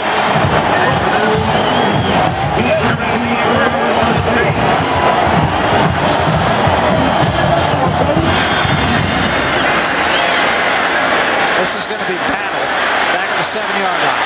For 15 to the 20. Got to look out. Steps outside. 30, 35. At the 40. Out of bounds. The 43-yard line.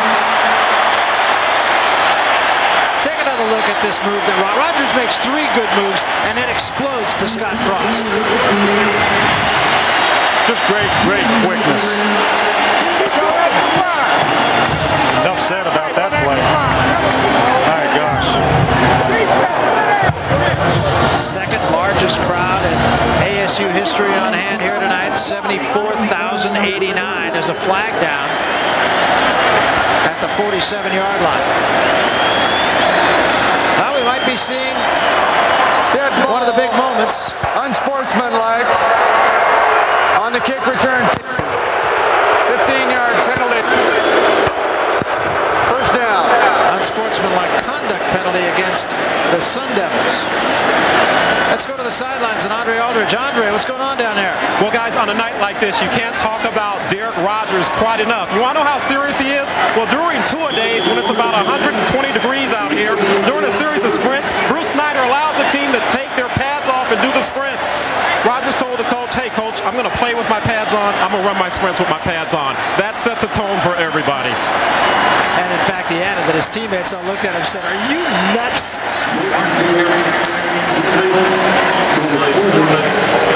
Juan Roque is a little bit slow getting up.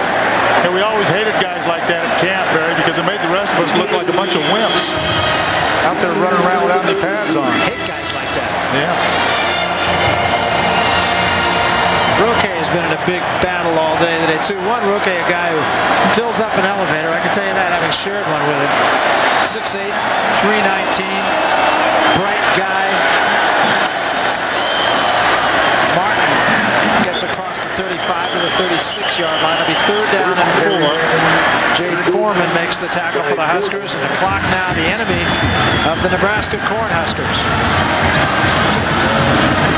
And this time Pat Thompson is slow getting up. Interesting that the heat has taken more of a toll on Arizona State than it has on Nebraska. And there's a lot of guys puffing out there. Nebraska running people in and out all night long. As we said, they suited 85 for this game.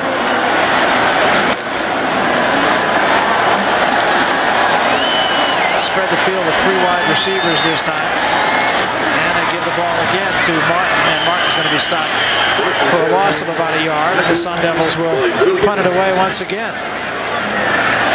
Jamel Williams, who has done everything that he could for this Nebraska team tonight. We don't have any tackle counts, but I'm sure if we did, Williams is well into double digits. Also, we should point out the Nebraska players, you might have noticed even on Tom Osborne's hat, the number 18, that is for their quarterback, Brooke Behringer, who was tragically killed in an automobile accident. The plane crash, I believe. A plane crash, I'm sorry. He was flying his own plane, and tragic accident. He was an outstanding young man. Anderson fields a one hopper this time. And this is going to be returned by Shelvin Wiggins. Shevin Wiggins, that is, that time. Wiggins getting out of the ball game and running it back to about the 32-yard line. A 46-yard punt, a 12-yard return, 4:17 left, and we'll be back. Remember that first bike? It set you free. You could go places, see people. Whole neighborhoods opened up. But it was always more fun when a friend came along. That's why Southwest Airlines brought back Friends Fly Free. Just buy a ticket at our full unrestricted fare and a friend flies with you free. Southwest Airlines.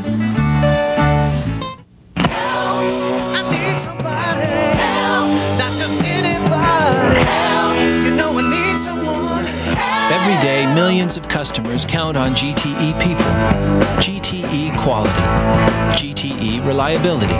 So if you think telecommunications have only complicated your life, there's one company you can count on for help. Please help me. GTE. Help me. Amazing.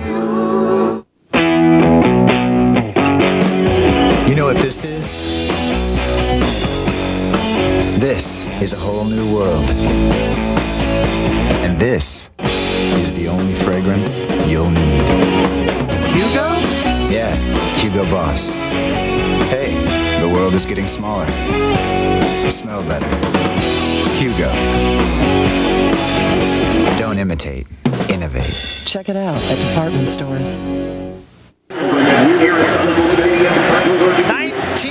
That is the right score, and it is the right team that's ahead. Arizona State 19, Nebraska nothing. 4:17 left. Next Saturday, we're coming right back here to Sun Devil Stadium as Arizona State takes on the Oregon Ducks. That's next Saturday at 3:30 Pacific time. ASU and Oregon right here on the Pac-10 game of the week. Scott Frost's evening is over, and it will be one to remember, and not positively, for the young quarterback out of Wood River, Nebraska. Matt Turman will come on to see what he can do. Turman out of Wahoo, Nebraska. And he'll go up on first down, and he's got no place to go. And he's wrapped up by Scott Vondrahe. They have had more sacks against them tonight than in the last year and a half. Coach Snyder saying, keep that clock running. Look at him. He's looking up at it. Well, there's a comparison this year to last year for the Nebraska offense.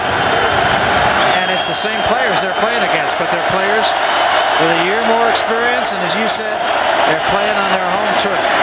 Screen this time for a fullback. And Schuster has run out of bounds at about the 42-yard line. I think it's going to be enough for first down. Pat Tillman runs him out. Now it's starting to be a question of pride for this Arizona State defense. Can they keep the Cornhuskers off the board? Remember, this is a team averaged 52 points a game last year.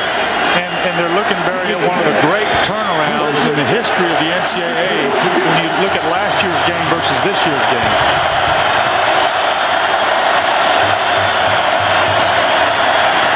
Turman looking for someplace to go, and he says hello to a couple of Sun Devils. Vince Amy. And believe he's not saying once in love with Amy. He was looking for Vedral that time, coming inside from the split end position, and looked like he just couldn't see him because of the defensive surge of Arizona State. Scott Frost, tough night, learning process for the quarterback. Give this time to Green, and Green almost broke it. The official goes down, and Green goes down short of the first down. It'll be 3rd and 2. Derek Smith made the tackle. Turman, a senior who started one game back in 1994, but then was a backup to Frazier and Behringer. Walk-on back in 1992. 3rd down and short.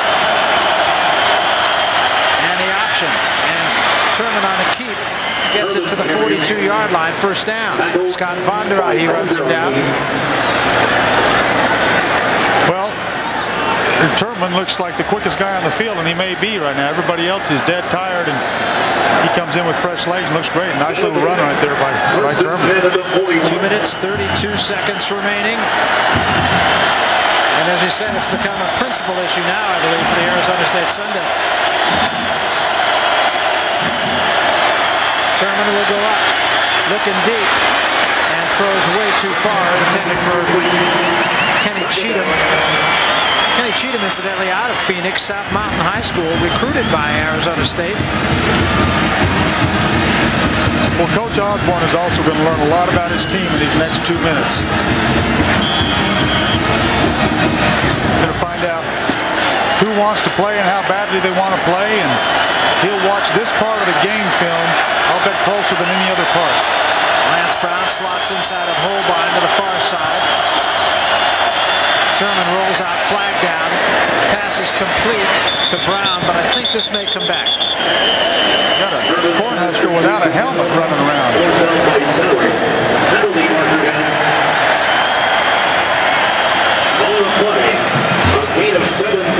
Chris Dishman was the hatless Husker.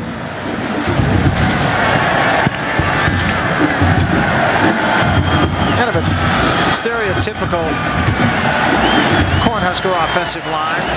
Starting line of Adam True, 6'6", 305. Dishman, 6'3", Illegal 310. motion on the offense. 5-yard penalty. Still second down.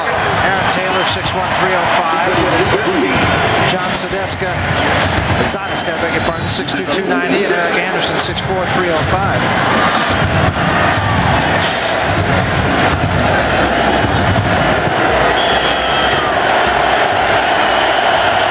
So it'll be 2nd and 15 instead of a first down.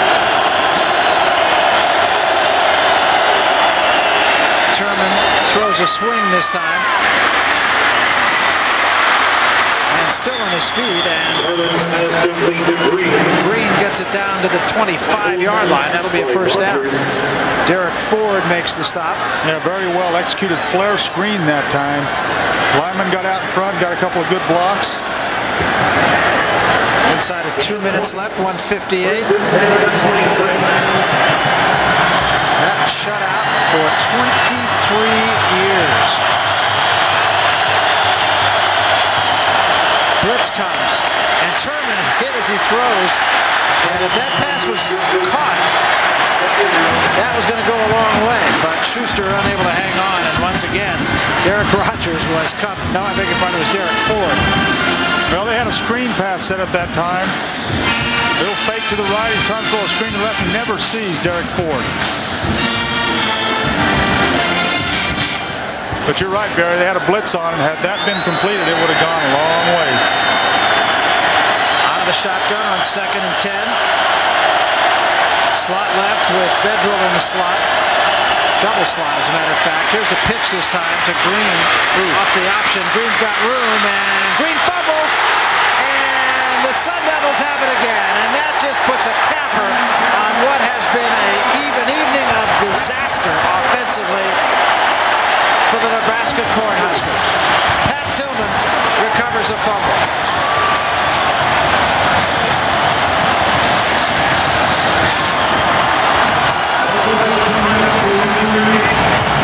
And I don't believe he's hurt. I believe that is just a sheer frustration.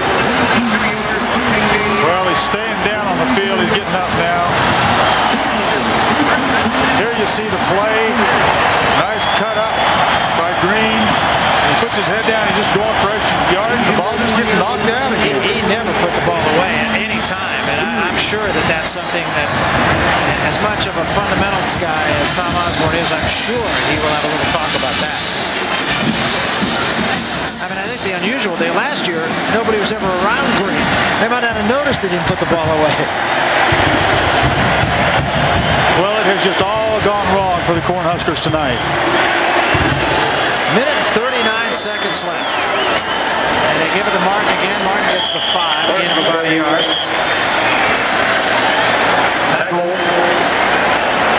The clock keeps ticking. Inside of 1:30 now. 2nd and 9 at the 5.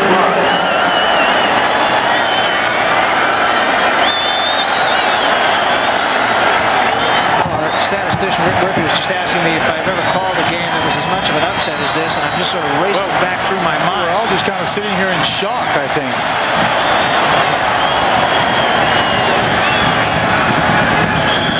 I mean, in all candor, when you and I and all our crew talked last night about this game and about what chance Arizona State had as Bush, I think that is, limping off the field.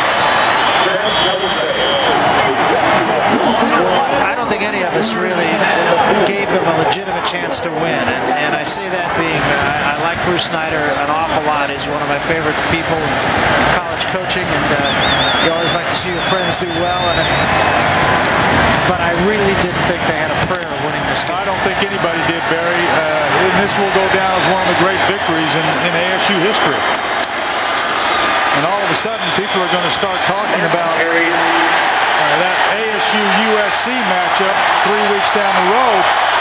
And hopefully they're not going to get too carried away because they got a couple of tough ones coming up between now and then, one next week against Oregon.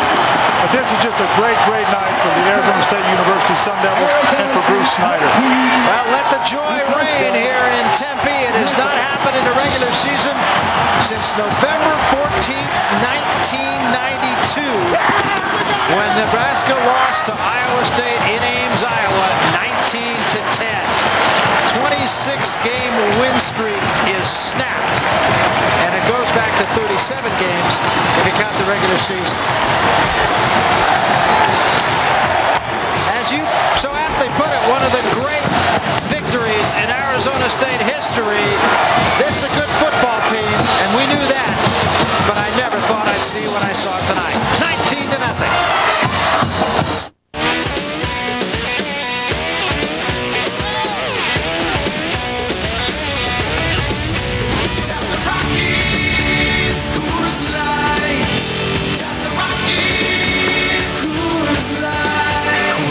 The silver bullet, it's shipped cold to tap the clean taste of the Rockies.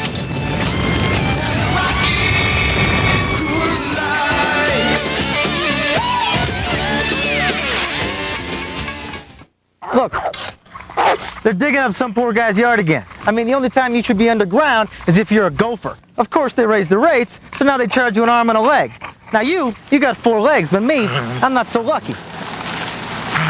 Well, on TV. Yeah, I heard about these guys. No need for shovels, heavy machinery, and you don't have to sign your life away for some satellite dish that costs more than my car. Well, on TV. What a concept. You know, every time we follow your nose, we end up in some place way away from where we're supposed to be. Have you ever noticed that? It's a tradition as old as the game itself. Bring it down to goalpost. This game has been brought to you by GT. It's amazing what we can do together. By Southwest Airlines, with low fares on every flight, every seat, every day. And by Chevron. To reduce knocking, try Chevron Supreme with the Techron additive. Chevron, simply smarter. Well, tonight's Power Bar player of the game, and we could have picked anyone of a number, but I think this guy clearly stood out amongst the group of standouts. Derek Rogers, 9 tackles, quarterback sack. He was around a ton of other sacks. Got that last safety, a big-time player. So once again, the final score in an upset above all upsets, Arizona State 19, Nebraska nothing. For Danny White and Andre Aldridge, I'm Barry Tompkins saying so long from Tempe, Arizona.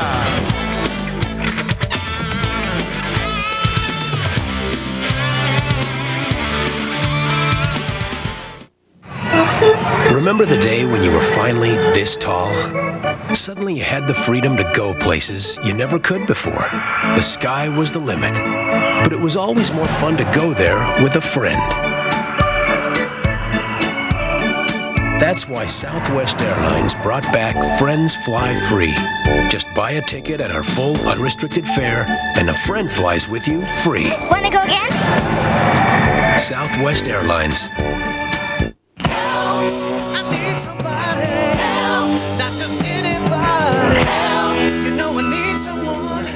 Every day, millions of customers count on GTE people. GTE quality. GTE reliability. So if you think telecommunications have only complicated your life, there's one company you can count on for help. Please help me. GTE. Help me. Amazing. Steve Young for Power Bar. Who hasn't eaten a candy bar at the movies? When you're sitting back watching a movie, a candy bar's fine. But life isn't one big movie. That's why there's Power Bar energy bars. They're low in fat, made from healthy foods, packed with nutrients, and deliver lots of complex carbs for sustained energy. So if you want to be ready for the challenges of life, rely on a Power Bar energy bar. It's real energy for the real world. I don't know what the story is. The garage is made for the car. Why do dogs and all the junk from the house live in the garage? Why is that? Everybody on the whole street's like that. There's nothing in there that anybody's used in at least 5 years. And what's even worse is I don't even get the high-octane fuel that I'm designed for. Like Chevron Supreme with Techron. You're nothing. No premium outperforms Chevron Supreme with Techron. Chevron, simply smarter. It's a pathetic existence. Jane, make sure you've got the right book. Not that one, swab it. Remember what happened before. I know hair grows back. The bagger at the market said you look cool. Always look for the yellow band and make sure it's Swabips. Well, I'm sure it was hard, to explain to your daughter why she couldn't have it done too. Good. The purple is almost gone.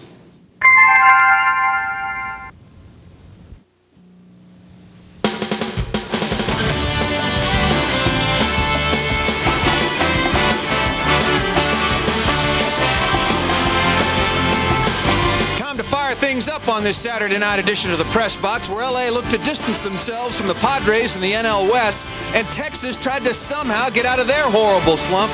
Well, Seattle was wide awake in their hopes of gaining ground on those Rangers. In college ball, Nebraska had a devil of a time with ASU, and it was the arms race in Knoxville, and it featured two of the best going at it in the SEC. And the Irish didn't get much Southern comfort down in Texas. And of course, on course, Tiger was purring at the BC Open. So let her rip. The Press Box is next.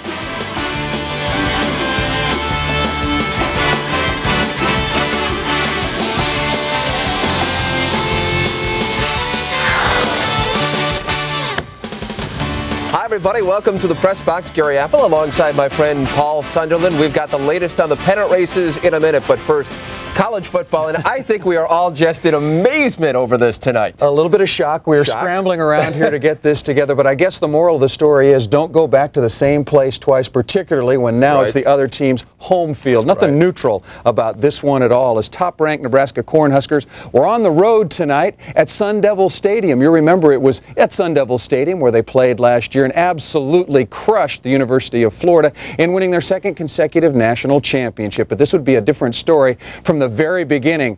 Laying in wait, the host squad from Arizona State, and they were ready. Jake the Snake Plummer at the controls. This is a good Arizona State team, a team that could well compete for the Pac-10 championship. In first quarter, Jake Plummer working his magic, play fake, scrambles away from the rush, and then finds Keith Poole all alone. His 100th career reception, and they were going crazy at Sun Devil Stadium. You can see nothing neutral about this. Look at this Amon Green fumbles it away. Thought it was a touchdown. No, only goes as a safety. All of a sudden it's 9-0. But they would come right back. That is Nebraska. And fumble once again. Here comes Arizona State's defense, and Tom Osborne cannot believe it. Cannot believe it some more. Look at this. Aaron Taylor snaps the ball before Scott Frost is ready. Yes, count him up. Another safety. A rough first half. Frost and the Cornhuskers down 17-0. Second half, Nebraska on the move. The ball on the ground. Can't do it again. The ball's loose. Now this is where Arizona State got a break, and the gentleman from Nebraska, well, I just can't quite believe it. They're self-destructing. Sun Devil defense led by Mitchell Friedman laying the wood on here. Sitting back at free safety, and Tom Osborne chomping away. Can't believe it. Scott Frost back to pass. And can you believe it? 3 safeties on the night. Unbelievable. And Arizona State pulls off the biggest upset so far in college football. Not only did they win, they shut out previously #1 ranked Nebraska. And you look at some of the streaks, 26 games, regular season, that is over. 37 games overall, that is over in terms of winning streaks. The first shutout of the Cornhuskers since 1973 versus Oklahoma. The first loss since the 93 Orange Bowl versus Miami, a 16-13 loss. Just getting started with college football, but a great start with the Arizona State Sun Devils. More college football in a moment.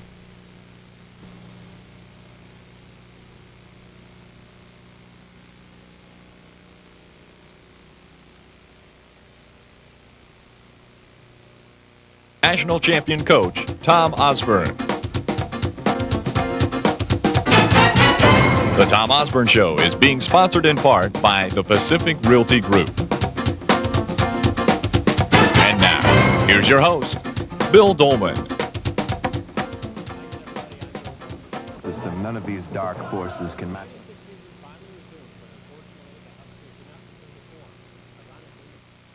Sun Devil Stadium, site of one of the Big Red's biggest victories 10 months ago, only to suffer one of its most stunning defeats Saturday night. 17th-ranked Arizona State pulled off the upset and knocked NU off the college football throne for the time being with a 19-0 decision. In the next hour, we'll talk with Coach Osborne and look at the highlights of the game. Plus, we'll be joined by defensive standout Jamel Williams, and we've got a feature on quarterback Scott Frost. But first, we turn our attention to the game with Nebraska head coach Tom Osborne. And Tom, you and I talked just briefly before the show went on the air, and the answer, I guess, to the game is quite simple. You just got beat, you said. Yeah, I'm afraid we were never really in it.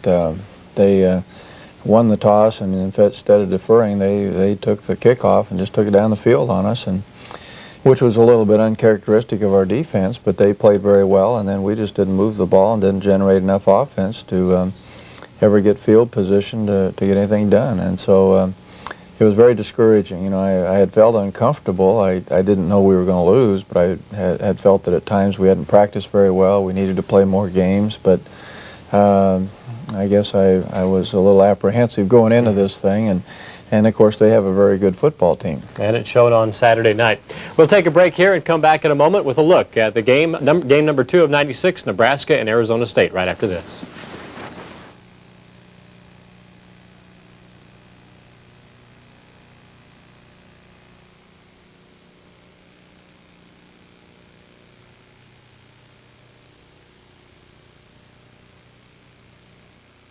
For all your Husker apparel.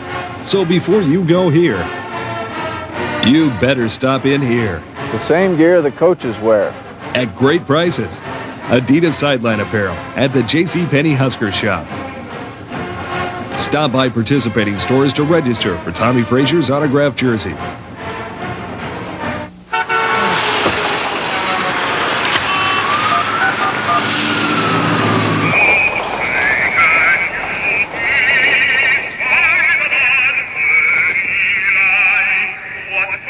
Because of its remarkable clarity, Cellular One is the nation's #1 cellular service, clear across America. Cellular One, offering state-of-the-art cellular service clear across Nebraska.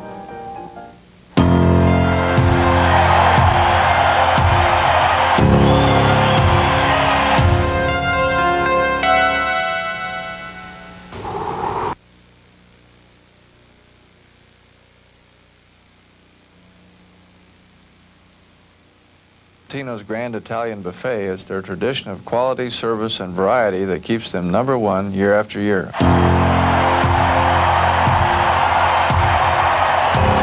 Hi, this is Rod Cush. Our company is growing again, this time to Bellevue. It's the grand opening of our new South Roads Mall store, and we're celebrating in all 4 stores with 12 months interest-free financing and these great deals. Nebraska back-to-back national championship beanbag chairs, $68. 5-piece oak or light dinette with leaf, now $2.99. $50 off any recliner in stock. Futons or daybeds, your choice, just $68. The fastest growing furniture store in the Midwest is now at South Roads Mall, and we're celebrating in all 4 stores. The grand opening of Rod Cush's Furniture. With 6 weeks of practice and just 1 game under the belt, the Huskers returned to action by taking to the road for their date with 17th-ranked Arizona State.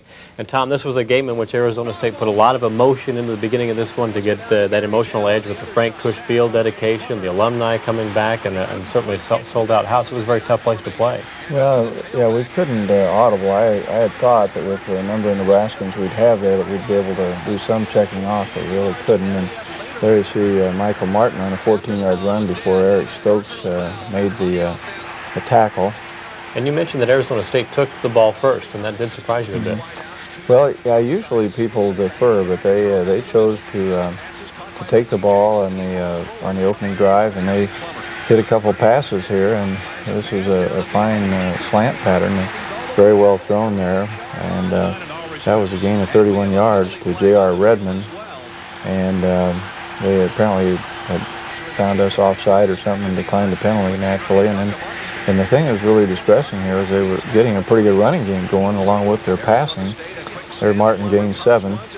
They had an extremely balanced attack. At one point in the game, I think they had 27 passes and 26 rushes. Well, and Plummer's a very good player. And of course, here you see a replay with Wistrom on the sacking Plummer for a 3-yard loss. Now a bootleg pattern, and this one's We almost had him in the backfield, and then we had a broken coverage. Everybody was playing man-to-man except one guy. He was playing zone, and that's kind of a bad combination. And so Poole was all by himself and caught a 25-yard touchdown pass from Plummer.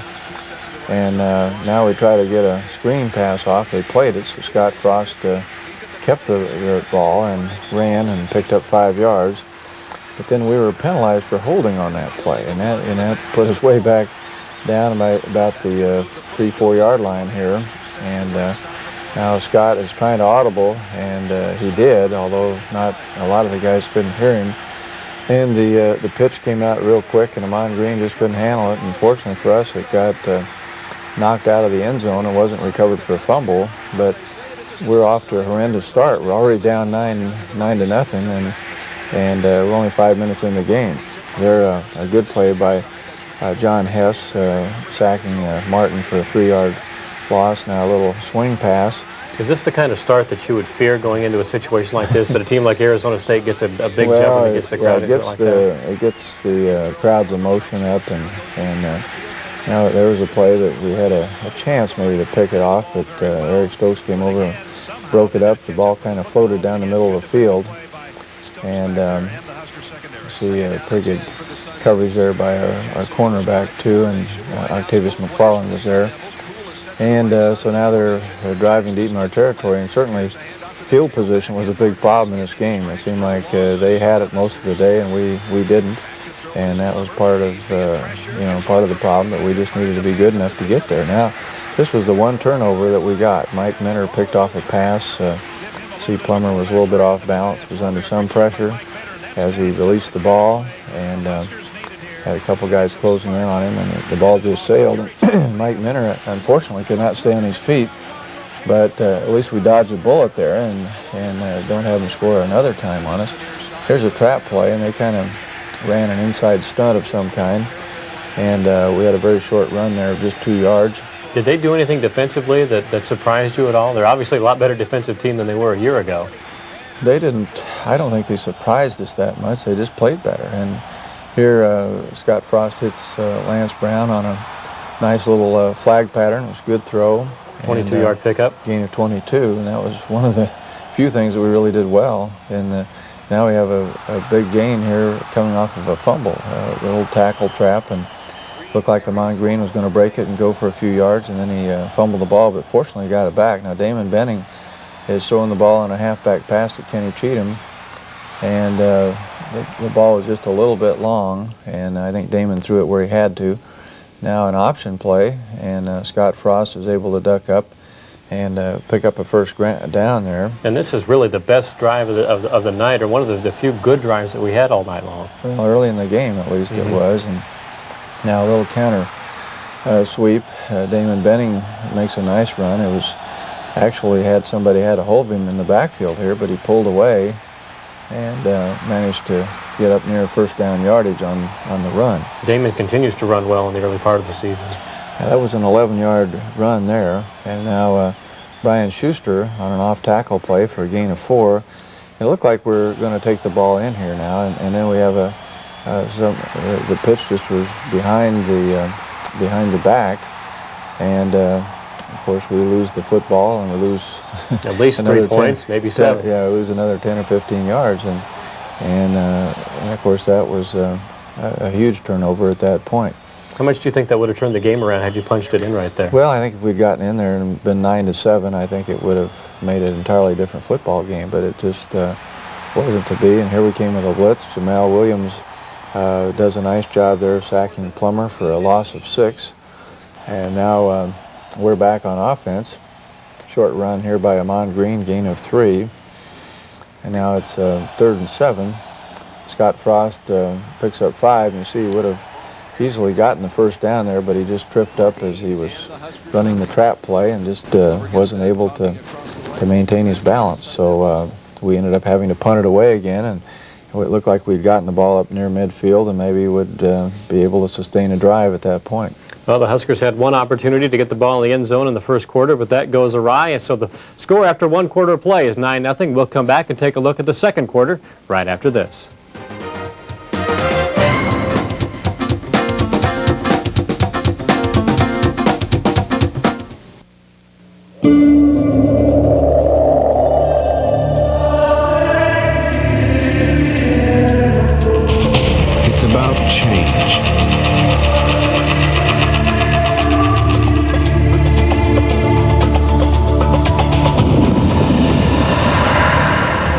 breaking rules and making new rules. About building machines more in harmony with humanity.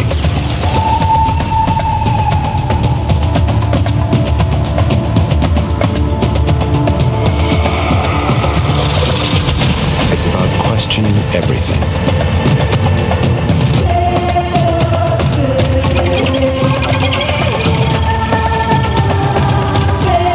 It's about change. The new Dodge. While Nebraskans pay higher and higher property taxes, the government keeps spending more money, while politicians claim they've fixed the problem. Chuck Hagel wants to change that.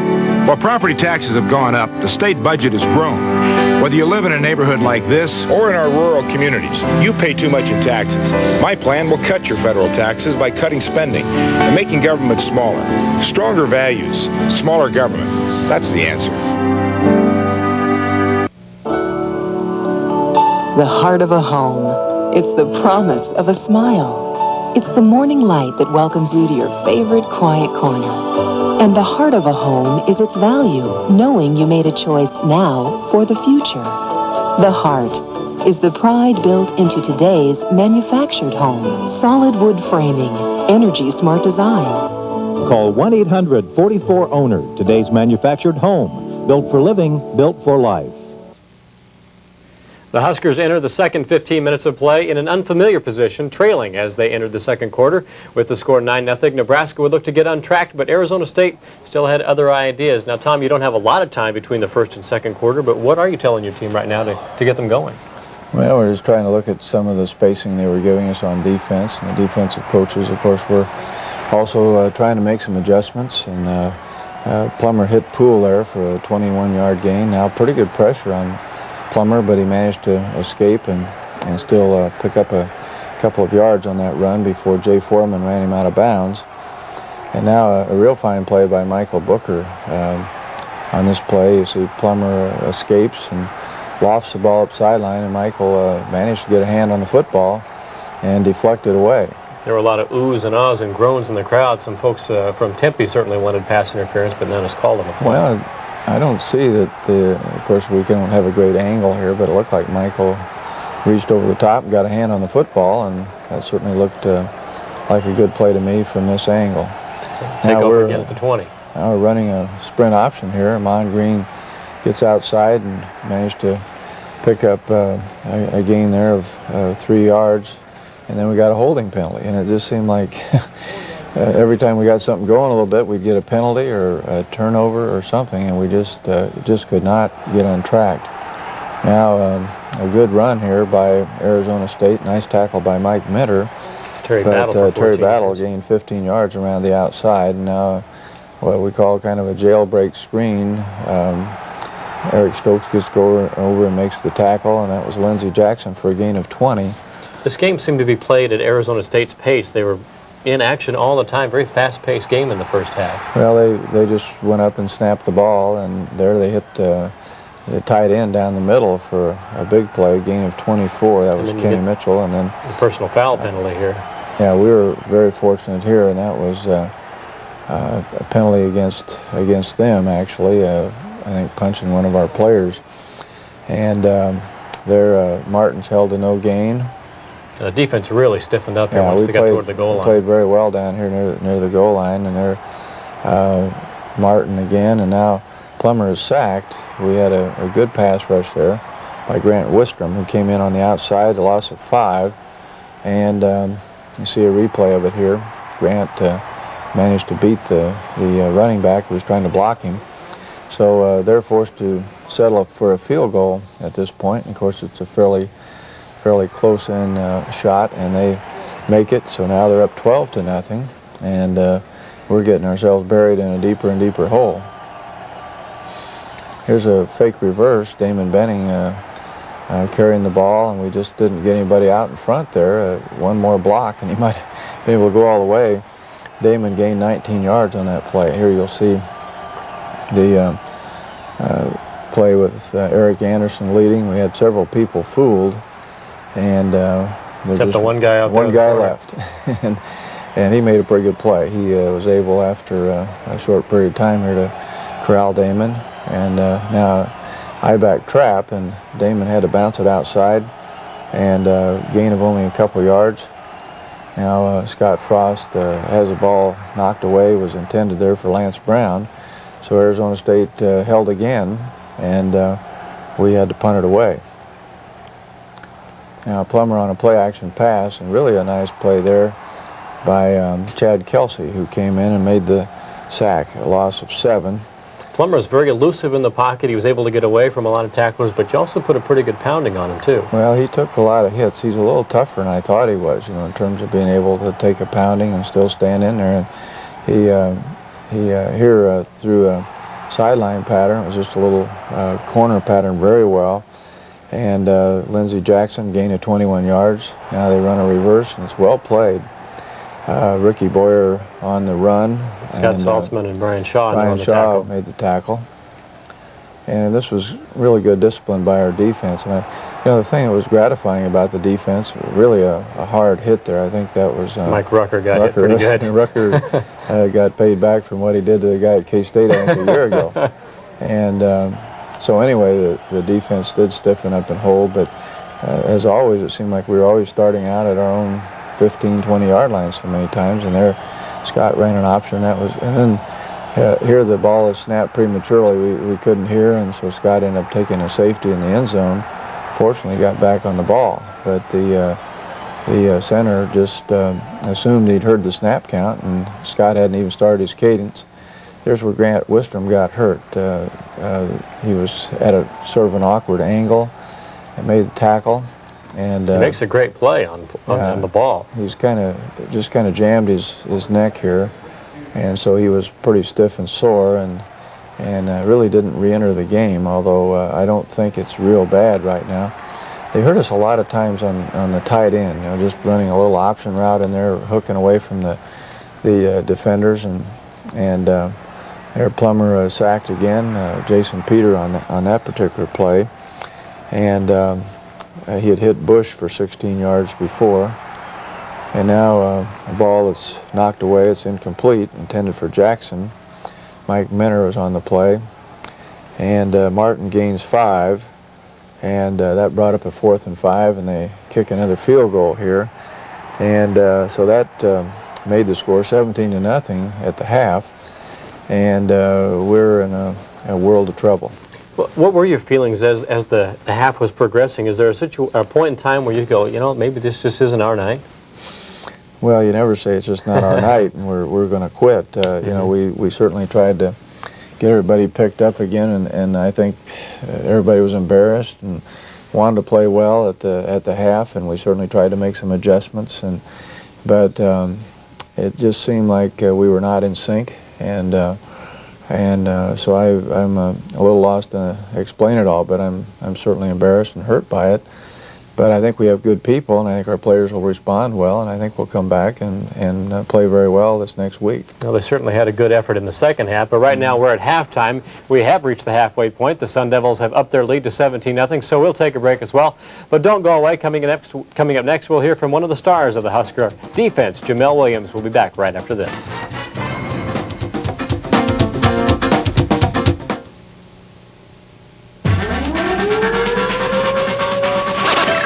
Take it on.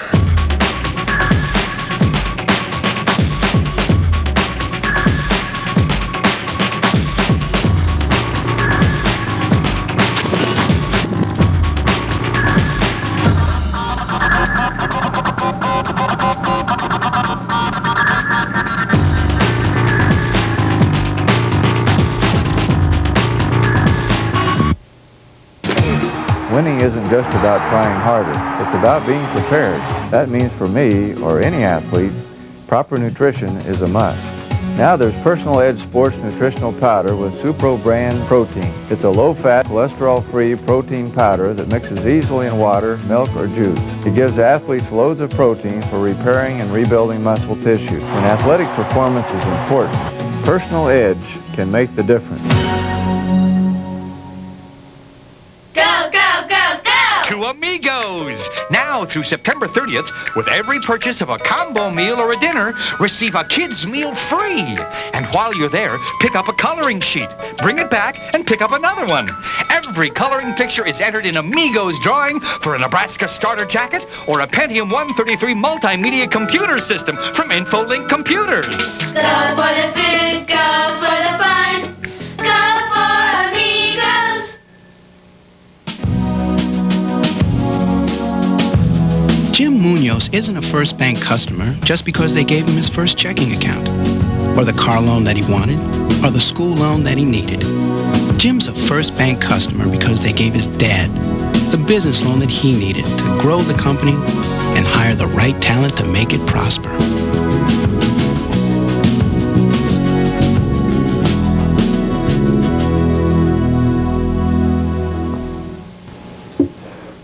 When Jamel Williams came to Nebraska, he was recruited as an athlete who figured to play a key role in the Huskers secondary. Instead, despite his size, he's found a home at linebacker and has emerged as one of the nation's best. And he was recently added to the list of Butkus Award candidates.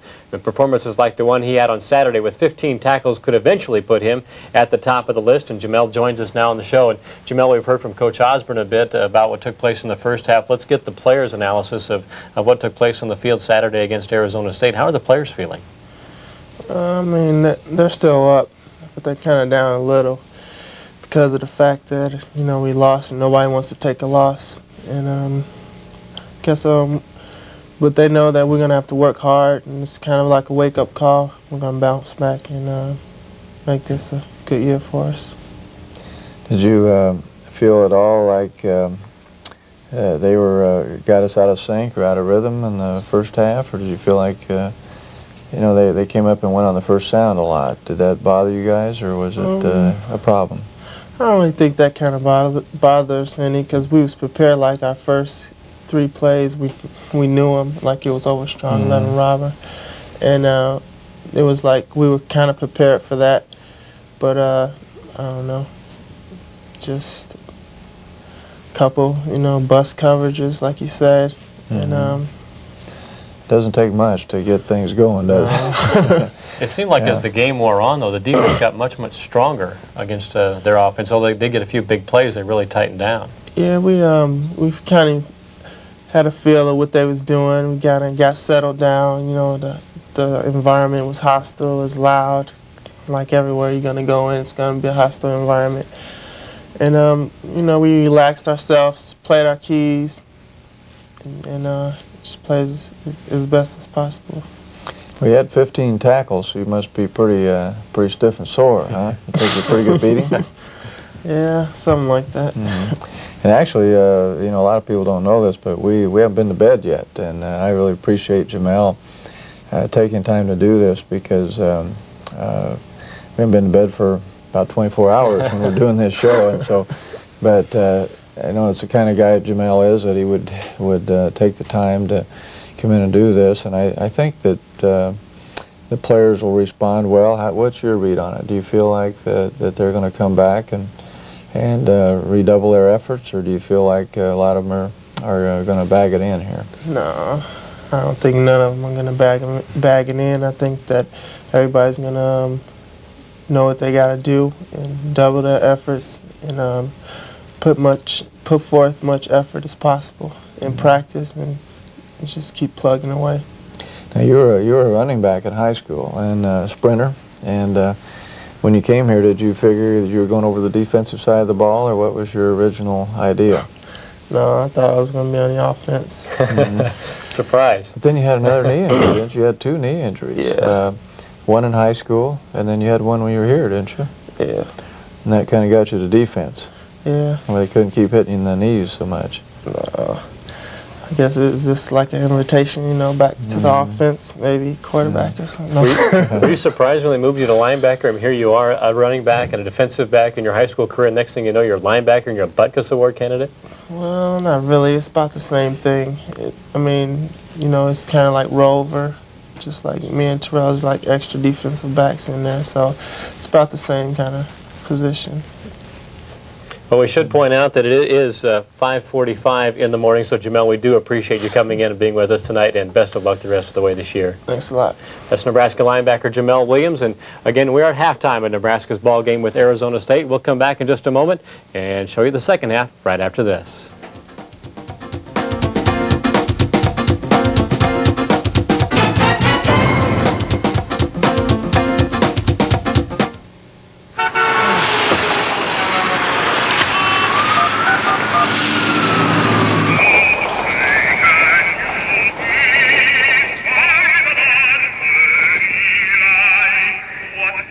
Because of its remarkable clarity, Cellular One is the nation's #1 cellular service, clear across America.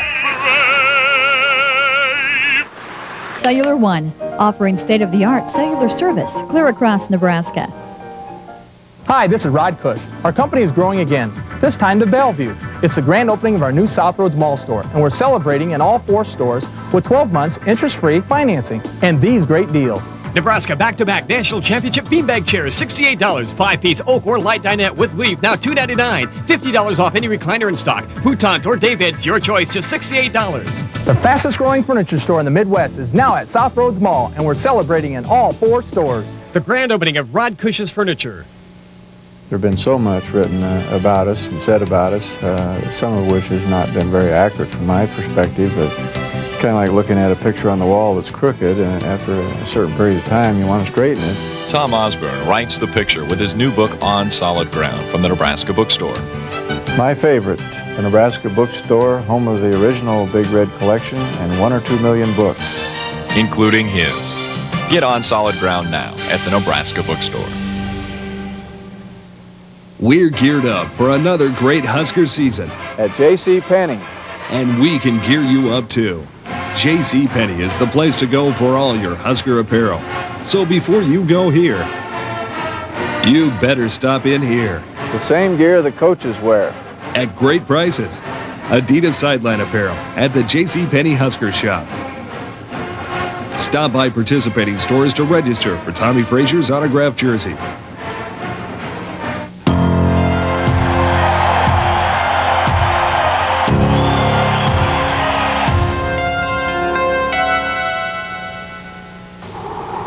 Ooh. Valentino's Pizza, anyone? I'm a little too busy to eat Valentino's Pizza during the game, but afterwards I know where to go to get the best pizza around.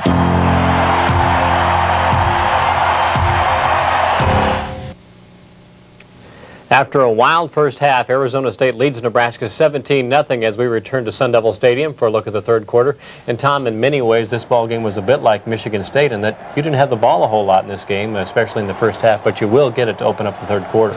Yeah, it was our choice here, and so we took the ball, ran an option on the first play. It looked like it was going to gain something, and ended up only being about a 2-yard gain. And now Scott Frost is trying to hit John Vedral, and John was knocked down or tripped or something happened, and we ended up having to punt the ball away. Good punt here by Jesse Cush, 57 yards.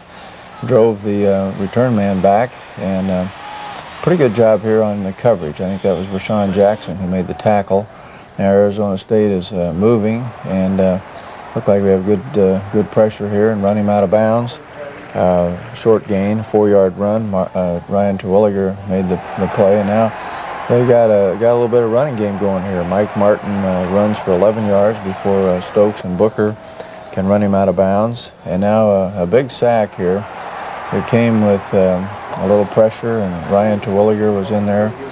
And Jamel Williams, I believe, made the sack. And so this was an all-out blitz, and Plummer got trapped and lost 12 yards. Now another little draw play and a very short gain. That was Terry Battle for a 3-yard run, and Jason Peter and John Hess made the stop. Did you decide to turn the heat up a little bit more defensively on the quarterback in the second half? We had to because of the fact that we had to make something happen, and so we probably did blitz more. There we had a nice option play. Now Amon Green carries the ball for a 7-yard run after getting 8 on that first play. This was really a big play here. This was a very well thrown ball. to Sheldon Jackson, and he just didn't hang on to it. And that would have been, one of those things that we needed to have happen to get this thing turned around a little bit. There was always a ball that went through the hands, or a stumble at an inopportune time, or something like that came up to bite you. Right, and there we ended up having to punt the ball away here on 4th down. Jesse Cush was a bright star in this ball game. He had some terrific punts. Jesse punted very well, and here we finally pinned them down deep in their territory, and a nice job of downing the ball. They did get a first down. Now a good job there by Jeff Ogard making the tackle. Jeff has said he's been very nervous in the early part of this season, but he seems to be playing pretty well. Yeah, he's a good player. I think he's doing very well right now. And there they complete a pass to tight end for the first down. Now a pretty good effort there. Jason Peter makes the tackle and stopped him for a very little gain. And now we're back on offense here. We hit a short pass here. We're going to try to lateral the ball to the I-back, and Brendan Holbein just couldn't quite get the ball on track. So now we have 4th and 2, and we're down our own territory. Amon Green manages to pick up 5 and gets the first down on the play. Here we see a replay of it. Pretty good block by Anderson, our right tackle, and Amon makes a pretty good individual effort by Amon, good too. Effort, because that was one of those things that would have been pretty tough if we hadn't made first down. Now, disaster strikes. Damon Benning loses the ball, and they blew it dead pretty early. Yeah, it looked like we thought the ball was dead, and we see a replay here. Damon makes a nice run. And it doesn't look like anybody has a handle on it right there. Just kind of pops free a couple of times. Yeah, and they gave it to Arizona State. And it just one thing after another. One thing after another is exactly right. And so by the time it looked like we were going to get something started, we wouldn't get it done. And there, Jamel Williams makes a great tackle on Martin as they swing around the outside. Another almost identical play. And again, Jamel makes the stop. You see there, Jared Tomish on the sideline. Now we run an option pass and trying to hit John Vedral on a crossing pattern, and John had maybe one step was about all. And now Scott throws the ball here, and that was where Brendan Holbein got hit awfully hard, and I think was dazed and really wasn't back in the ball game for another 4 or 5 series. And there Scott Frost is sacked on that particular play, and so Arizona State again is driving. A nice play there by our defensive front. Chad Kelsey was in on the play. Now a draw play, and good job again holding up front. Good defensive surge. Now he came with a blitz, and the ball was just barely tipped away by Eric Warfield, who made a very athletic play on that particular pass coverage. You see Eric coming over, and the defender was beaten a little bit on that. It was man-to-man, obviously, because of the blitz. And so Arizona State has got us on the ropes here, 17-0 at the end of 3 quarters. And their crowd is definitely feeling pretty good. Second largest crowd at Sun Devil Stadium to see the Sun Devils play. And they lead at 17-0. We'll be back to take a look at the 4th quarter highlights right after this.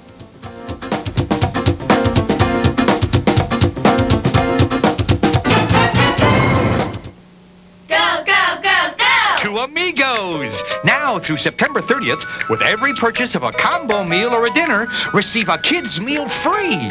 And while you're there, pick up a coloring sheet. Bring it back and pick up another one. Every coloring picture is entered in Amigos drawing for a Nebraska starter jacket or a Pentium 133 multimedia computer system from InfoLink Computers. Go for the food, go for the fun, go for Amigos. The Thompsons got their home equity installment loan from First Bank, not just because they could finance their car and deduct the interest, or get convenient ways to manage their money, or pay for the new addition to their home. They chose First Bank because the bank loaned them 100% of the equity in their home, which let them consolidate their finances and their family all at once.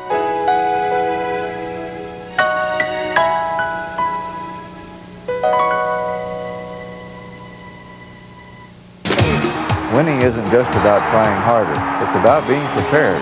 That means for me, or any athlete, proper nutrition is a must. Now there's Personal Edge Sports Nutritional Powder with Supro brand protein. It's a low-fat, cholesterol-free protein powder that mixes easily in water, milk, or juice. It gives athletes loads of protein for repairing and rebuilding muscle tissue. When athletic performance is important, Personal Edge can make the difference.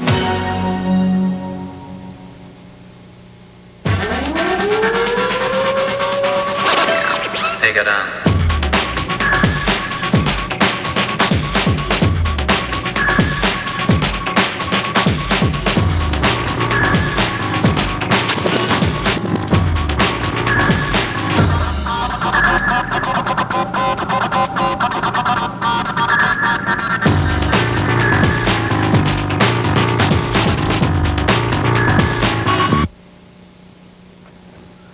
After a fast-paced 3 quarters of play, the Sun Devils begin to slow things down a little bit, and time begins to run out on Nebraska. But at 17-0, there's still a chance, Tom, to get back in this ball game if you can just catch a break. Yeah, we needed something good to happen, and on this bootleg pass, Scott Frost hits John Vedral, and John was kind of stumbling as he caught the ball and did manage to pick up 19 yards. Here you see a replay of it, and it's a good throw, and got us a little field position. We're up now the Arizona State 46-yard line at this point, and out of the shotgun formation. And here Scott gets chased out of the pocket, and the ball was tipped. They actually hit John Vedral before the ball got there, but since the ball was tipped, there wasn't any foul, and so again we don't get a first down. And this time Jesse's punt is a little bit too good. Actually just barely bounced into the end zone, and pretty good punt coverage. 46-yard effort for Jesse Good. Jesse had a couple over 50, 46, 48. They had a lot of players with heat cramps. You know, we seem to be in maybe better condition, but they still played very well. Here's a pass to their tight end, and now good penetration there. I believe that was John Hess who made the tackle and for a loss. Now Plummer is tackled for no gain by Booker and Williams, and so we did a great job there. They had, I think they had just 1 yard to go for first down. We held them 2 straight plays. Now a trap play, and they kind of stunted right into it. It was just one of those things that happens. We didn't block it that poorly. Now a screen pass to Damon Benning, and Damon is only able to get up to the line of scrimmage, and Jesse did a nice job here of fielding the snap from center. It was a lot off center a little bit, and now they get a punt return going up the sideline here before Brian Schuster finally knocked him out of bounds. That was a 25-yard return where we just didn't have good contain. Now Plummer's going deep, and good coverage there on that play by Mike Minter. And Martin runs for 1. Hess and Wiltz make the play.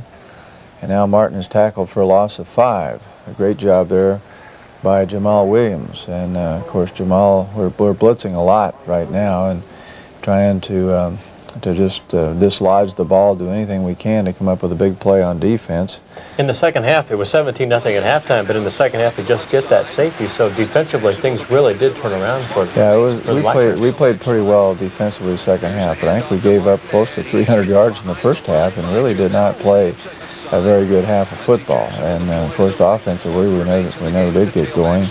And now Plummer's sacked for a loss of 6 by Jason Peter. What were your impressions of Jake Plummer in this ball game? Well, I think he's a very good player. You know, he throws well, he moves around well. He's been in that offense for a long time. He's played a lot of games, played a lot of big games. So, you know, he's a very experienced player. And the punting, I think, on both sides was pretty good. And now the last thing we needed at this stage of the game, of course, was to have the ball down on the 1 yard line. And so here we are back on the goal line again. And it was so noisy down there, it was very, very difficult. Here Scott Frost manages to hit Brendan Holbein for a gain of 11. That's a pretty good comeback for Brendan after taking that shot earlier in the half. He got hit pretty hard earlier in the game, and so we're down now to just under 8 minutes, and we got to make things. Take a look at that play again with Brendan as you get away from the goal line. You hate to be backed up in your own end zone throwing the ball, but you know, at this point we have no choice. And now a play action pass, and Scott has to scramble around, and he's sacked for a loss of 3 on that play. So that brought up a 2nd and 18. We're throwing out of the end zone again, and this time he hit Holbein for a gain of 8. And then disaster strikes again here, and Scott had pressure. A guy came through, sacked him in the end zone. And in fairness to Scott, he didn't have much chance here. That was Rogers, who was a good pass rusher, and just does a counter move there on Adam True, and there's 2 of them coming, and Scott can't dodge them both, and so he's sacked in the end zone. So we had 3 safeties, 6 points given up on safeties, and I can never remember. Have you ever seen that before in any game? It's been a long time since we've had a safety period, let alone 3 of them. And a lot of it had to do with the fact that we were backed up so much and near our own end zone. Well, with all the pressure that Scott was getting in the game, as you look to next week, will you make any changes along the offensive line? Well, we've got the best players we've got are out there, and you can't just start making substitutions. And but the thing we need to do is we need to run the ball better, because we had so many 2nd and 8s and 3rd and 7s, and now Matt Turman's in the ball game. Screen pass here. Brian Schuster gets out of bounds to kill the clock, and that was a gain of 10. Now you see a replay of it. See Chris Dishman out here in front, and he probably couldn't hear Brian holler the block. That, you know, when you catch the ball, you're supposed to holler block, and I don't think he could even hear because of the noise. And now Amon Green gets a pretty good run on a draw play, a gain of 9. And now Matt Turman on an option play picks up 8. And Matt, I think we'll see that again here. He manages to get around the end here, and does a pretty good job of running before their middle linebacker, made the stop on the play.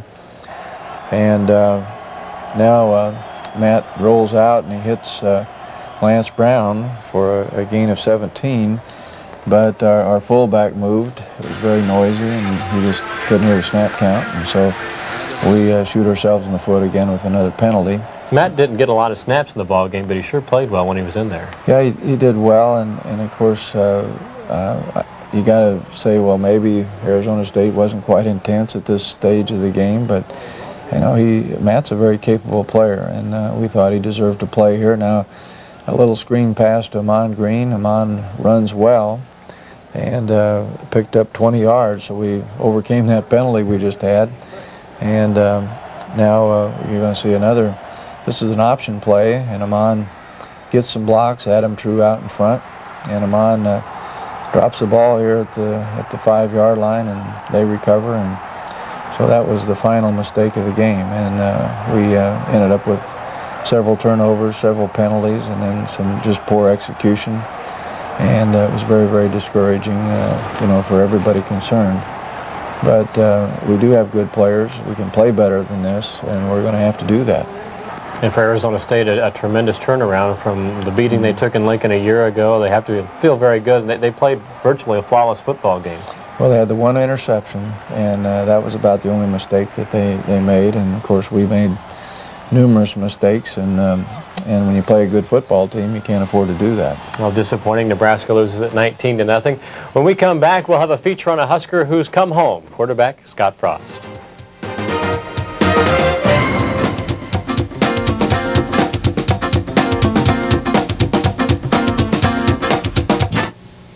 There's been so much written about us and said about us, some of which has not been very accurate from my perspective, but it's kind of like looking at a picture on the wall that's crooked, and after a certain period of time you want to straighten it. Tom Osborne writes the picture with his new book, On Solid Ground, from the Nebraska Bookstore. My favorite, the Nebraska Bookstore, home of the original Big Red Collection and 1 or 2 million books, including his. Get On Solid Ground now at the Nebraska Bookstore.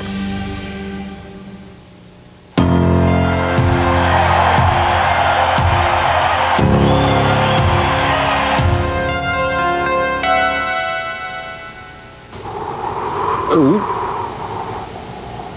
Valentino's Pizza, anyone? At Valentino's Grand Italian Buffet, it's their tradition of quality, service, and variety that keeps them #1 year after year.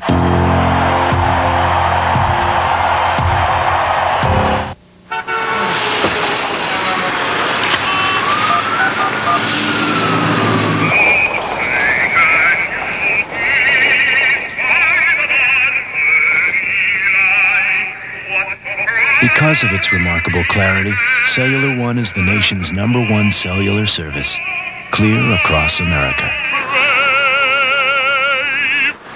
Cellular One, offering state-of-the-art cellular service clear across Nebraska. We're geared up for another great Husker season. At J.C. Penney. And we can gear you up too. J.C. Penney is the place to go for all your Husker apparel. So before you go here, you better stop in here. The same gear the coaches wear. At great prices. Adidas sideline apparel at the J.C. Penney Husker shop. Stop by participating stores to register for Tommy Frazier's autographed jersey. Going into the 1996 season, there was little doubt that the biggest shoes to fill on the Husker squad were at quarterback. The task of following in Tommy Frazier's footsteps has fallen squarely on the broad shoulders of junior quarterback Scott Frost. But as Jeff Schmall tells us, Scott receives a lot of support from a little Nebraska town. Hollywood makes movies about this kind of stuff. Small town kid, great athlete, intelligent, someone everyone looks up to. For Wood River, Nebraska, Scott Frost is that someone. And now that he's back in Nebraska, starting for the Huskers, the storybook career continues. I feel like I'm really where I belong back in the state of Nebraska, and with the fan support and the kind of unity that we have on the team, I feel like a great big part of that, and a great big part of a really successful and fun thing. Scott Frost changing the play at the line of scrimmage. Here's the fake to the fullback, tucks the ball away, runs to the 5, he's in for the touchdown! And there's your first Husker touchdown of 1996. Whenever a small Nebraska town has one of its own starting for the Huskers, it's cause for excitement. But to have the starting quarterback at Nebraska, now that's really something special. You know, it's a big deal for the town and myself, you know, when you're watching TV and hear Wood River, you know, why it gives you quite a boost, and it's really something exciting for the whole community. It's great to know that Scott is from here. It's been fun to watch him grow and to develop into the athlete that he is, and also the young man that he is. I know that Wood River is very proud of the young man, and he's not only a great athlete, but he's also a great individual. You know, there's some advantages and different disadvantages to a small school, but, you know, looking back, I had a great time in high school. I had some great friends, some great people surrounding me, and a great high school career. So Wood River was really good to me, and I owe it a lot.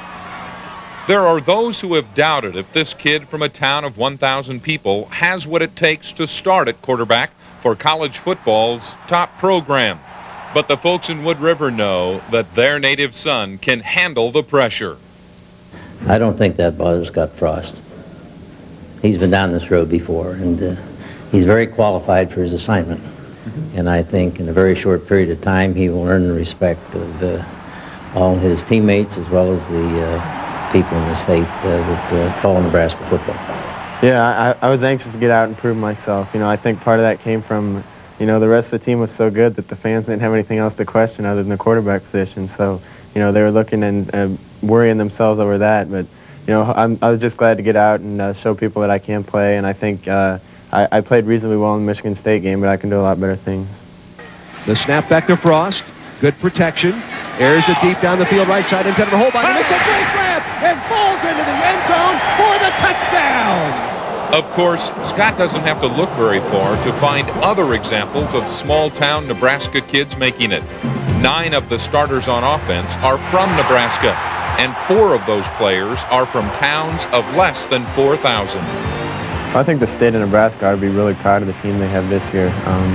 There's so many kids from the state of Nebraska and playing on the team and contributing a great deal to the team, and I think that says a lot, not just for the athletic ability of people in Nebraska, but also the work ethic and integrity of people in Nebraska, because a lot of the kids that come in here from small town in Nebraska aren't given a real big chance, but they put out the effort and they work harder than everybody else, and I think that's the reason that a lot of them are in the position they are today. All-American honors, a job in the NFL, even a Hollywood movie might all be in Scott Frost's future. But for the time being, Scott is concentrating on his job with the Huskers. I think the number one thing I want to do is earn the respect and admiration of my teammates and get along with my teammates. If we can get out there and be a cohesive unit and everybody get along and everybody like each other and have fun playing, then that's a big goal and it'll be a big step toward winning another national championship.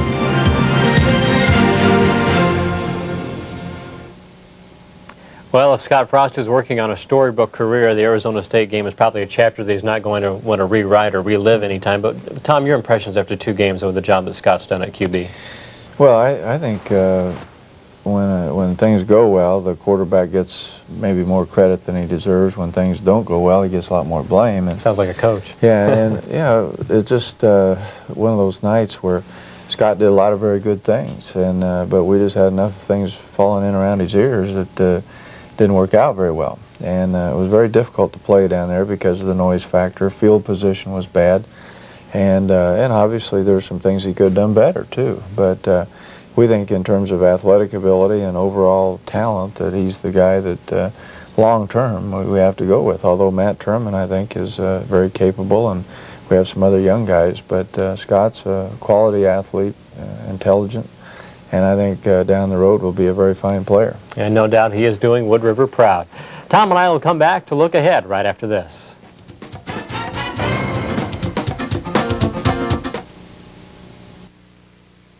For Caravan, we invented new ways to stash your stuff. Now we're building more bins and boxes, and a great new place to put them. The new Dodge Dakota. It's full of surprises. We packed our full-size Ram with Magnum power. Now we're reloading. The new Magnum-powered Dodge Dakota. It's full of surprises. Pick up ideal door savings at Menards. Get the best deals on garage doors from Ideal. Steel doors are extra durable, complete with hardware and weather seal, starting at just $188.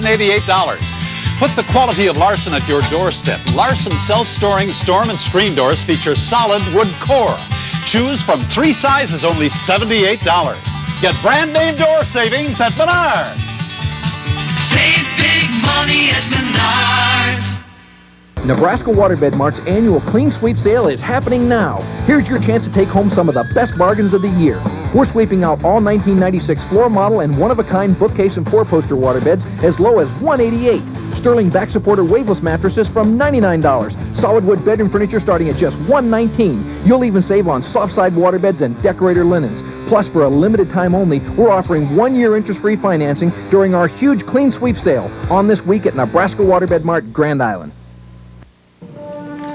Most of you know me pretty well by now. As your governor, I put the brakes on wasteful spending, and I've balanced the state budget 6 years in a row. Now I'm running for the U.S. Senate, and I have a specific plan for balancing the federal budget. My plan cuts spending to the bone, but it protects education and seniors. And most importantly, it provides a tax cut now for middle-income families. Ben Nelson, he's out to set things right. Back to the show. Tom, Colorado State comes to town next week, and I would imagine after a game like you had on Saturday night against Arizona State, the best remedy for your club is to play a game.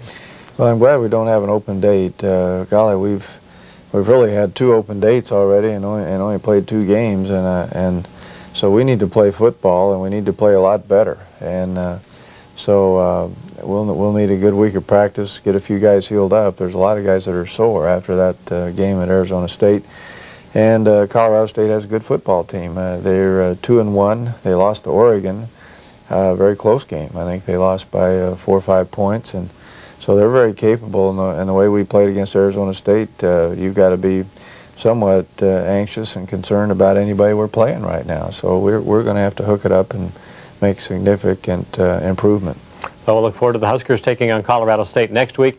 Tom and I will come back to close out the show right after this. Vince and Brenda Fuller are First Bank customers. not just because they have Checking Plus, which protects them from overdrafts, and a line of credit, which protects them from the unexpected. The Fullers are First Bank customers because at midnight, a banker helped them find their checking error and transfer funds to cover it, which protected them from a sleepless night.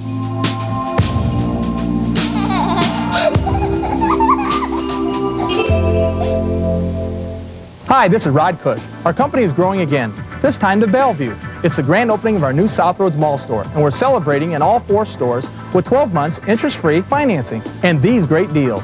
Nebraska back-to-back national championship beanbag chairs, $68. 5-piece oak or light dinette with leaf, now $2.99. $50 off any recliner in stock. Futons or daybeds, your choice, just $68. The fastest growing furniture store in the Midwest is now at South Roads Mall, and we're celebrating in all 4 stores. The grand opening of Rod Cush's Furniture.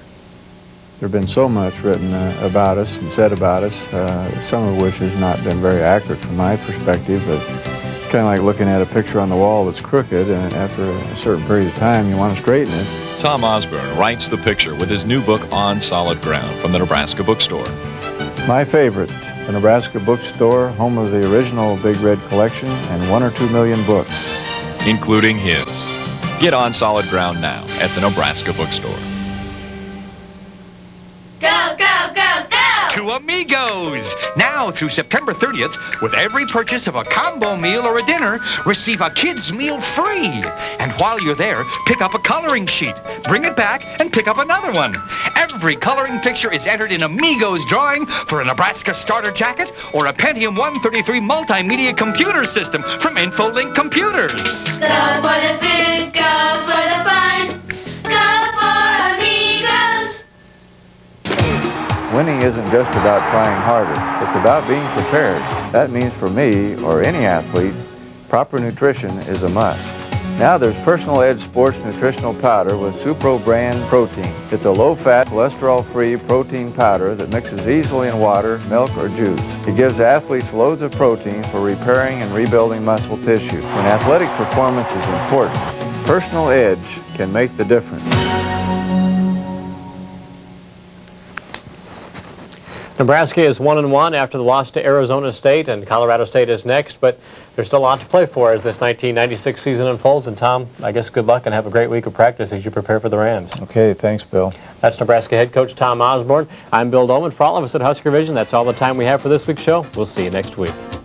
The Tom Osborne Show has been sponsored in part by the Pacific Realty Group. Tom Osborne's wardrobe has been furnished by Gary Michaels Clothiers in Lincoln and Hastings. Truly, Nebraska's leader in fine gentlemen's apparel. This has been a Husker Vision production. Check out these hot values at your local Champion Auto Store. The do-it-yourself sale is bursting with hot values. Champion Auto has Haynes automotive repair manuals now $9.99. Haynes manuals are written so they're easy to use. Does your newer car have one too many nicks? The flawless touch-up kits are on sale for $5.99. Champion Auto has a large selection of scratch and fix touch-up paint. Be sure to pick up your do-it-yourself sales circular. Take advantage of these hot values and more going on at your local Champion Auto Store. ABC and McDonald's salute the 25th anniversary of Walt Disney World. It's time to remember the magic. Happy 25th anniversary, Walt Disney World. Get the celebration details at McDonald's. And remember to watch ABC's new TGIF lineup this fall, including Clueless and Melissa Joan Hart in Sabrina. I just love it. Celebrate the magic of Disney by going to your local McDonald's for your chance to win a vacation to the Walt Disney Resort near Orlando. Happy 25th anniversary, Walt Disney World, from McDonald's and NTV. Peter Jennings. More experience, more depth, more solutions. No wonder more Americans get their news from ABC News. ABC's World News Tonight with Peter Jennings. A check of gambling in Nebraska on NTV News Late Edition.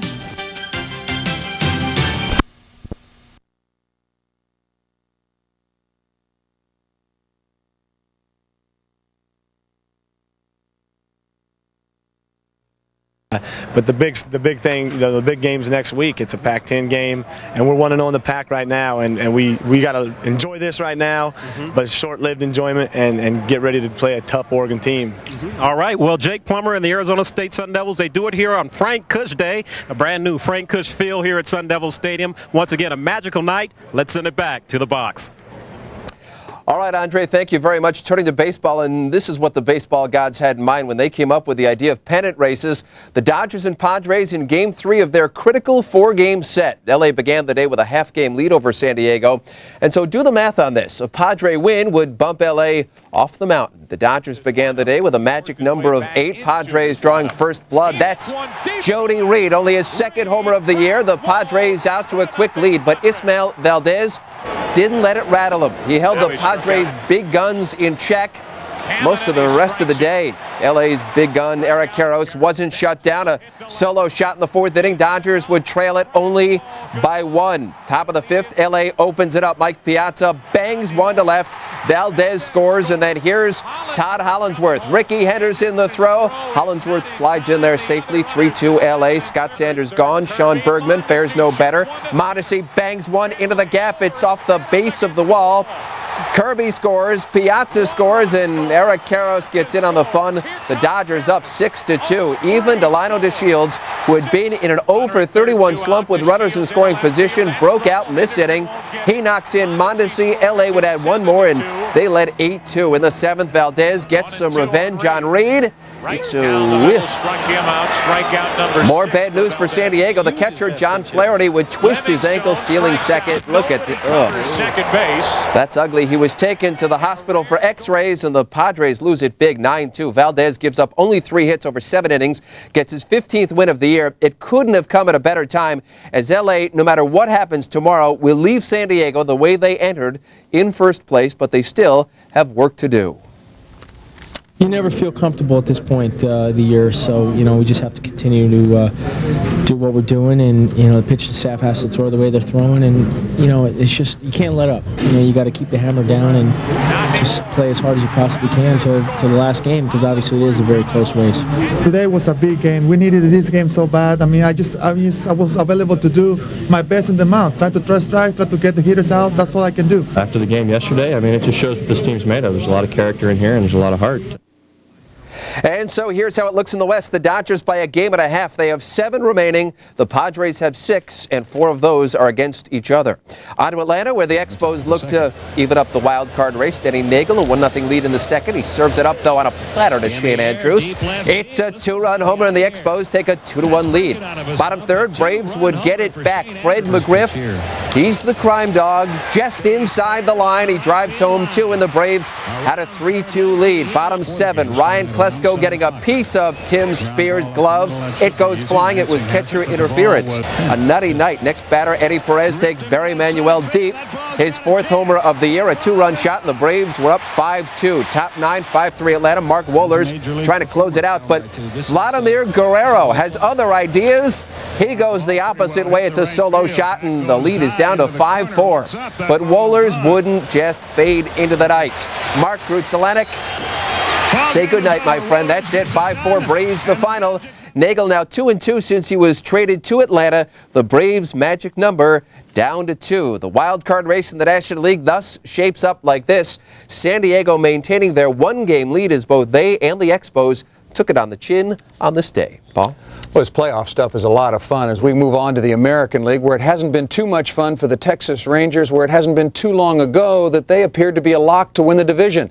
Their infamous history was finally put to rest. You can forget all of that. The Rangers are collapsing once again, and their lead in the West is down to a single game. Their infamous journey continued in Anaheim, and the Rangers needed a strong performance from John Burkett, and they got it. Bottom 1st, Chili Davis goes down looking. JT Snow, he's looking at strike 3, and he wasn't happy about that one. Top 3rd, Rusty Greer, he's going to get all of this Jim Abbott pitch, and Jim Abbott has had a forgettable season. I like him. I hope he comes back. His 18th, 2-0 Texas. Next hitter, Juan Gonzalez plays long ball.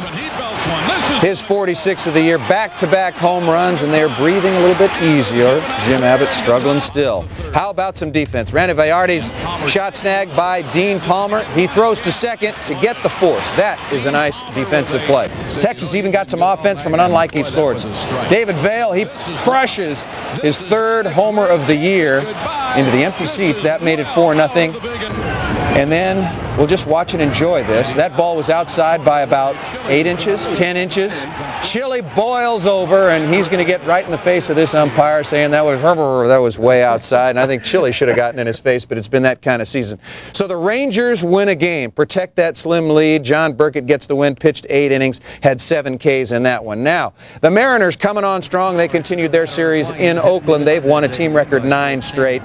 Bottom second, a man on for Jay Buhner, and he gets all of this one, number 42. Is he running yet? Yeah, it was fair. It's up there. It's gone. 2-0 Seattle. Then in the 3rd, Alex Rodriguez. And then sweet swinging Ken Griffey Jr. Go back to back. Yep, Edgar Martinez to back. You'll hear more about that. Boy, that was record-setting, 5-0. Jamie Moyer, he was solid all game long. He had the changeup working. That gets Ernie Young. And Moyer got some help from his defense. Tony Batista drives it. Griffey Jr., stay away from that wall, Jr. Don't go in there now. The playoffs are coming, and they refuse to lose. At least they're not doing the Macarena. The Mariners win this one 9-2. Of course, trail the Texas Rangers, who were a fortunate winner tonight by 1 game, and there it is. There's the AL West. Everybody else is out of it. It's between those 2 teams. Of course, the wild card, the pennant races, everything great in baseball in the American and National Leagues. Thank goodness for the wild card. Yes, it is indeed exciting. Back to college football now, and the day Tennessee players and fans had been waiting for about a year. The chance to get revenge on Florida. A year ago, the Gators whipped up on Tennessee 62-37. This year, the second-ranked Vols came in as 3-point favorites, and with the leading Heisman Trophy candidate, Peyton Manning, on their side. But it was the other quarterback who struck early and often. Danny Werfel looking and finding Riedel Anthony, and the Gators were up 7-0. Tennessee looking to answer back. Manning, play action. His pass off his receiver's hands right into the hands of Tico Brown. Not the start that Peyton wanted. Werfel capitalizes, isolating the tailback. Terry Jackson on the linebacker. His second of 4 touchdown passes in the half, 14-0 Gators, and it didn't get any better. Manning under heavy pressure. The screen deflected. James Bates comes up with it. 4 first-half interceptions for Manning. Still in the first half, Tennessee tries the ground attack, and it's a loose football. Anthony Lott takes it in midair, and he goes 27 yards. Florida 35-6 at the break. Manning down, but he wasn't out. Second half, over the middle. It's Andy McCullough, and look at the speed. Gets to the outside, 20 yards. He dives in. That was a great effort. 35-16. Then fourth quarter, a bit of play action. Manning, Eric Lane, he's wide open. 35-22. The 107,000 on hand came back to life. Manning, a school record, 492 yards passing. Trying to rally them again. It's McCullough, 35-29. Was the miracle possible? They need the onside kick. The kick? It wouldn't happen. It went right through. It goes out of bounds, and that was it. The comeback falls short. Smokey, well, he was out of gas. 35-29. After falling behind so far early on, Manning was forced to throw the ball 65 times. Florida has now beaten Tennessee on 4 consecutive occasions. The day's second marquee matchup deep in the heart of Texas. That's Lou Holtz. It was Notre Dame and Texas. James Brown to Mike Adams. 7-0 Longhorns early on. Second quarter, it was 7-3. Priest Holmes going up, and he flips in. It's 14-3 Texas. But the Irish come back. The freshman tailback Robert Farmer, his first carry of the game, 18 yards. It's a touchdown. It was 14-10. Irish driving before the half was over. Autry Denson takes it up the middle, cuts it to the outside. Would he go? Well, he's down to the 3, and then on the very next play, a bit of play action. Ron Powless to Mark Edwards. 17-14 Irish at the half. Fourth quarter, Texas leading 24-17. 3 minutes to go. Denson from 6 yards away. Pick up the speed. He's in, and it was a tie game. Got a minute left. Texas punting. No pressure. And that's a bad punt. Just a 22-yarder, and it gave Notre Dame great field position. 5 seconds to go. The freshman Jim Sanson, 39 yards away, and that's it. The Irish win it 27-24. Sanson's nickname from Holtz was foul ball because he had missed so many in practice, but today he shows he's a gamer. When asked about the winning field goal, Holtz said, Well, it's hard to see when you're on your knees with your head pointed towards the sky. I guess his nickname now is Yard, if it used to be something else. The 8th-ranked Michigan Wolverines, as we move along, probably didn't think much of Boston College before their matchup today in Ann Arbor, before 106-7-8. But the Eagles had upset on their minds. Head coach Dan Henning saying, do it my way, and we'll get things going. If you're a wide receiver and you're a high school kid, change positions. Do something else. Go out for the tennis team. It's dangerous. First quarter, Scott Driesbach hits Russell Shaw. Fabulous catch. Great catch. You see the fade pattern. Those are safe. 23 yards and a touchdown. Second quarter, Matt Hasselbeck finds Steve Everson there. 3-yard touchdown. Game tied 7. Michigan, well, what would happen? And then the rain or the snow or something came, but this is football weather. This is when men were men and football players were football players, and they're rambling. 14-7 Boston College now, and Dan Henning likes this kind of weather. Why else would you move from San Diego to Boston? But in the fourth quarter, tied at 14, Driesbach hits Jeremy Tooman. He's going to go all the way, 58 yards for the touchdown, 20-14. Michigan wins this. They go to 3-0. Scott Driesbach had a great night, great day, 19 of 28, 292 yards. Next up, rain or shine, UCLA in Ann Arbor.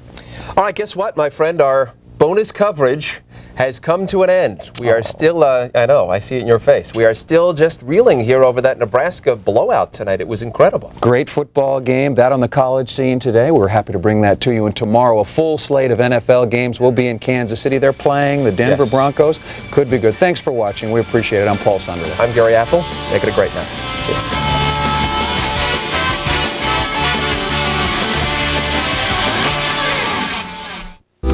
Welcome to Arnett's. Unlike some cars, leasing an Accord is an act of self-indulgence that's also smart. Welcome to Arnett's. Since our new Accord lease offers a lot of car for the money, it shows great financial acumen. Welcome to Arnett's. Enjoy your meal. The valet may not park it up front, but who knows? Good evening, Mr. Harnett. Evening, George. How are we doing tonight? Just fine, sir. I'm glad to hear. Now you can lease a Honda Accord LX for $239 a month for 33 months and an $1,850 down payment. Tired of spending your money on gimmick fitness equipment with no results? Is your home looking like a fitness graveyard? Get back to the basics with Smart Lock. Experts agree weight training is the key to a beautiful and healthy body. Now there's one free weight system that can satisfy all your weight training needs. Smart Lock, the world's first compressible dumbbell system. The Smart Lock system utilizes a patented built-in collar, which makes weight changes a snap. It's that easy. Plus, it's the only system that allows you to convert your 2 dumbbell handles into a multi-purpose barbell. Just snap your handles onto the barbell converter and you're ready to go. Perfect for in the home, office, or on the road. Stop wasting your time using outdated technology. Get smart with Smart Lock, technology for the 21st century. For only $59.99, you get 2 Smart Lock handles and the barbell converter. Also available, the all-steel Smart Lock Competitor, which holds up to 80 pounds per dumbbell. Steve Young for Power Bar. Who hasn't eaten a candy bar at the movies? When you're sitting back watching a movie, a candy bar's fine. But life isn't one big movie. That's why there's Power Bar energy bars. They're low in fat, made from healthy foods, packed with nutrients, and deliver lots of complex carbs for sustained energy. So if you want to be ready for the challenges of life, rely on a Power Bar energy bar. It's real energy for the real world.